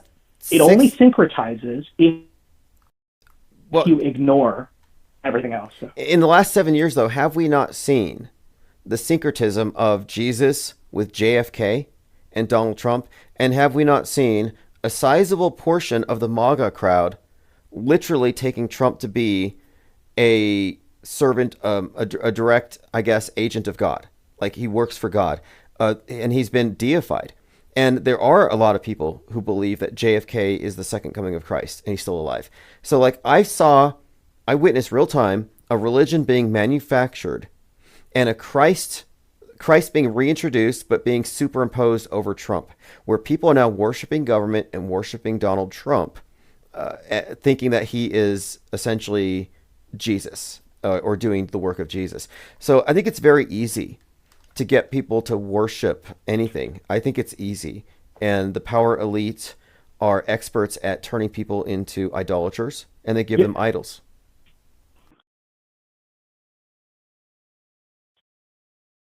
Didn't Marilyn Manson at the end of Coma White play JFK and, gets shot, and then he's crucified? So again, associating that Christ imagery with JFK, which then was associated with Trump. Yeah, I see it. And, I guess even if you look at our own American history, some of our founding fathers themselves are deified. I'm of the opinion that they were real men. I have no way to verify that myself, but I do believe that they were real people.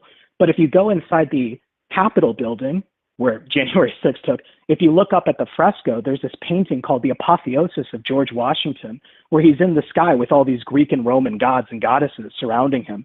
And I was taught in AP US history that there was a battle where George Washington charged in and all of the soldiers shot at him and his cape flew up and the bullets, just not a single bullet hit him and stuff. That is kind of a form of retroactive deification of the founding of this country. It's to make it seem like it's so much more. And you've talked at length about 1776 versus 1619.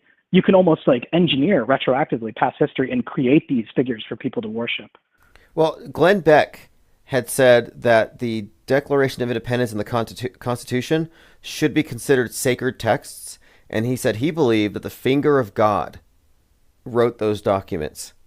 And I've seen this as a trend where you do have many elements in the right, not even the far right, but who actually think that America, I've seen comparisons where America is basically the real chosen land and Americans, like the patriots, are the real chosen people. And these documents are basically the newest scriptures. And Glenn Beck has been at the forefront of this. So, and look, I don't think he believes it. I think he knows that the millions of followers will buy into this programming and vote accordingly.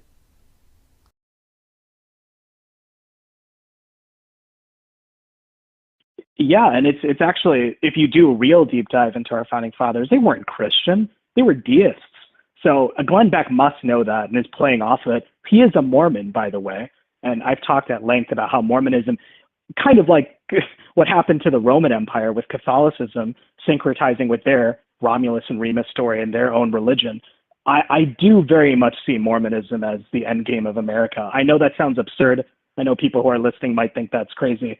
I have way too much evidence to suggest that. The rebel media, where Alex Stein and Elijah Schaffer, all these people, these right-wing pundits, they're also pro-Israel, but in a moderate way, not in an obnoxious, crazy, far, right? They're very moderate about their support of Israel because they are subconsciously pushing the syncretized view that Israel is a state in the Middle East that we need to protect at all costs. And America is the new Jerusalem. I don't know if you're aware of that. There are prophecies in the Bible that talk about a new Jerusalem, a restored Israel. That's the one. Where they're basically kind of, it's almost like they're willing to accept this total reinterpretation of Scripture if it serves them, and it's very obviously to me a government manufactured psyop. And you might be right about the Mormon thing. I don't. It wouldn't surprise me because it seems compatible. If we look at the different religions and which ones are compatible with this new age, Scientology, for example, Nasatology, Mormonism would fit. I mean, they're all going to stick around, I'm sure, but Mormonism might be a special vessel chosen because of its celestial kingdoms, and it does have outer space because its writings came out after the Copernican revolution, so it's not a pre-Copernican, pre-science religion. Yes.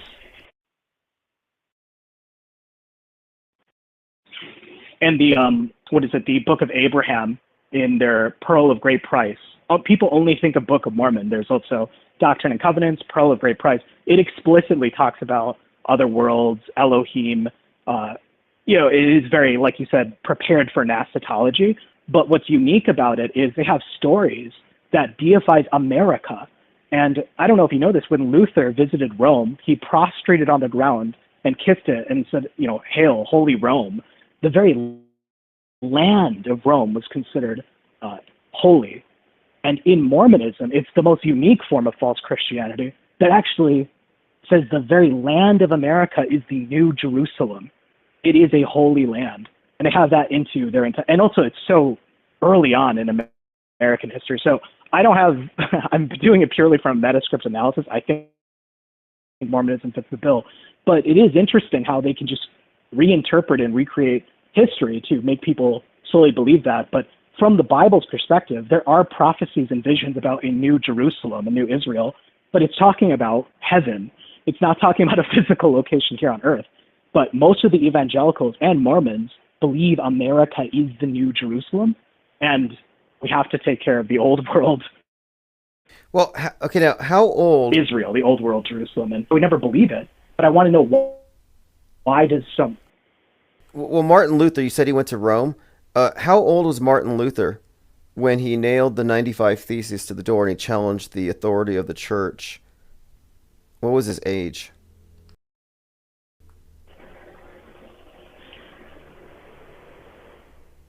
"33 years old, of course."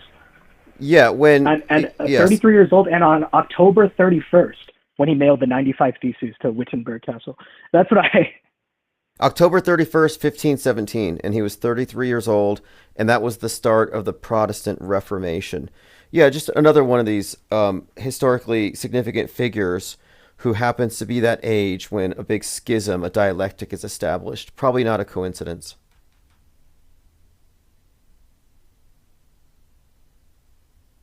And even the Protestant history has been completely oversimplified and rewritten to also deify Martin Luther, when there were so many millions of people died before Luther, like Wycliffe, the Swiss reformers, Zwingli, Huss and Jerome. There are so many examples of people who had tried to get the scriptures out, who were then killed and burned at the stake and had their bodies scattered across. People who were, right, that's always been, but in high school or in American education or in pop culture, it's just oversimplified to Luther versus the church. So, a lot of that is cut out. And I think Luther himself was a Rosicrucian as well. And I don't, I'm not a Protestant. People think it's either, I think Catholic versus Protestant is another one of those control dialectics. Yeah, I think it's an interesting one because I look at, and I thought this was very clear in 2020, I think you could equate the mainstream mediation with like the mother church, and then the resistance to it, the anti-media, the conspiracy theorists, the anti-vaxxers, are like the Protestant, where they're rejecting the media as the priesthood because they can just get the truth directly. They don't need the mediation of man and this establishment priesthood. So they reject the church, they reject the media, alt-media, alt-church, which means do your own research, do your own religion, do your own Bible. So I do think there's an interesting dialectic here with the establishment and the anti that I think is consistent with media, but I see it as also relevant in this Protestant versus Catholic dynamic. Well, when you identify the media and the anti-media, the Catholic versus Protestant, what I like to do is what's the similarity? What is the common assumption if you will, stipulations between both groups. MSM versus MSM plus, both of them still believe the event actually occurred. Catholic versus Protestant, both of them believe in the Trinity. I don't know if you've read Luther's writings. He was a hardcore Trinitarian. He even killed a man named Michael Servetus for not agreeing with him on the Trinity. I'm sorry, not Luther, John Calvin. John Calvin did, but Luther agreed with Calvin. He actually lauded what Calvin did. John Calvin had Michael Servetus executed because he wrote tracts against the Trinity. So you start to realize, and then Islam is only one God, right? God doesn't have a son. God doesn't have a son. It's just him. Jesus was just a prophet. So it's either Trinity or God doesn't have a son. In a weird way, it's synthesized with Mormonism. I'm not going to get into that kind of stuff, but when you look at these two different views that are opposing, look at the assumed position. What is the stipulation that both of them universally agree on? Just must be true. And I believe the Trinity is a different God. It's a different God. What do you think about the idea that Allah is a moon god and that there were 360 gods and that essentially this is just one from what would have been an entire pantheon? Have you heard that?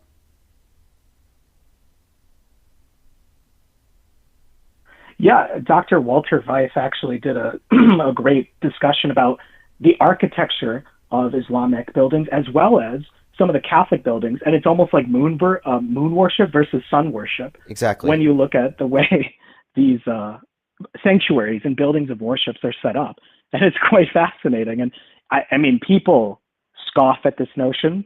I'm not going to get into it here, but let's just say there's some compelling historical evidence to suggest that the timing of Islam could even be a Catholic creation. But people just, it's kind of like when you talk about media fakery, it has an allergic reaction to people. They absolutely explode if they even hear that idea. But for me, it makes a lot of sense. Muhammad's first wife was a Catholic, so no one seems to talk about that. Oh, I didn't know that. That's interesting.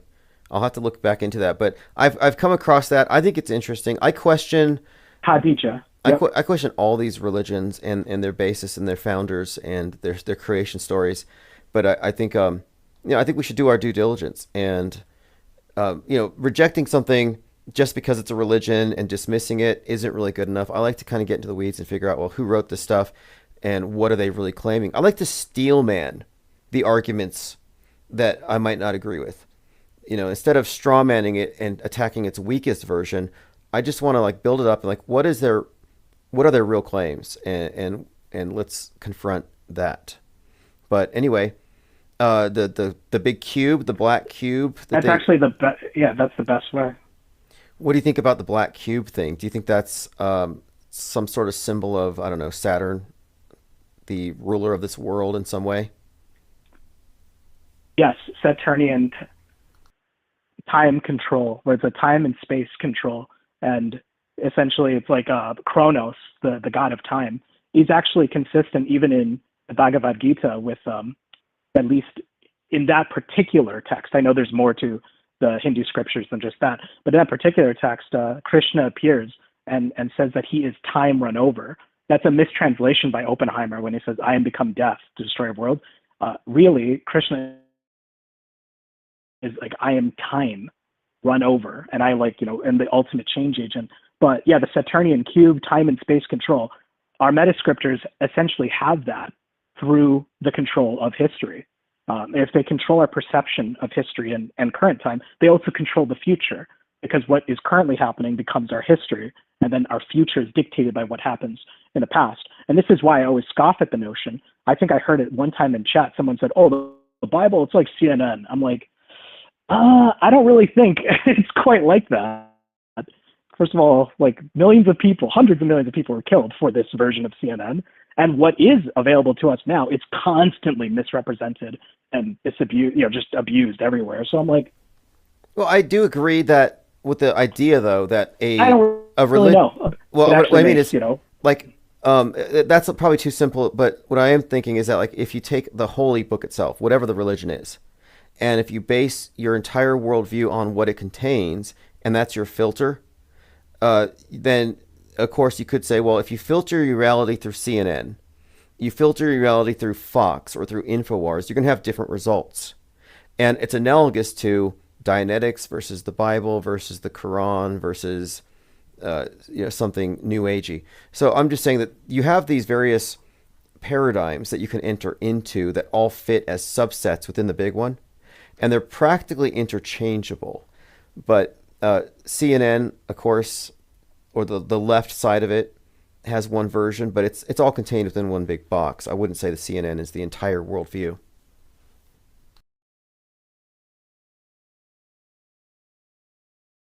I was going to say, and steelmanning the different religious paradigms is an excellent way of really understanding how what someone believes. When I read Dianetics or the Book of Mormon, I remove my presuppositions and go in as if I was a believer for that moment to understand the way they think, and then say, okay, if that's true, what is that leading towards?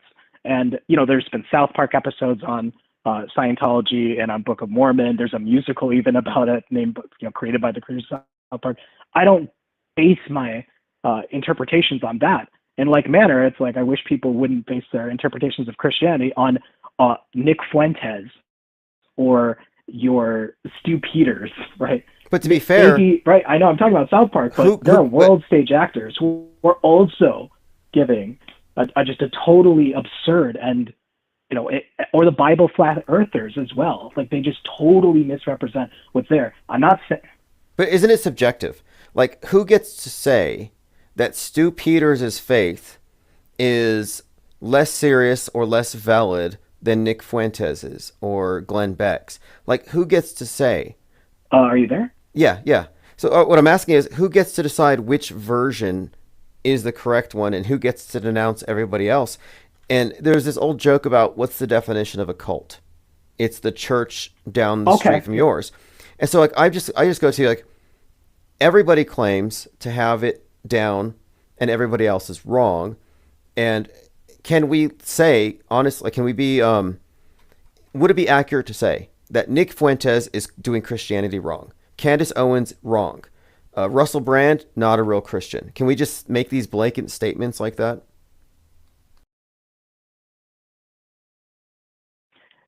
Yes, and I don't need an interpreting priest cast. I actually have one high priest.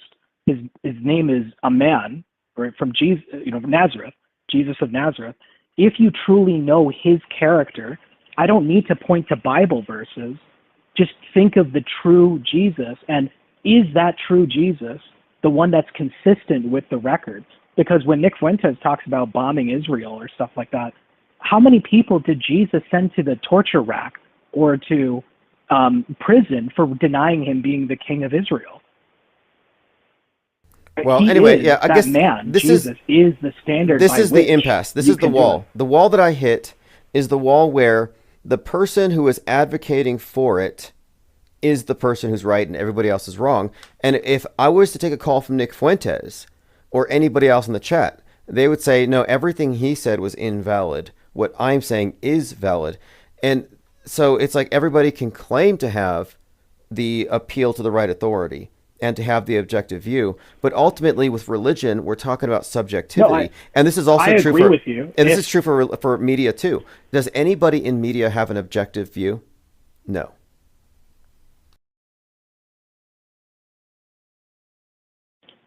Well, I was going to say, is I agree with you if the man Jesus was not raised from the dead.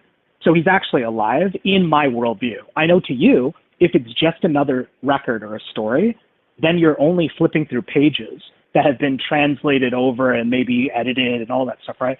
The difference is I have this translated, edited script, right? But I also have, a man who was raised from the dead, and he doesn't speak to me like, with voices in my head. He speaks to me through his character. If you actually, I asked that question before, I don't know if it got through. How many people did Jesus send to the torture rack or to prison for denying him to be the king of Israel? Well, unless you delve into the infancy and the Apocrypha, where Jesus, as a kid, supposedly killed some kid who bumped into him, killed another kid who told him not to make the clay statues come to life, and I think there was a couple of other stories putting kids in an oven, turning them into goats, but those stories aren't considered to be valid. Or the toddler Jesus taming the dragon in the cave. So we have all these other versions, but why aren't they considered to be valid? well, they're not. Why aren't they considered to be valid? Because the authorities that assembled the book together eliminated them. To me, it could be arbitrary. I don't know if it's principled. That's my impasse. You see, that's my impasse. I don't think it's arbitrary. I don't think it was because of a committee or the Council of Nicaea. I think it's because that's a different Jesus. The Gospel of Thomas, for example, the very first line says, and these are the secret teachings of Jesus that he gave to Thomas of Didymus. But in the Gospel of John, Jesus told Caiaphas, in secret I have taught nothing. So they're two different Jesuses, but one is an apocryphal text, right? I don't care if the Council of Nicaea or any other groups, which, by the way, they did actually include some of the apocryphal texts in the King James Version in 1611. I don't care that it was also included or removed. It's just not the same Jesus. And I get you might say that's my interpretation. I'll just say that same question, how many people did Jesus kill? If you need to go to some apocryphal text and not the good news, that's kind of where it's like, okay, fine. That version of Jesus, I don't like. I totally reject. And it's totally inconsistent with everything else that's recorded. Who when he gave his Sermon on the Mount, bless those who curse you, resist not evil. I was mostly interested when I got into the Apocrypha. I was trying to understand Enoch. One of the last called The Kingdom of God is Within You. And he basically systematically shows that. Well, so like when it comes to the Apocrypha, what's your take on the Book of Enoch, for example? The Book of Enoch is non-canonical. It's not taught in churches, really. But do you think there's any validity to that general story about the Watchers and the fallen angels and their tampering with humankind?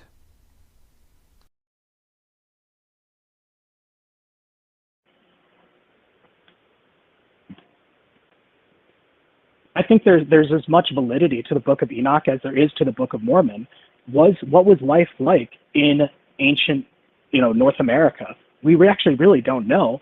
And maybe the Book of Mormon, if it was inspired by, let's see here, spirits or demons that don't die, maybe there are elements in it that are true. And in the Book of Enoch, it talks about multiple archangels.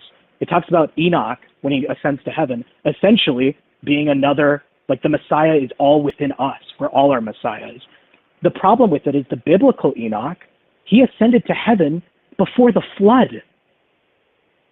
We're talking like within the first 2,000 years of Earth's history, Enoch ascended to heaven. He's one of the only characters who never died. Yet somehow, right, how many thousands of years later people find this text that was written by him, or at least preserved in a tradition by him? So even its mere existence when it was found and, all the stuff surrounding it, that invalidates it. But forget about its spurious or dubious origins. The content within the text itself contradicts everything else. Multiple archangels is found all over in the apocryphal text. For example, in the book of Tobit, they mention this other angel named Raphael who lies to the people and says, I'm going to pretend to be a human. I pretended to be a human to deceive you. I lied. And at the end, they flee Nineveh because they say, we heard of this prophet named Jonah. Nineveh will surely be destroyed. I don't know if you know, in the book of Jonah, Nineveh was not destroyed because of Jonah's warning. In the Book of Mormon, the family of Lehi, they flee from Jerusalem because they hear the prophet Jeremiah. The problem is, in the Bible, the biblical prophet Jeremiah is called the weeping prophet because not a single person listened to what he said when Jerusalem was destroyed. So do you see there's these little inconsistencies that are wait a minute, this is fan fiction. This can't even be. But I actually go beyond Tim. I don't say this is just fan fiction, right? That's the secular explanation. I disagree. I think these were intentionally created stories to mislead people. And that's because I have a worldview that also includes the existence of Christ and the one who spoke to him and offered him all the kingdoms of the world, which is a perspective no one in this think tank has, but I'm fine. I'm fine with that. Well, if it's the truth, it'll be self-evident when we die. But I haven't experienced anything to lead me to those conclusions. But again, I'm treating this whole entire thing as I'm a skeptic, I'm an alien, I'm an anthropologist, I'm an outsider looking in, and I'm not attached to any of it.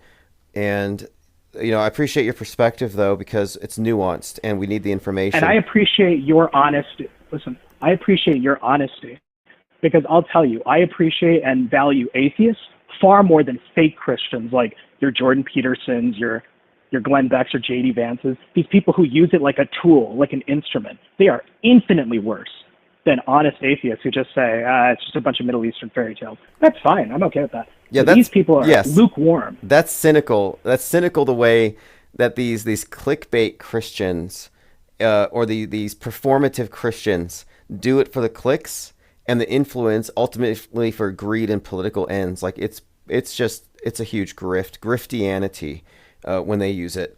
But hey, thank you for the call. I have to use that.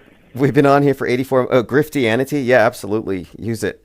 Thanks for the call, and Yeah, sure. call back sorry, I've been anytime. on for so long, but thanks. All right. By the way, his website is mindwar.page. If you go to mindwar.page, the caller has done a lot of really great metascript breakdown. And we talk about religion because it's relevant. It just happens to be relevant. And I'm of the opinion that it makes more sense to understand everybody's perspective that you don't agree with, because we're trying to get the best information out here. And at some point, the AI is going to solve everything. We just got to feed its knowledge base.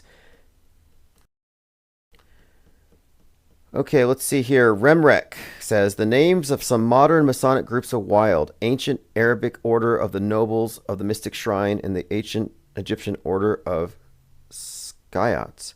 Yeah, the Shriners are the ancient Arabic Order of the Nobles of the Mystic Shrine. Allah. They go to the altar of Allah at the end. And they have the fez. And Ancient Arabic Order of the Nobles of the Mystic Shrine. You see them in their little clown cars. The Royal Archmasons, I think, are Christian. Scottish Rite isn't definitively Christian. It seems to be like studying all the different religions. I don't know if they overtly mention Christ, but it's very much saturated in Old Testament. And I was in the Freemasonic group, and then I got into the Scottish Rite because I made friends with a Shriner. I made friends with the potentate or former potentate of a Shriner temple, and we met through another is a public speaking club.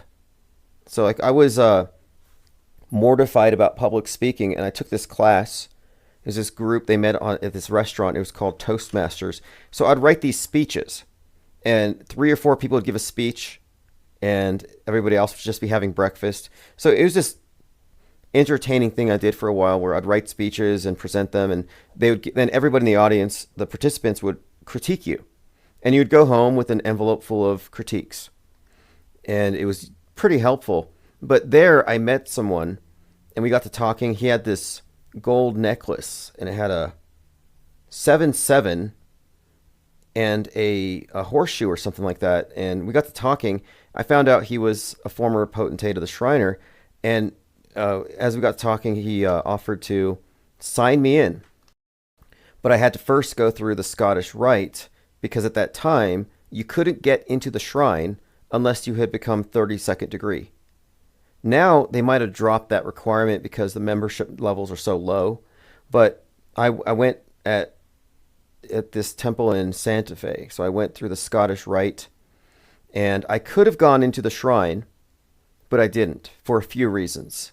But mainly, my point being is that the lore, the Masonic lore, from the Blue Lodge through Scottish Rite, it's a bunch of plays. It's all theater.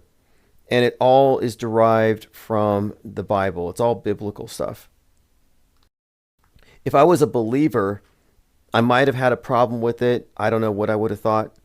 I was just interested in, trying to understand it. But yeah, its entire body of symbolism and its plays, its theater, it's all just basically Old Testament. Ted Stryker says the Shriner commercials with sick kids is sad, but it's also annoying at commercial breaks. Well, the Shriners do a lot of charity work, but specifically burn hospitals. So they do a lot of really good work. I went to a shrine circus once, and I saw some of their handshakes, which aren't the normal Masonic grips that you see politicians doing. Their grips are a little more elaborate. Girl says, Phil Collins did a whole video boosting his free Masonic membership. Ollie Goering says, Tim almost had to put a pudding cup on his head. I've heard of the Royal Order of Jesters. In fact, I knew somebody whose husband was a part of it, and I've seen some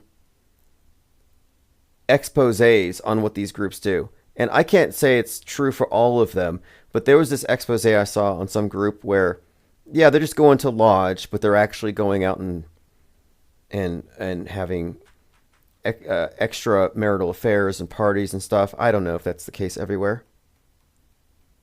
Order of the Eastern Star, says Girl. I have some interesting theories about that one. I mean, and the significance of the Order of the Eastern Star, which is the female Masons. And then you have the youth, you have the Rainbow Girls and the De Molay. So the youth group for the Masons are named for Jacques de Molay. The Templars supposedly disbanded on 3/22, March 22nd, 1312. Reaper says, bloody red fez made from the blood of Christians. You know, I heard about that when I first went to the Masonic Lodge. One of the members had left. He had just quit. His father was a Mason. He was a Mason. He quit. And when I went in, they were talking about it because it was sort of a drama event where he had left some Jack Chick comics. So Jack Chick wrote these like Christian comic strips. And the Jack Chick comics that he left there were about how the Masons secretly worship Baphomet. And so this guy was terrified that he had joined a satanic cult. But just for the record, Leo Taxil perpetrated a hoax. He provided these fake quotes where Albert Pike supposedly said that they secretly worship Lucifer. All made up. But that doesn't stop people from running with it. Andrea says, I watched some videos on the Divine Nine Black fraternities related to Freemasonry. Very dark stuff. Hey, you should look into the Templar group that was associated with the assistant of AG Kamala Harris. If you remember that, I'll see if I can pull this up, what it was called. But supposedly there was somebody connected to Kamala Harris who was running some kind of police department that they said was an old ancient order of Templars that had jurisdiction in 33 countries. Here it is. In 2015, then California Attorney General Kamala Harris, her aide, Brandon Keel, was arrested with two others for running a fake law enforcement agency called the Masonic Fraternal Police Department. The group claimed to be connected to the Knights Templar and claimed that their police agency has existed since 1100 BC and had jurisdiction in 33 states and Mexico. Strange claims. And of course, the Templars wouldn't have been around back then. But anyway, this was a scandal, a fake police department connected to Kamala Harris. Kind of ominous.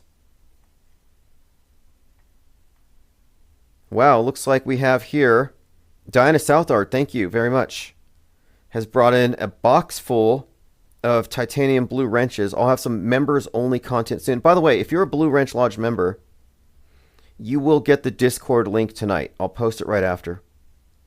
So Day Raven, Todd Jones, Frank Zen, Chris Diamond, C. Roan, Elephant Tusks, Lasers, Phil LeBlanc, Brian Benton, Evolvement, AJ206, CMG, Defrag Unplug, Glenn Bush, Hatchie, J-Ro Clay, Ian McDonald, Bob Franklin. A lot of new members rolling up in here. WOPR3354, Shad McDaniel, Hell Nah. All have received the blue wrench. Andrea says, Kamala Harris was mentioned as a member in one of the sororities in Divine Nine. I'd like to know more about about that as well. I'll have to look into it. Like what's it called? The Prince Hall Masons, but then you have the Skull and Bones, and then there's this other group.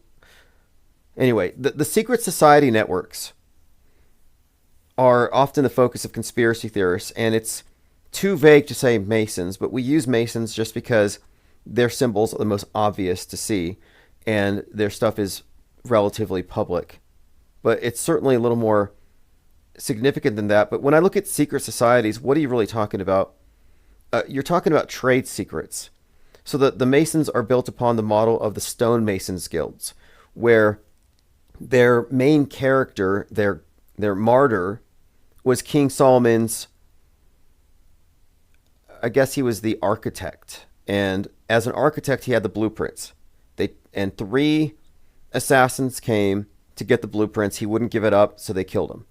So the whole thing about secrecy, and they prize secrecy, is because these trade secrets are what they protect. And then what are the trade secrets? Well, the trade secrets are interchangeable. We're talking about a structure for setting up security clearances and then having these stratified layers separated by initiation oaths and special secret words and secret handshakes in order to compartmentalize the information and to keep secrets. So you could have a lot of people working on a big project with only a handful, relatively, knowing the full agenda or having the blueprints.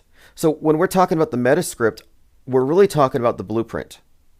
What is the blueprint for the 20th century, the 21st century? And this blueprint is something that you won't have access to because you haven't moved up in the guild. You haven't moved up all the degrees to where you've been entrusted with these secrets. And I would argue that today, if you wanted to draw a line between the initiated and the uninitiated, it's really not about belonging to these archaic clubs. It's about intelligence agencies and how much in the know you are security clearance wise about these various secrets about how things really operate. Yeah, Lean Dion, the Boule. That's the one.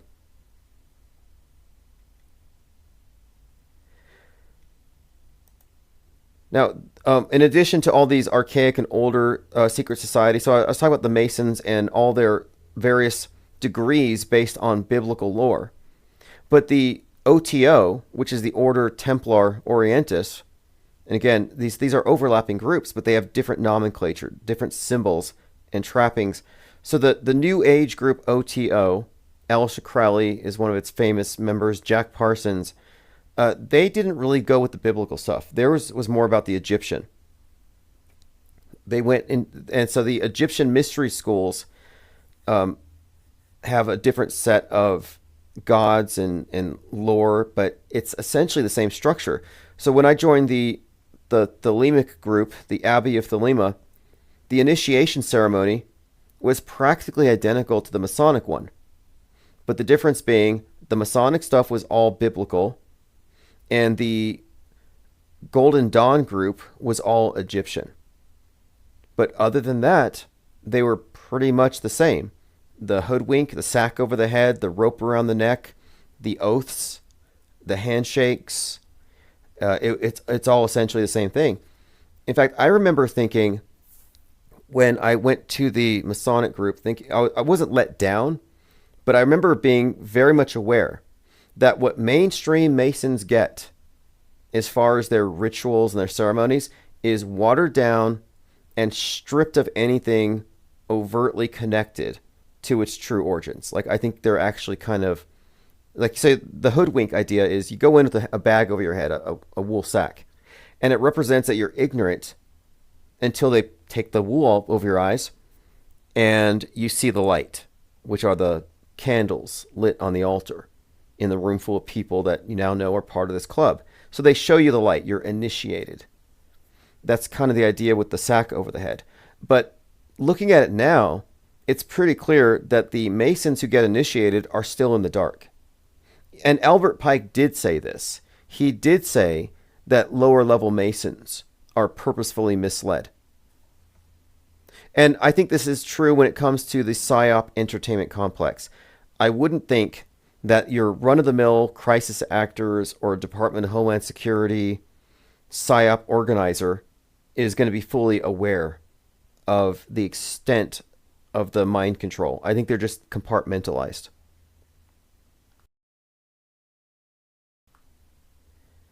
Jamarian May says, are you excited about June 11th? Yes. Yes, I am. June 11th seems to be very promising. Because, see, we have something going for us right now that we didn't have in the year 2000. In the year 2000, we're just happy-go-lucky, living our lives. News is just reporting what happens. And then in 2001, some really bad news happened.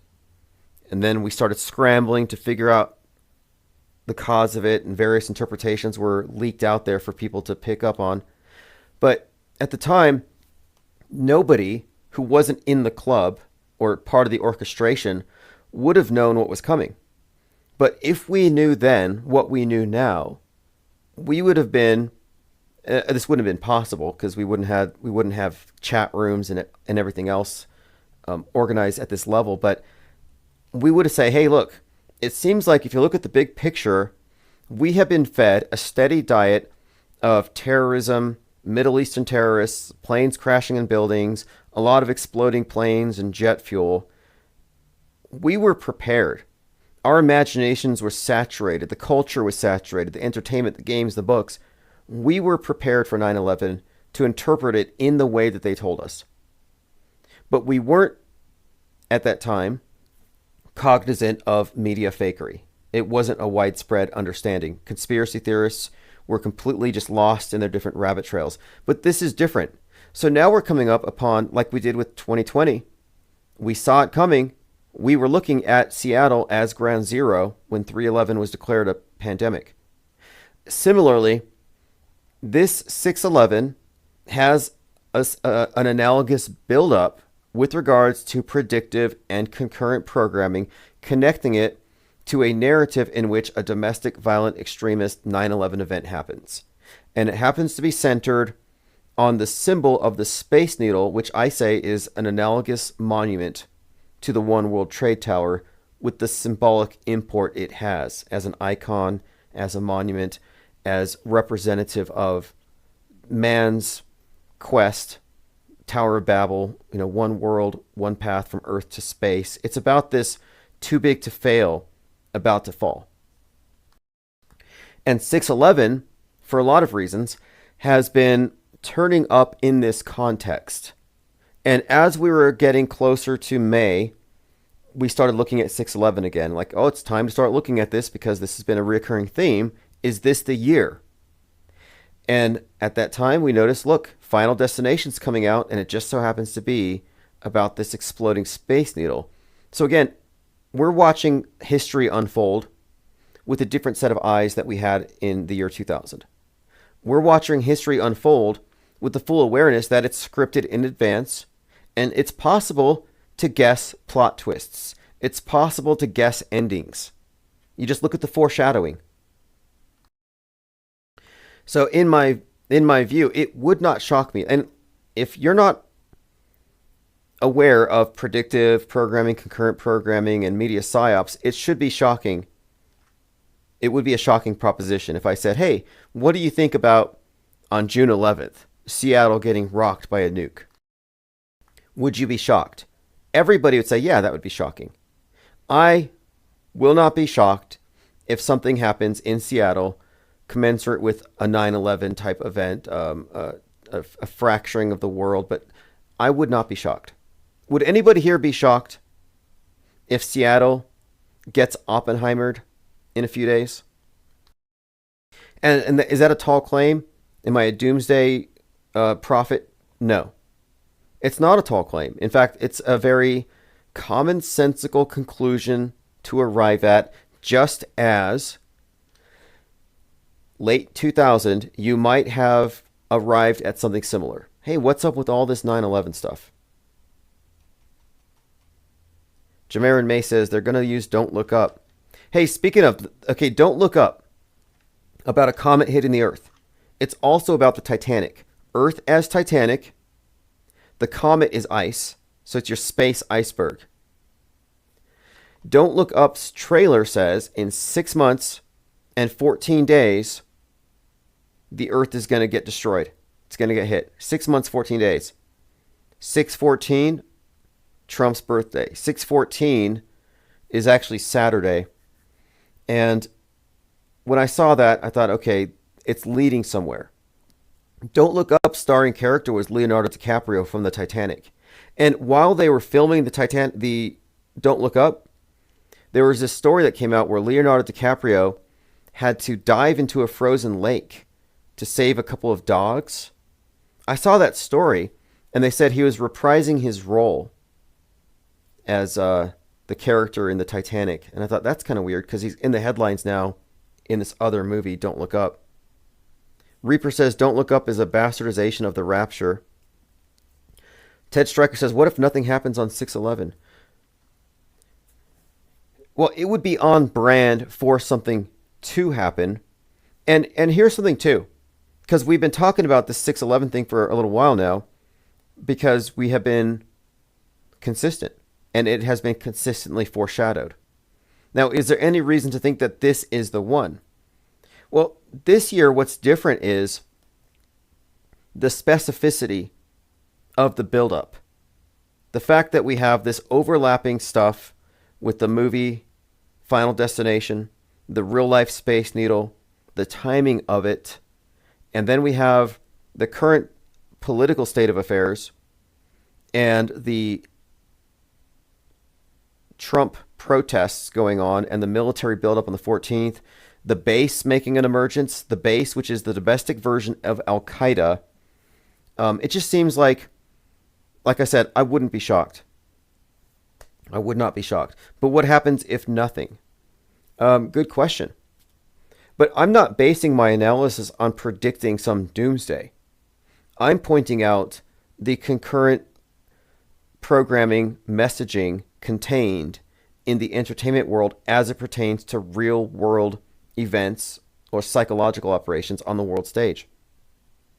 And it just so happens, I think, that this year it seems that everything is poised for such an event. It would be plausible and believable. And that's what it comes down to. Is it believable right now?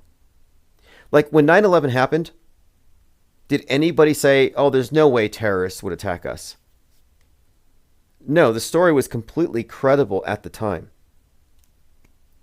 So right now, is there a credible threat on the world stage from some domestic violent extremist component? Is there an element out there? Yeah, absolutely. The base. The base has been pretty overt about it. So if we look at the world stage as a series of plays and theater, the theater of Psywar, the pieces are in place, the script is there. What's next? Lord Laney says, this raft and show is unrivaled, you beautiful ass auto hoaxers. Yeah, thank you. I think that this think tank has been consistent, and we have been, I think, also honest, and we've adjusted accordingly as we move forward, as in we've not adapted, but we've evolved. Ted Stryker says, everything does point to an event for 6/11. Yeah, and this isn't a matter of cherry picking. This is stuff that's in our face. I mean, how often do truthers notice that everything's in your face, like they want you to see it? Yeah, they want you to see it. I was having this debate about this with someone, and they said, the only people that notice this stuff are fringe people like you on the internet. And I'm like, no, you're 100% wrong. We're the only ones that are aware of what it is. But every person targeted by that propaganda notices it. They're just not processing it consciously. But it doesn't require your conscious consent. You just have to be exposed to it. Let me play this clip. This is something that someone posted. They gave a shout out to Jurassic Liars. Okay, here we go. Violet Pengon says Trump was shot at 6/11. Yes, 6/11 in 33 seconds. Okay, so this is a clip from, I don't know what movie this is. Let me play this. This is a short clip. Attack. Oh, yes. No, listen, that was my friend. Listen, his dog bit him. And I told him, if you do not train them, another terrier attack is imminent. Now, is this Jordan Peele? He's interrogating somebody, a terrorist, trying to figure out the date for an upcoming terror attack. You lied, and you see what happens? I'm not lying to you. Come on, Rashid, I like you. Let's be friends, huh?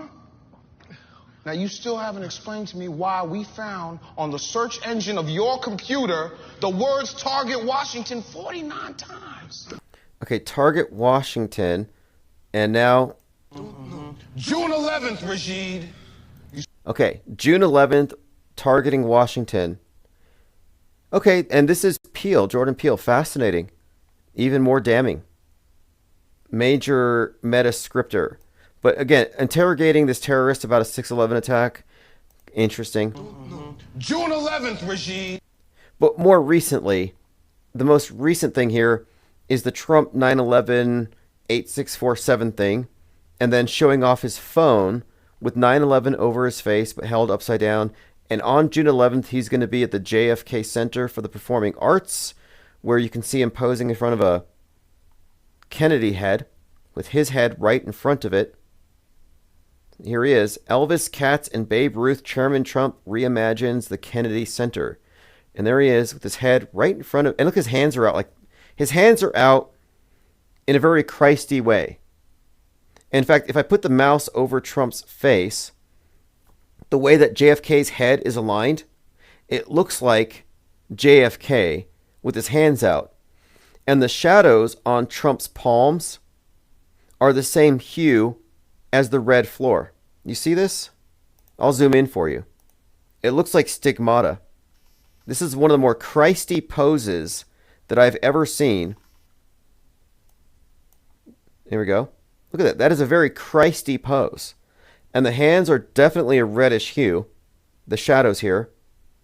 And again, JFK's head is perfectly positioned to be Trump's head, albeit a little bit larger. What the hell? So that show is called Key and Peele. I'll have to look into it. Jordan Peele, Nope, Get Out. What's the other one? There's a few Jordan Peeles that are must-watches. Michelle K says the red carpet is interesting. Well, yeah, and the fact that he's going to be in a place referencing Kennedy on June 11th connects June 11th again to the head wound thing. And if you remember, he shot at 6/11 in the head, PM. Now, that wasn't a June 11th, but it was 6/11. And, of course, 84 days later, at 6/11, they have a moment of silence. So these numbers are being force memed out there.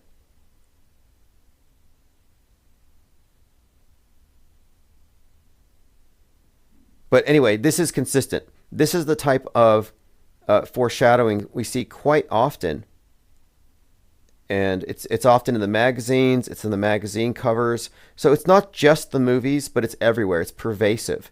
This is, again, just part and parcel. Another example of what we would consider to be imagery being fed to the public. Like even these memes, like I said, Musk's memes are not just, his tweets aren't flippant. When he says time to drop the big bomb, and he gets tens of millions of hits a day, yeah, they're putting a very strong message out there. It's hyperbole, sure, but it's also quite possibly a literal allusion to something. Yeah, Violet Pengon says the 45-47 on his head gives you a 9/11. And Jurassic Liars' video the other day, he was talking about Trump used to come out and do this with his hands. If you remember the first 3 years of Trump, every time he came out, he would say, wow, and he would do this hand sign. And people said, oh, it's A-OK, or it's 666. But Jurassic Liars was explaining it. You could look at it as a 9/11 or 6/11, depending on how you position your hands.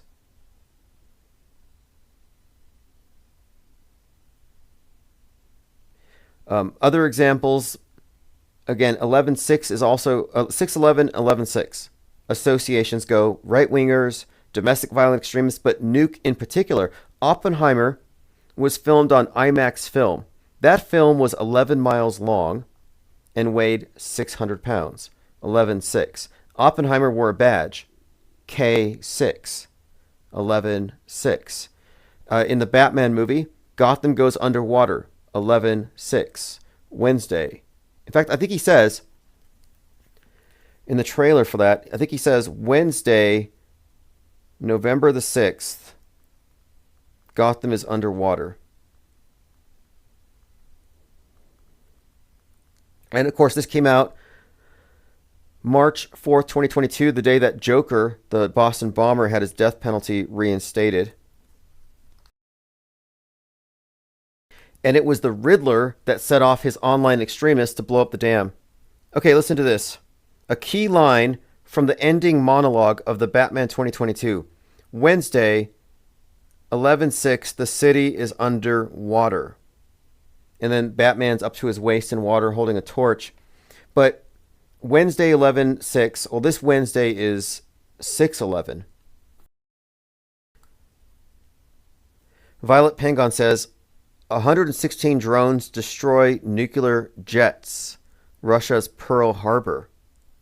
Ooh, nice one. And this is this type of code, like, hey, 116, 611. What about 16?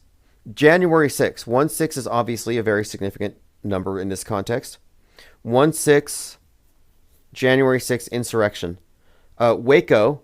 Again, we talked about Waco, American Apocalypse, Trump kicking off his campaign in Waco, Waco kicking off Alex Jones, and McVeigh, who did the 419 terror attack, was executed on 6/11. But Waco was raided over 1.6 million rounds. And then Alex Jones, radicalized by Waco, years later, after pushing this narrative that the government's going to take the guns and you need guns to fight the government, he goes on Piers Morgan and he says the DHS just bought 1.6 billion rounds of hollow points to get the Patriots. So 1776 will commence again if you try to take the guns. So again, you have this 16. And where was Alex Jones on 16? And then, of course, Dominion, the company that did the election, their machines were criticized as being compromised by Fox or on Fox. Fox was sued $1.6 billion. So I mapped it out at the time, but I had seen that 16 had seemed to be this code for the insurrection as far back as Waco. And there are other key numbers and codes here that you could get into that connect all this stuff, but the dates, the numbers, these are all clues that show that the script is internally consistent.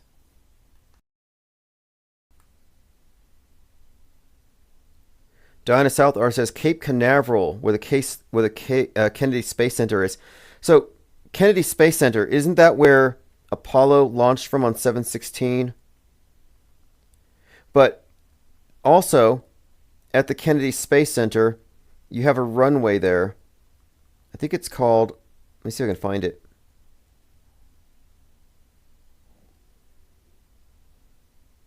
I'll dig into this later, but yes, we have to. The Kennedy stuff is always a big clue here. Q Shaman has been getting real weird lately in X, says Lean Dion. I saw that Q Shaman's not being taken seriously by anybody. His 15 minutes of fame, long over.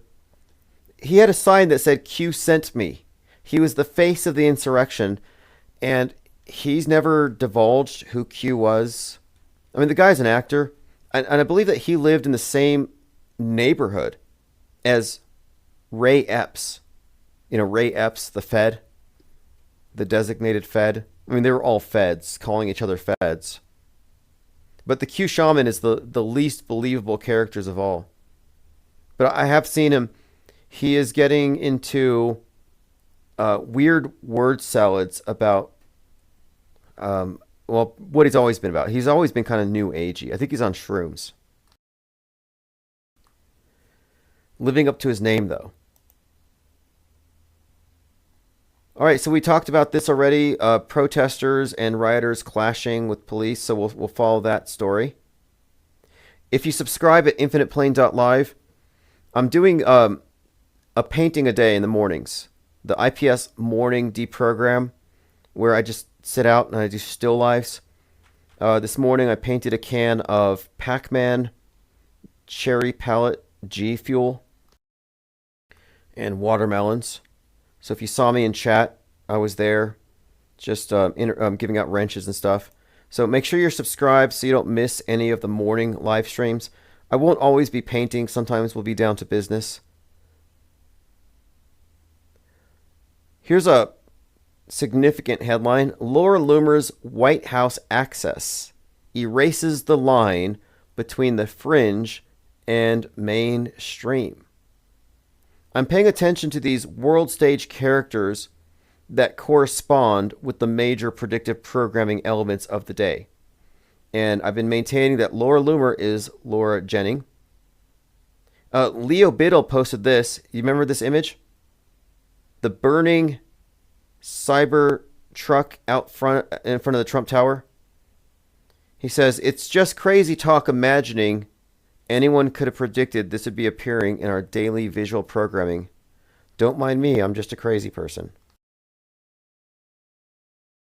Yeah, I would consider this to be a good example of foreshadowing. And the Cybertruck was introduced in Los Angeles in November of 2019. Blade Runner had the Cybertrucks in it, and Blade Runner is credited with being the source for this truck's design by some, but Blade Runner was actually set in 2019 Los Angeles. Again, here's Donald Trump's 611 phone. Elon Musk threatens to decommission SpaceX capsule, a key space station link after Trump attack. So here's another thing. We have been talking about the significance of the Space Needle and the space station being consistently tied together. Just case in point, Century Project, $100 million. I talked about that. Well, there's a show called The 100. And the season finale of 100, Season 1, Episode 13, 113, aired on June 11th when the show came out.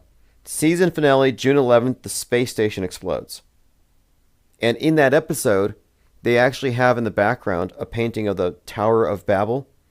But one of the main characters in The 100 is also in Final Destination Bloodlines. So he's in other words, in a show, he's connecting the Space Needle and the space station, and the date 611 is kind of encoded into one of these roles. And of course, 100, Century Project. These things are integrated. If you can look at the space station as being another representative of the Tower of Babel concept. So the Space Needle, UFO, goes to space, unites heaven and earth, rocket, kind of the same idea, like a tower that reaches the heavens. But the space station, being international, fits all that, fits that description, fits that criteria.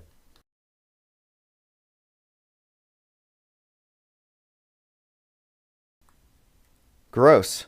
Jamarian May says, a woman ended her marriage to blank the Q shaman. Well, hopefully he doesn't reproduce. You know, the guy's an actor. I don't think that it was ever anything more than an intelligence agent designed to make people look crazy. All right, I'm going through my Twitter feed right now. You can follow me at IPS Think Tank. No Kings. So this is a nationwide protest, June 14th. This is on Saturday. And I did a search as a website for it. They're organizing in every major city. No Kings 614. Denver, Colorado, Broomfield, Westminster, North Glen. This is just the Denver side. And you see Trump with the crown on his head. Now, why is this significant?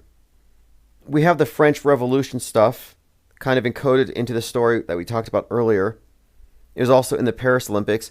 But the JFK assassination story, as conveyed in King Kill 33, like you have the above ground on the news. He's shot and killed by this Lee Harvey Oswald lone gunman.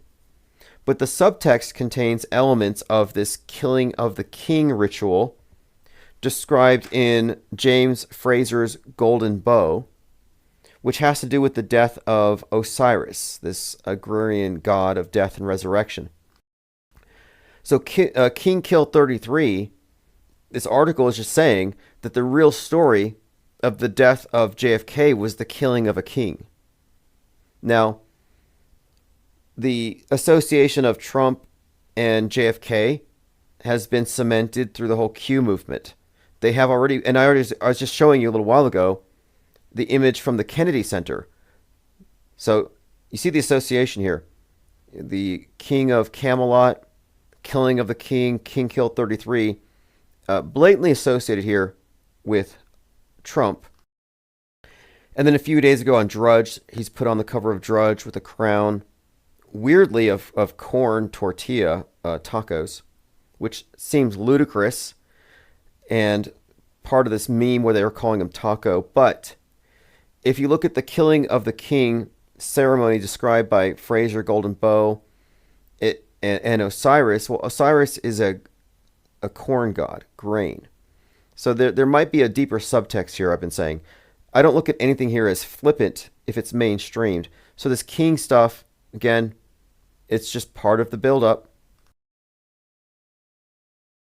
Jamarian says Musk is a bot like Biden. Wouldn't shock me. They're claiming that he was punched by somebody that after he ran into the guy with his arm, like a rugby player. I'm still looking for evidence to support that. He claims his kid punched him. I'm sure we'll find out the truth here. But here's the image of it. I think it's more significant. I think it's not a real punch, but rather it's some kind of, again, we're talking about symbolism. What is the symbolism of the right eye being darkened? And it could be simply because it has to do with Trump. But of course, it wouldn't make sense to have Trump get a black eye. You see, they're telling a story, they're putting elements on the stage. And this could just be a way of getting that particular element on the stage. Lean Dion says Corn Pop was a bad dude. Yeah, that story. I'm so glad that nightmare's over. I mean, sorry, but I know it's entertaining, the PSYOP entertainment complex, but the whole Biden thing was just cringe, top to bottom.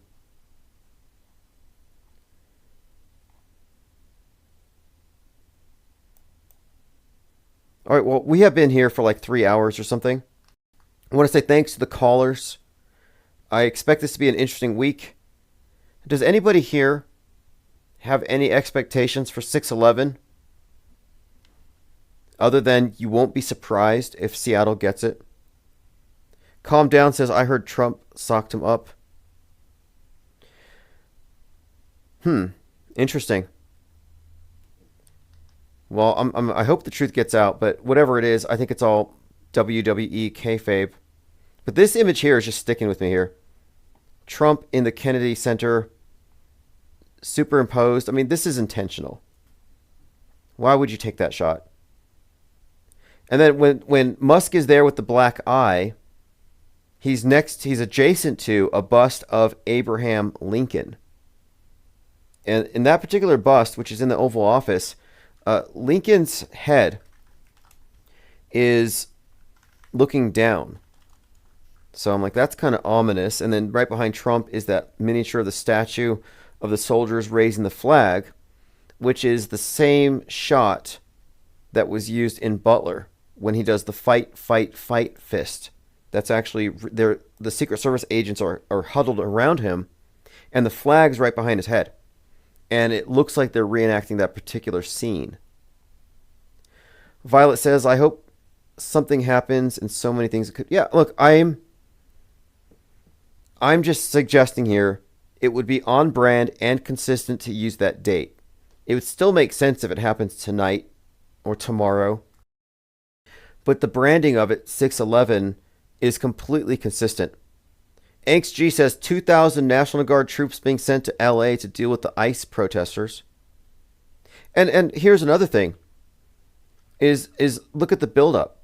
Are we seeing a build-up? Like, in other words, is the stage being set to where it's plausible and believable for such a scenario to occur? And look at the big picture, the gestalt. You got the volcanoes, the volcanic activity. You have the base, the white Al-Qaeda brought up. You have the riots and protests happening. No kings, the military parade. And then you have the backdrop of the movies, the symbolism, the most popular movie, Final Destination, the Space Needle blowing up.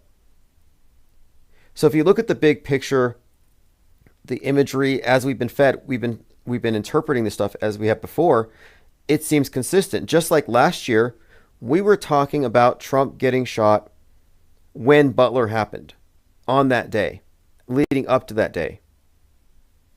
Calm Down says, did you watch the protests in Paramount? Total crisis actors and provocateurs too obvious. Right. Oh, I meant to bring this up when Jurassic was on the phone. You had that presidential candidate in Colombia just shot, and it looks totally fake to me. Jay Diggs says 33 years after the 92 LA riots. Okay, LA riots kicked off after George Holiday's film was released. He filmed the evil cops beating Rodney King, and on camera, Rodney King was hit by a baton 33 times over the course of 1 minute and 19 seconds. So you have 119:33. James Cameron was filming Terminator 2 about an evil cop. And the guy, George Holiday, was filming James Cameron filming Terminator 2. On his way home, he sees the beating, which he records, and then the riots kick off. So this has me attach James Cameron to the LA riots as a likely metascriptor in this scenario. And I have more reason to think so now after looking at Avatar 2 in relation to the Atlanta Cop City riots. Atlanta and the Cop City riots correspond strongly to Avatar 2, Way of Water, with these Atlantean-type Na'vi fighting the Marines like cops. It mirrored it perfectly. But also James Cameron is consistently associated with these psyops, but also these same numbers. Like, James Cameron lived in a $33 million mansion, during which time he went down to visit the Titanic 33 times. One of those times was on 9/11, 2001. But this 33 thing is a consistent pattern, like construction to destruction, Twin Towers, 33 years. So it would be also significant here that 92 was the LA riots, and 2025 we could have something similar. Also, oh, nice one.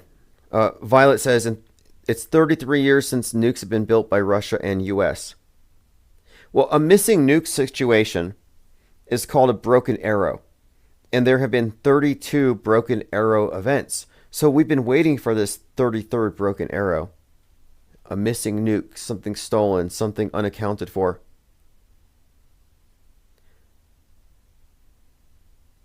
Ollie Goering says, please, Nuki. Right. I mean, it might sound strange to somebody completely in the box that we're here talking about this flippantly. Like, if I believed it was real, I would probably tell people to get out of that particular area.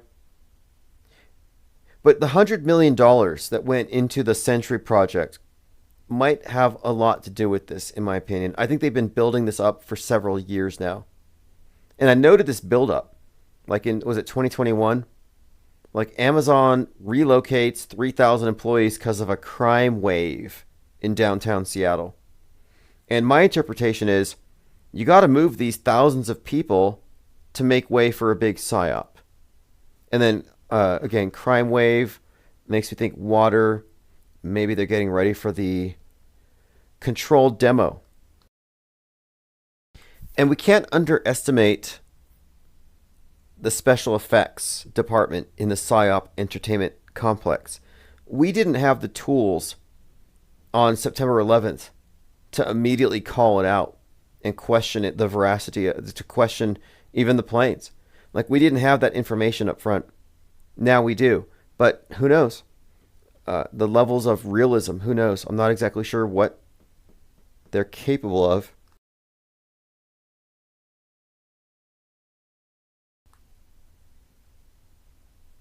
Jay Diggs, good point. They never found that fertilizer that fell out of the train. How much fertilizer was missing? And again, that's a callback to the Oklahoma City bombing. And the Oklahoma City bombing, 4/19, Waco's anniversary, that was brought back to us. It was referenced with Maxwell Azrello on 4/19 outside the Trump courthouse setting himself on fire, kind of like how Dave Koresh was incinerated on 4/19. But his manifesto was basically a warning about the rich and its class warfare stuff. And this is pre-Luigi, but setting the stage for, I think, or referencing this particular date and event. And so 4/19, again, Waco, Oklahoma City bombing, Maxwell Azrello, has a lot of significance attached to it. And I just found out last week that 4/19 was the date that the Space Needle was dubbed a national monument. So now you can see why I'm saying it's significant and consistent.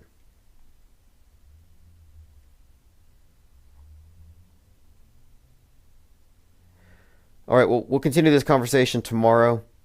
I'll send out a newsletter tonight with the archives from yesterday and today, or 2 days ago and today. Heads up, in October, there's something called Flatlanta. Flatlanta, the organizer contacted me thanks to largely Chief Crow. Again, thanks to Chief Crow for recommending that I go over there. So I will be speaking at Flatlanta, and we'll have a booth with our PSYOP cards. Just a little channel update. Other than that, the cards are en route. They're being shipped towards me, so if you order the cards, it won't take very much longer. A Colombian presidential candidate shot in the head, supporters soaked in his blood. And looking at this, I'm saying it's better than Butler. The reactions are organic. You have people screaming and running. But when I'm looking at the actual shooting victim, it looks fake. It looks staged. It looks like a squib. And it looks like it's probably done for the purposes of getting somebody elected. Calm Down says, in Close Encounters, there's a scene where they're planning a psyop, and the next scene says train derailment. I have to look at that one again. I remember something about that because when the Palestine, Ohio train derailment happened, somebody had suggested it had some connections to Steven Spielberg's Close Encounters. Violet says, on April 19th, 1999, the city's Landmark Preservation Board designated the tower a historic landmark. That's what I'm saying, that the Space Needle has historic significance. It's iconic, and symbolically, it ties in to this one world Tower of Babel. Not to mention the numerology. You got a 42-second ride up the elevator to the UFO, 42 meters wide, Washington State, again, 42nd state, and that's just scratching the surface. But the fact that it was made into a historic landmark on that date is new to me. But again, it's consistent with our analysis. And that's one of the things that underlines the methodology that we're employing here, where we notice something, and if it's internally consistent, these other things will also match in with it. Not in a cherry-picked way, but in a way that you can easily look and document.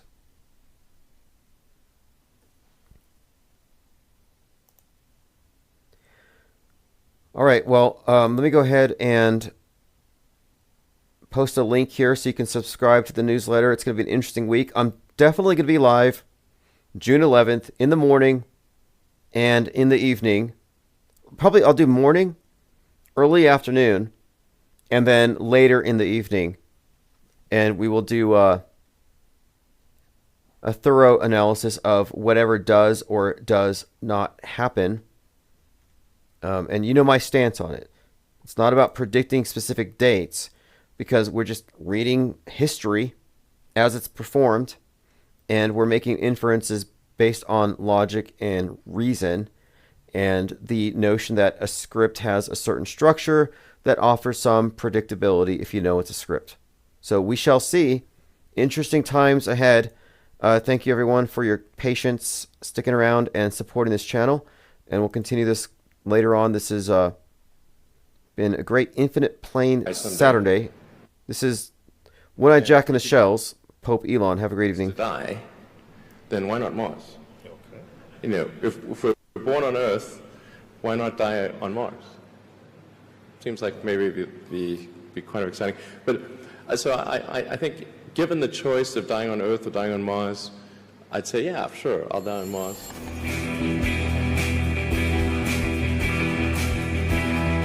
Father, hallowed be your name. Your kingdom come. Give us each our daily bread, and forgive us our sins. For we ourselves forgive everyone who is indebted to us. And lead us not into temptation.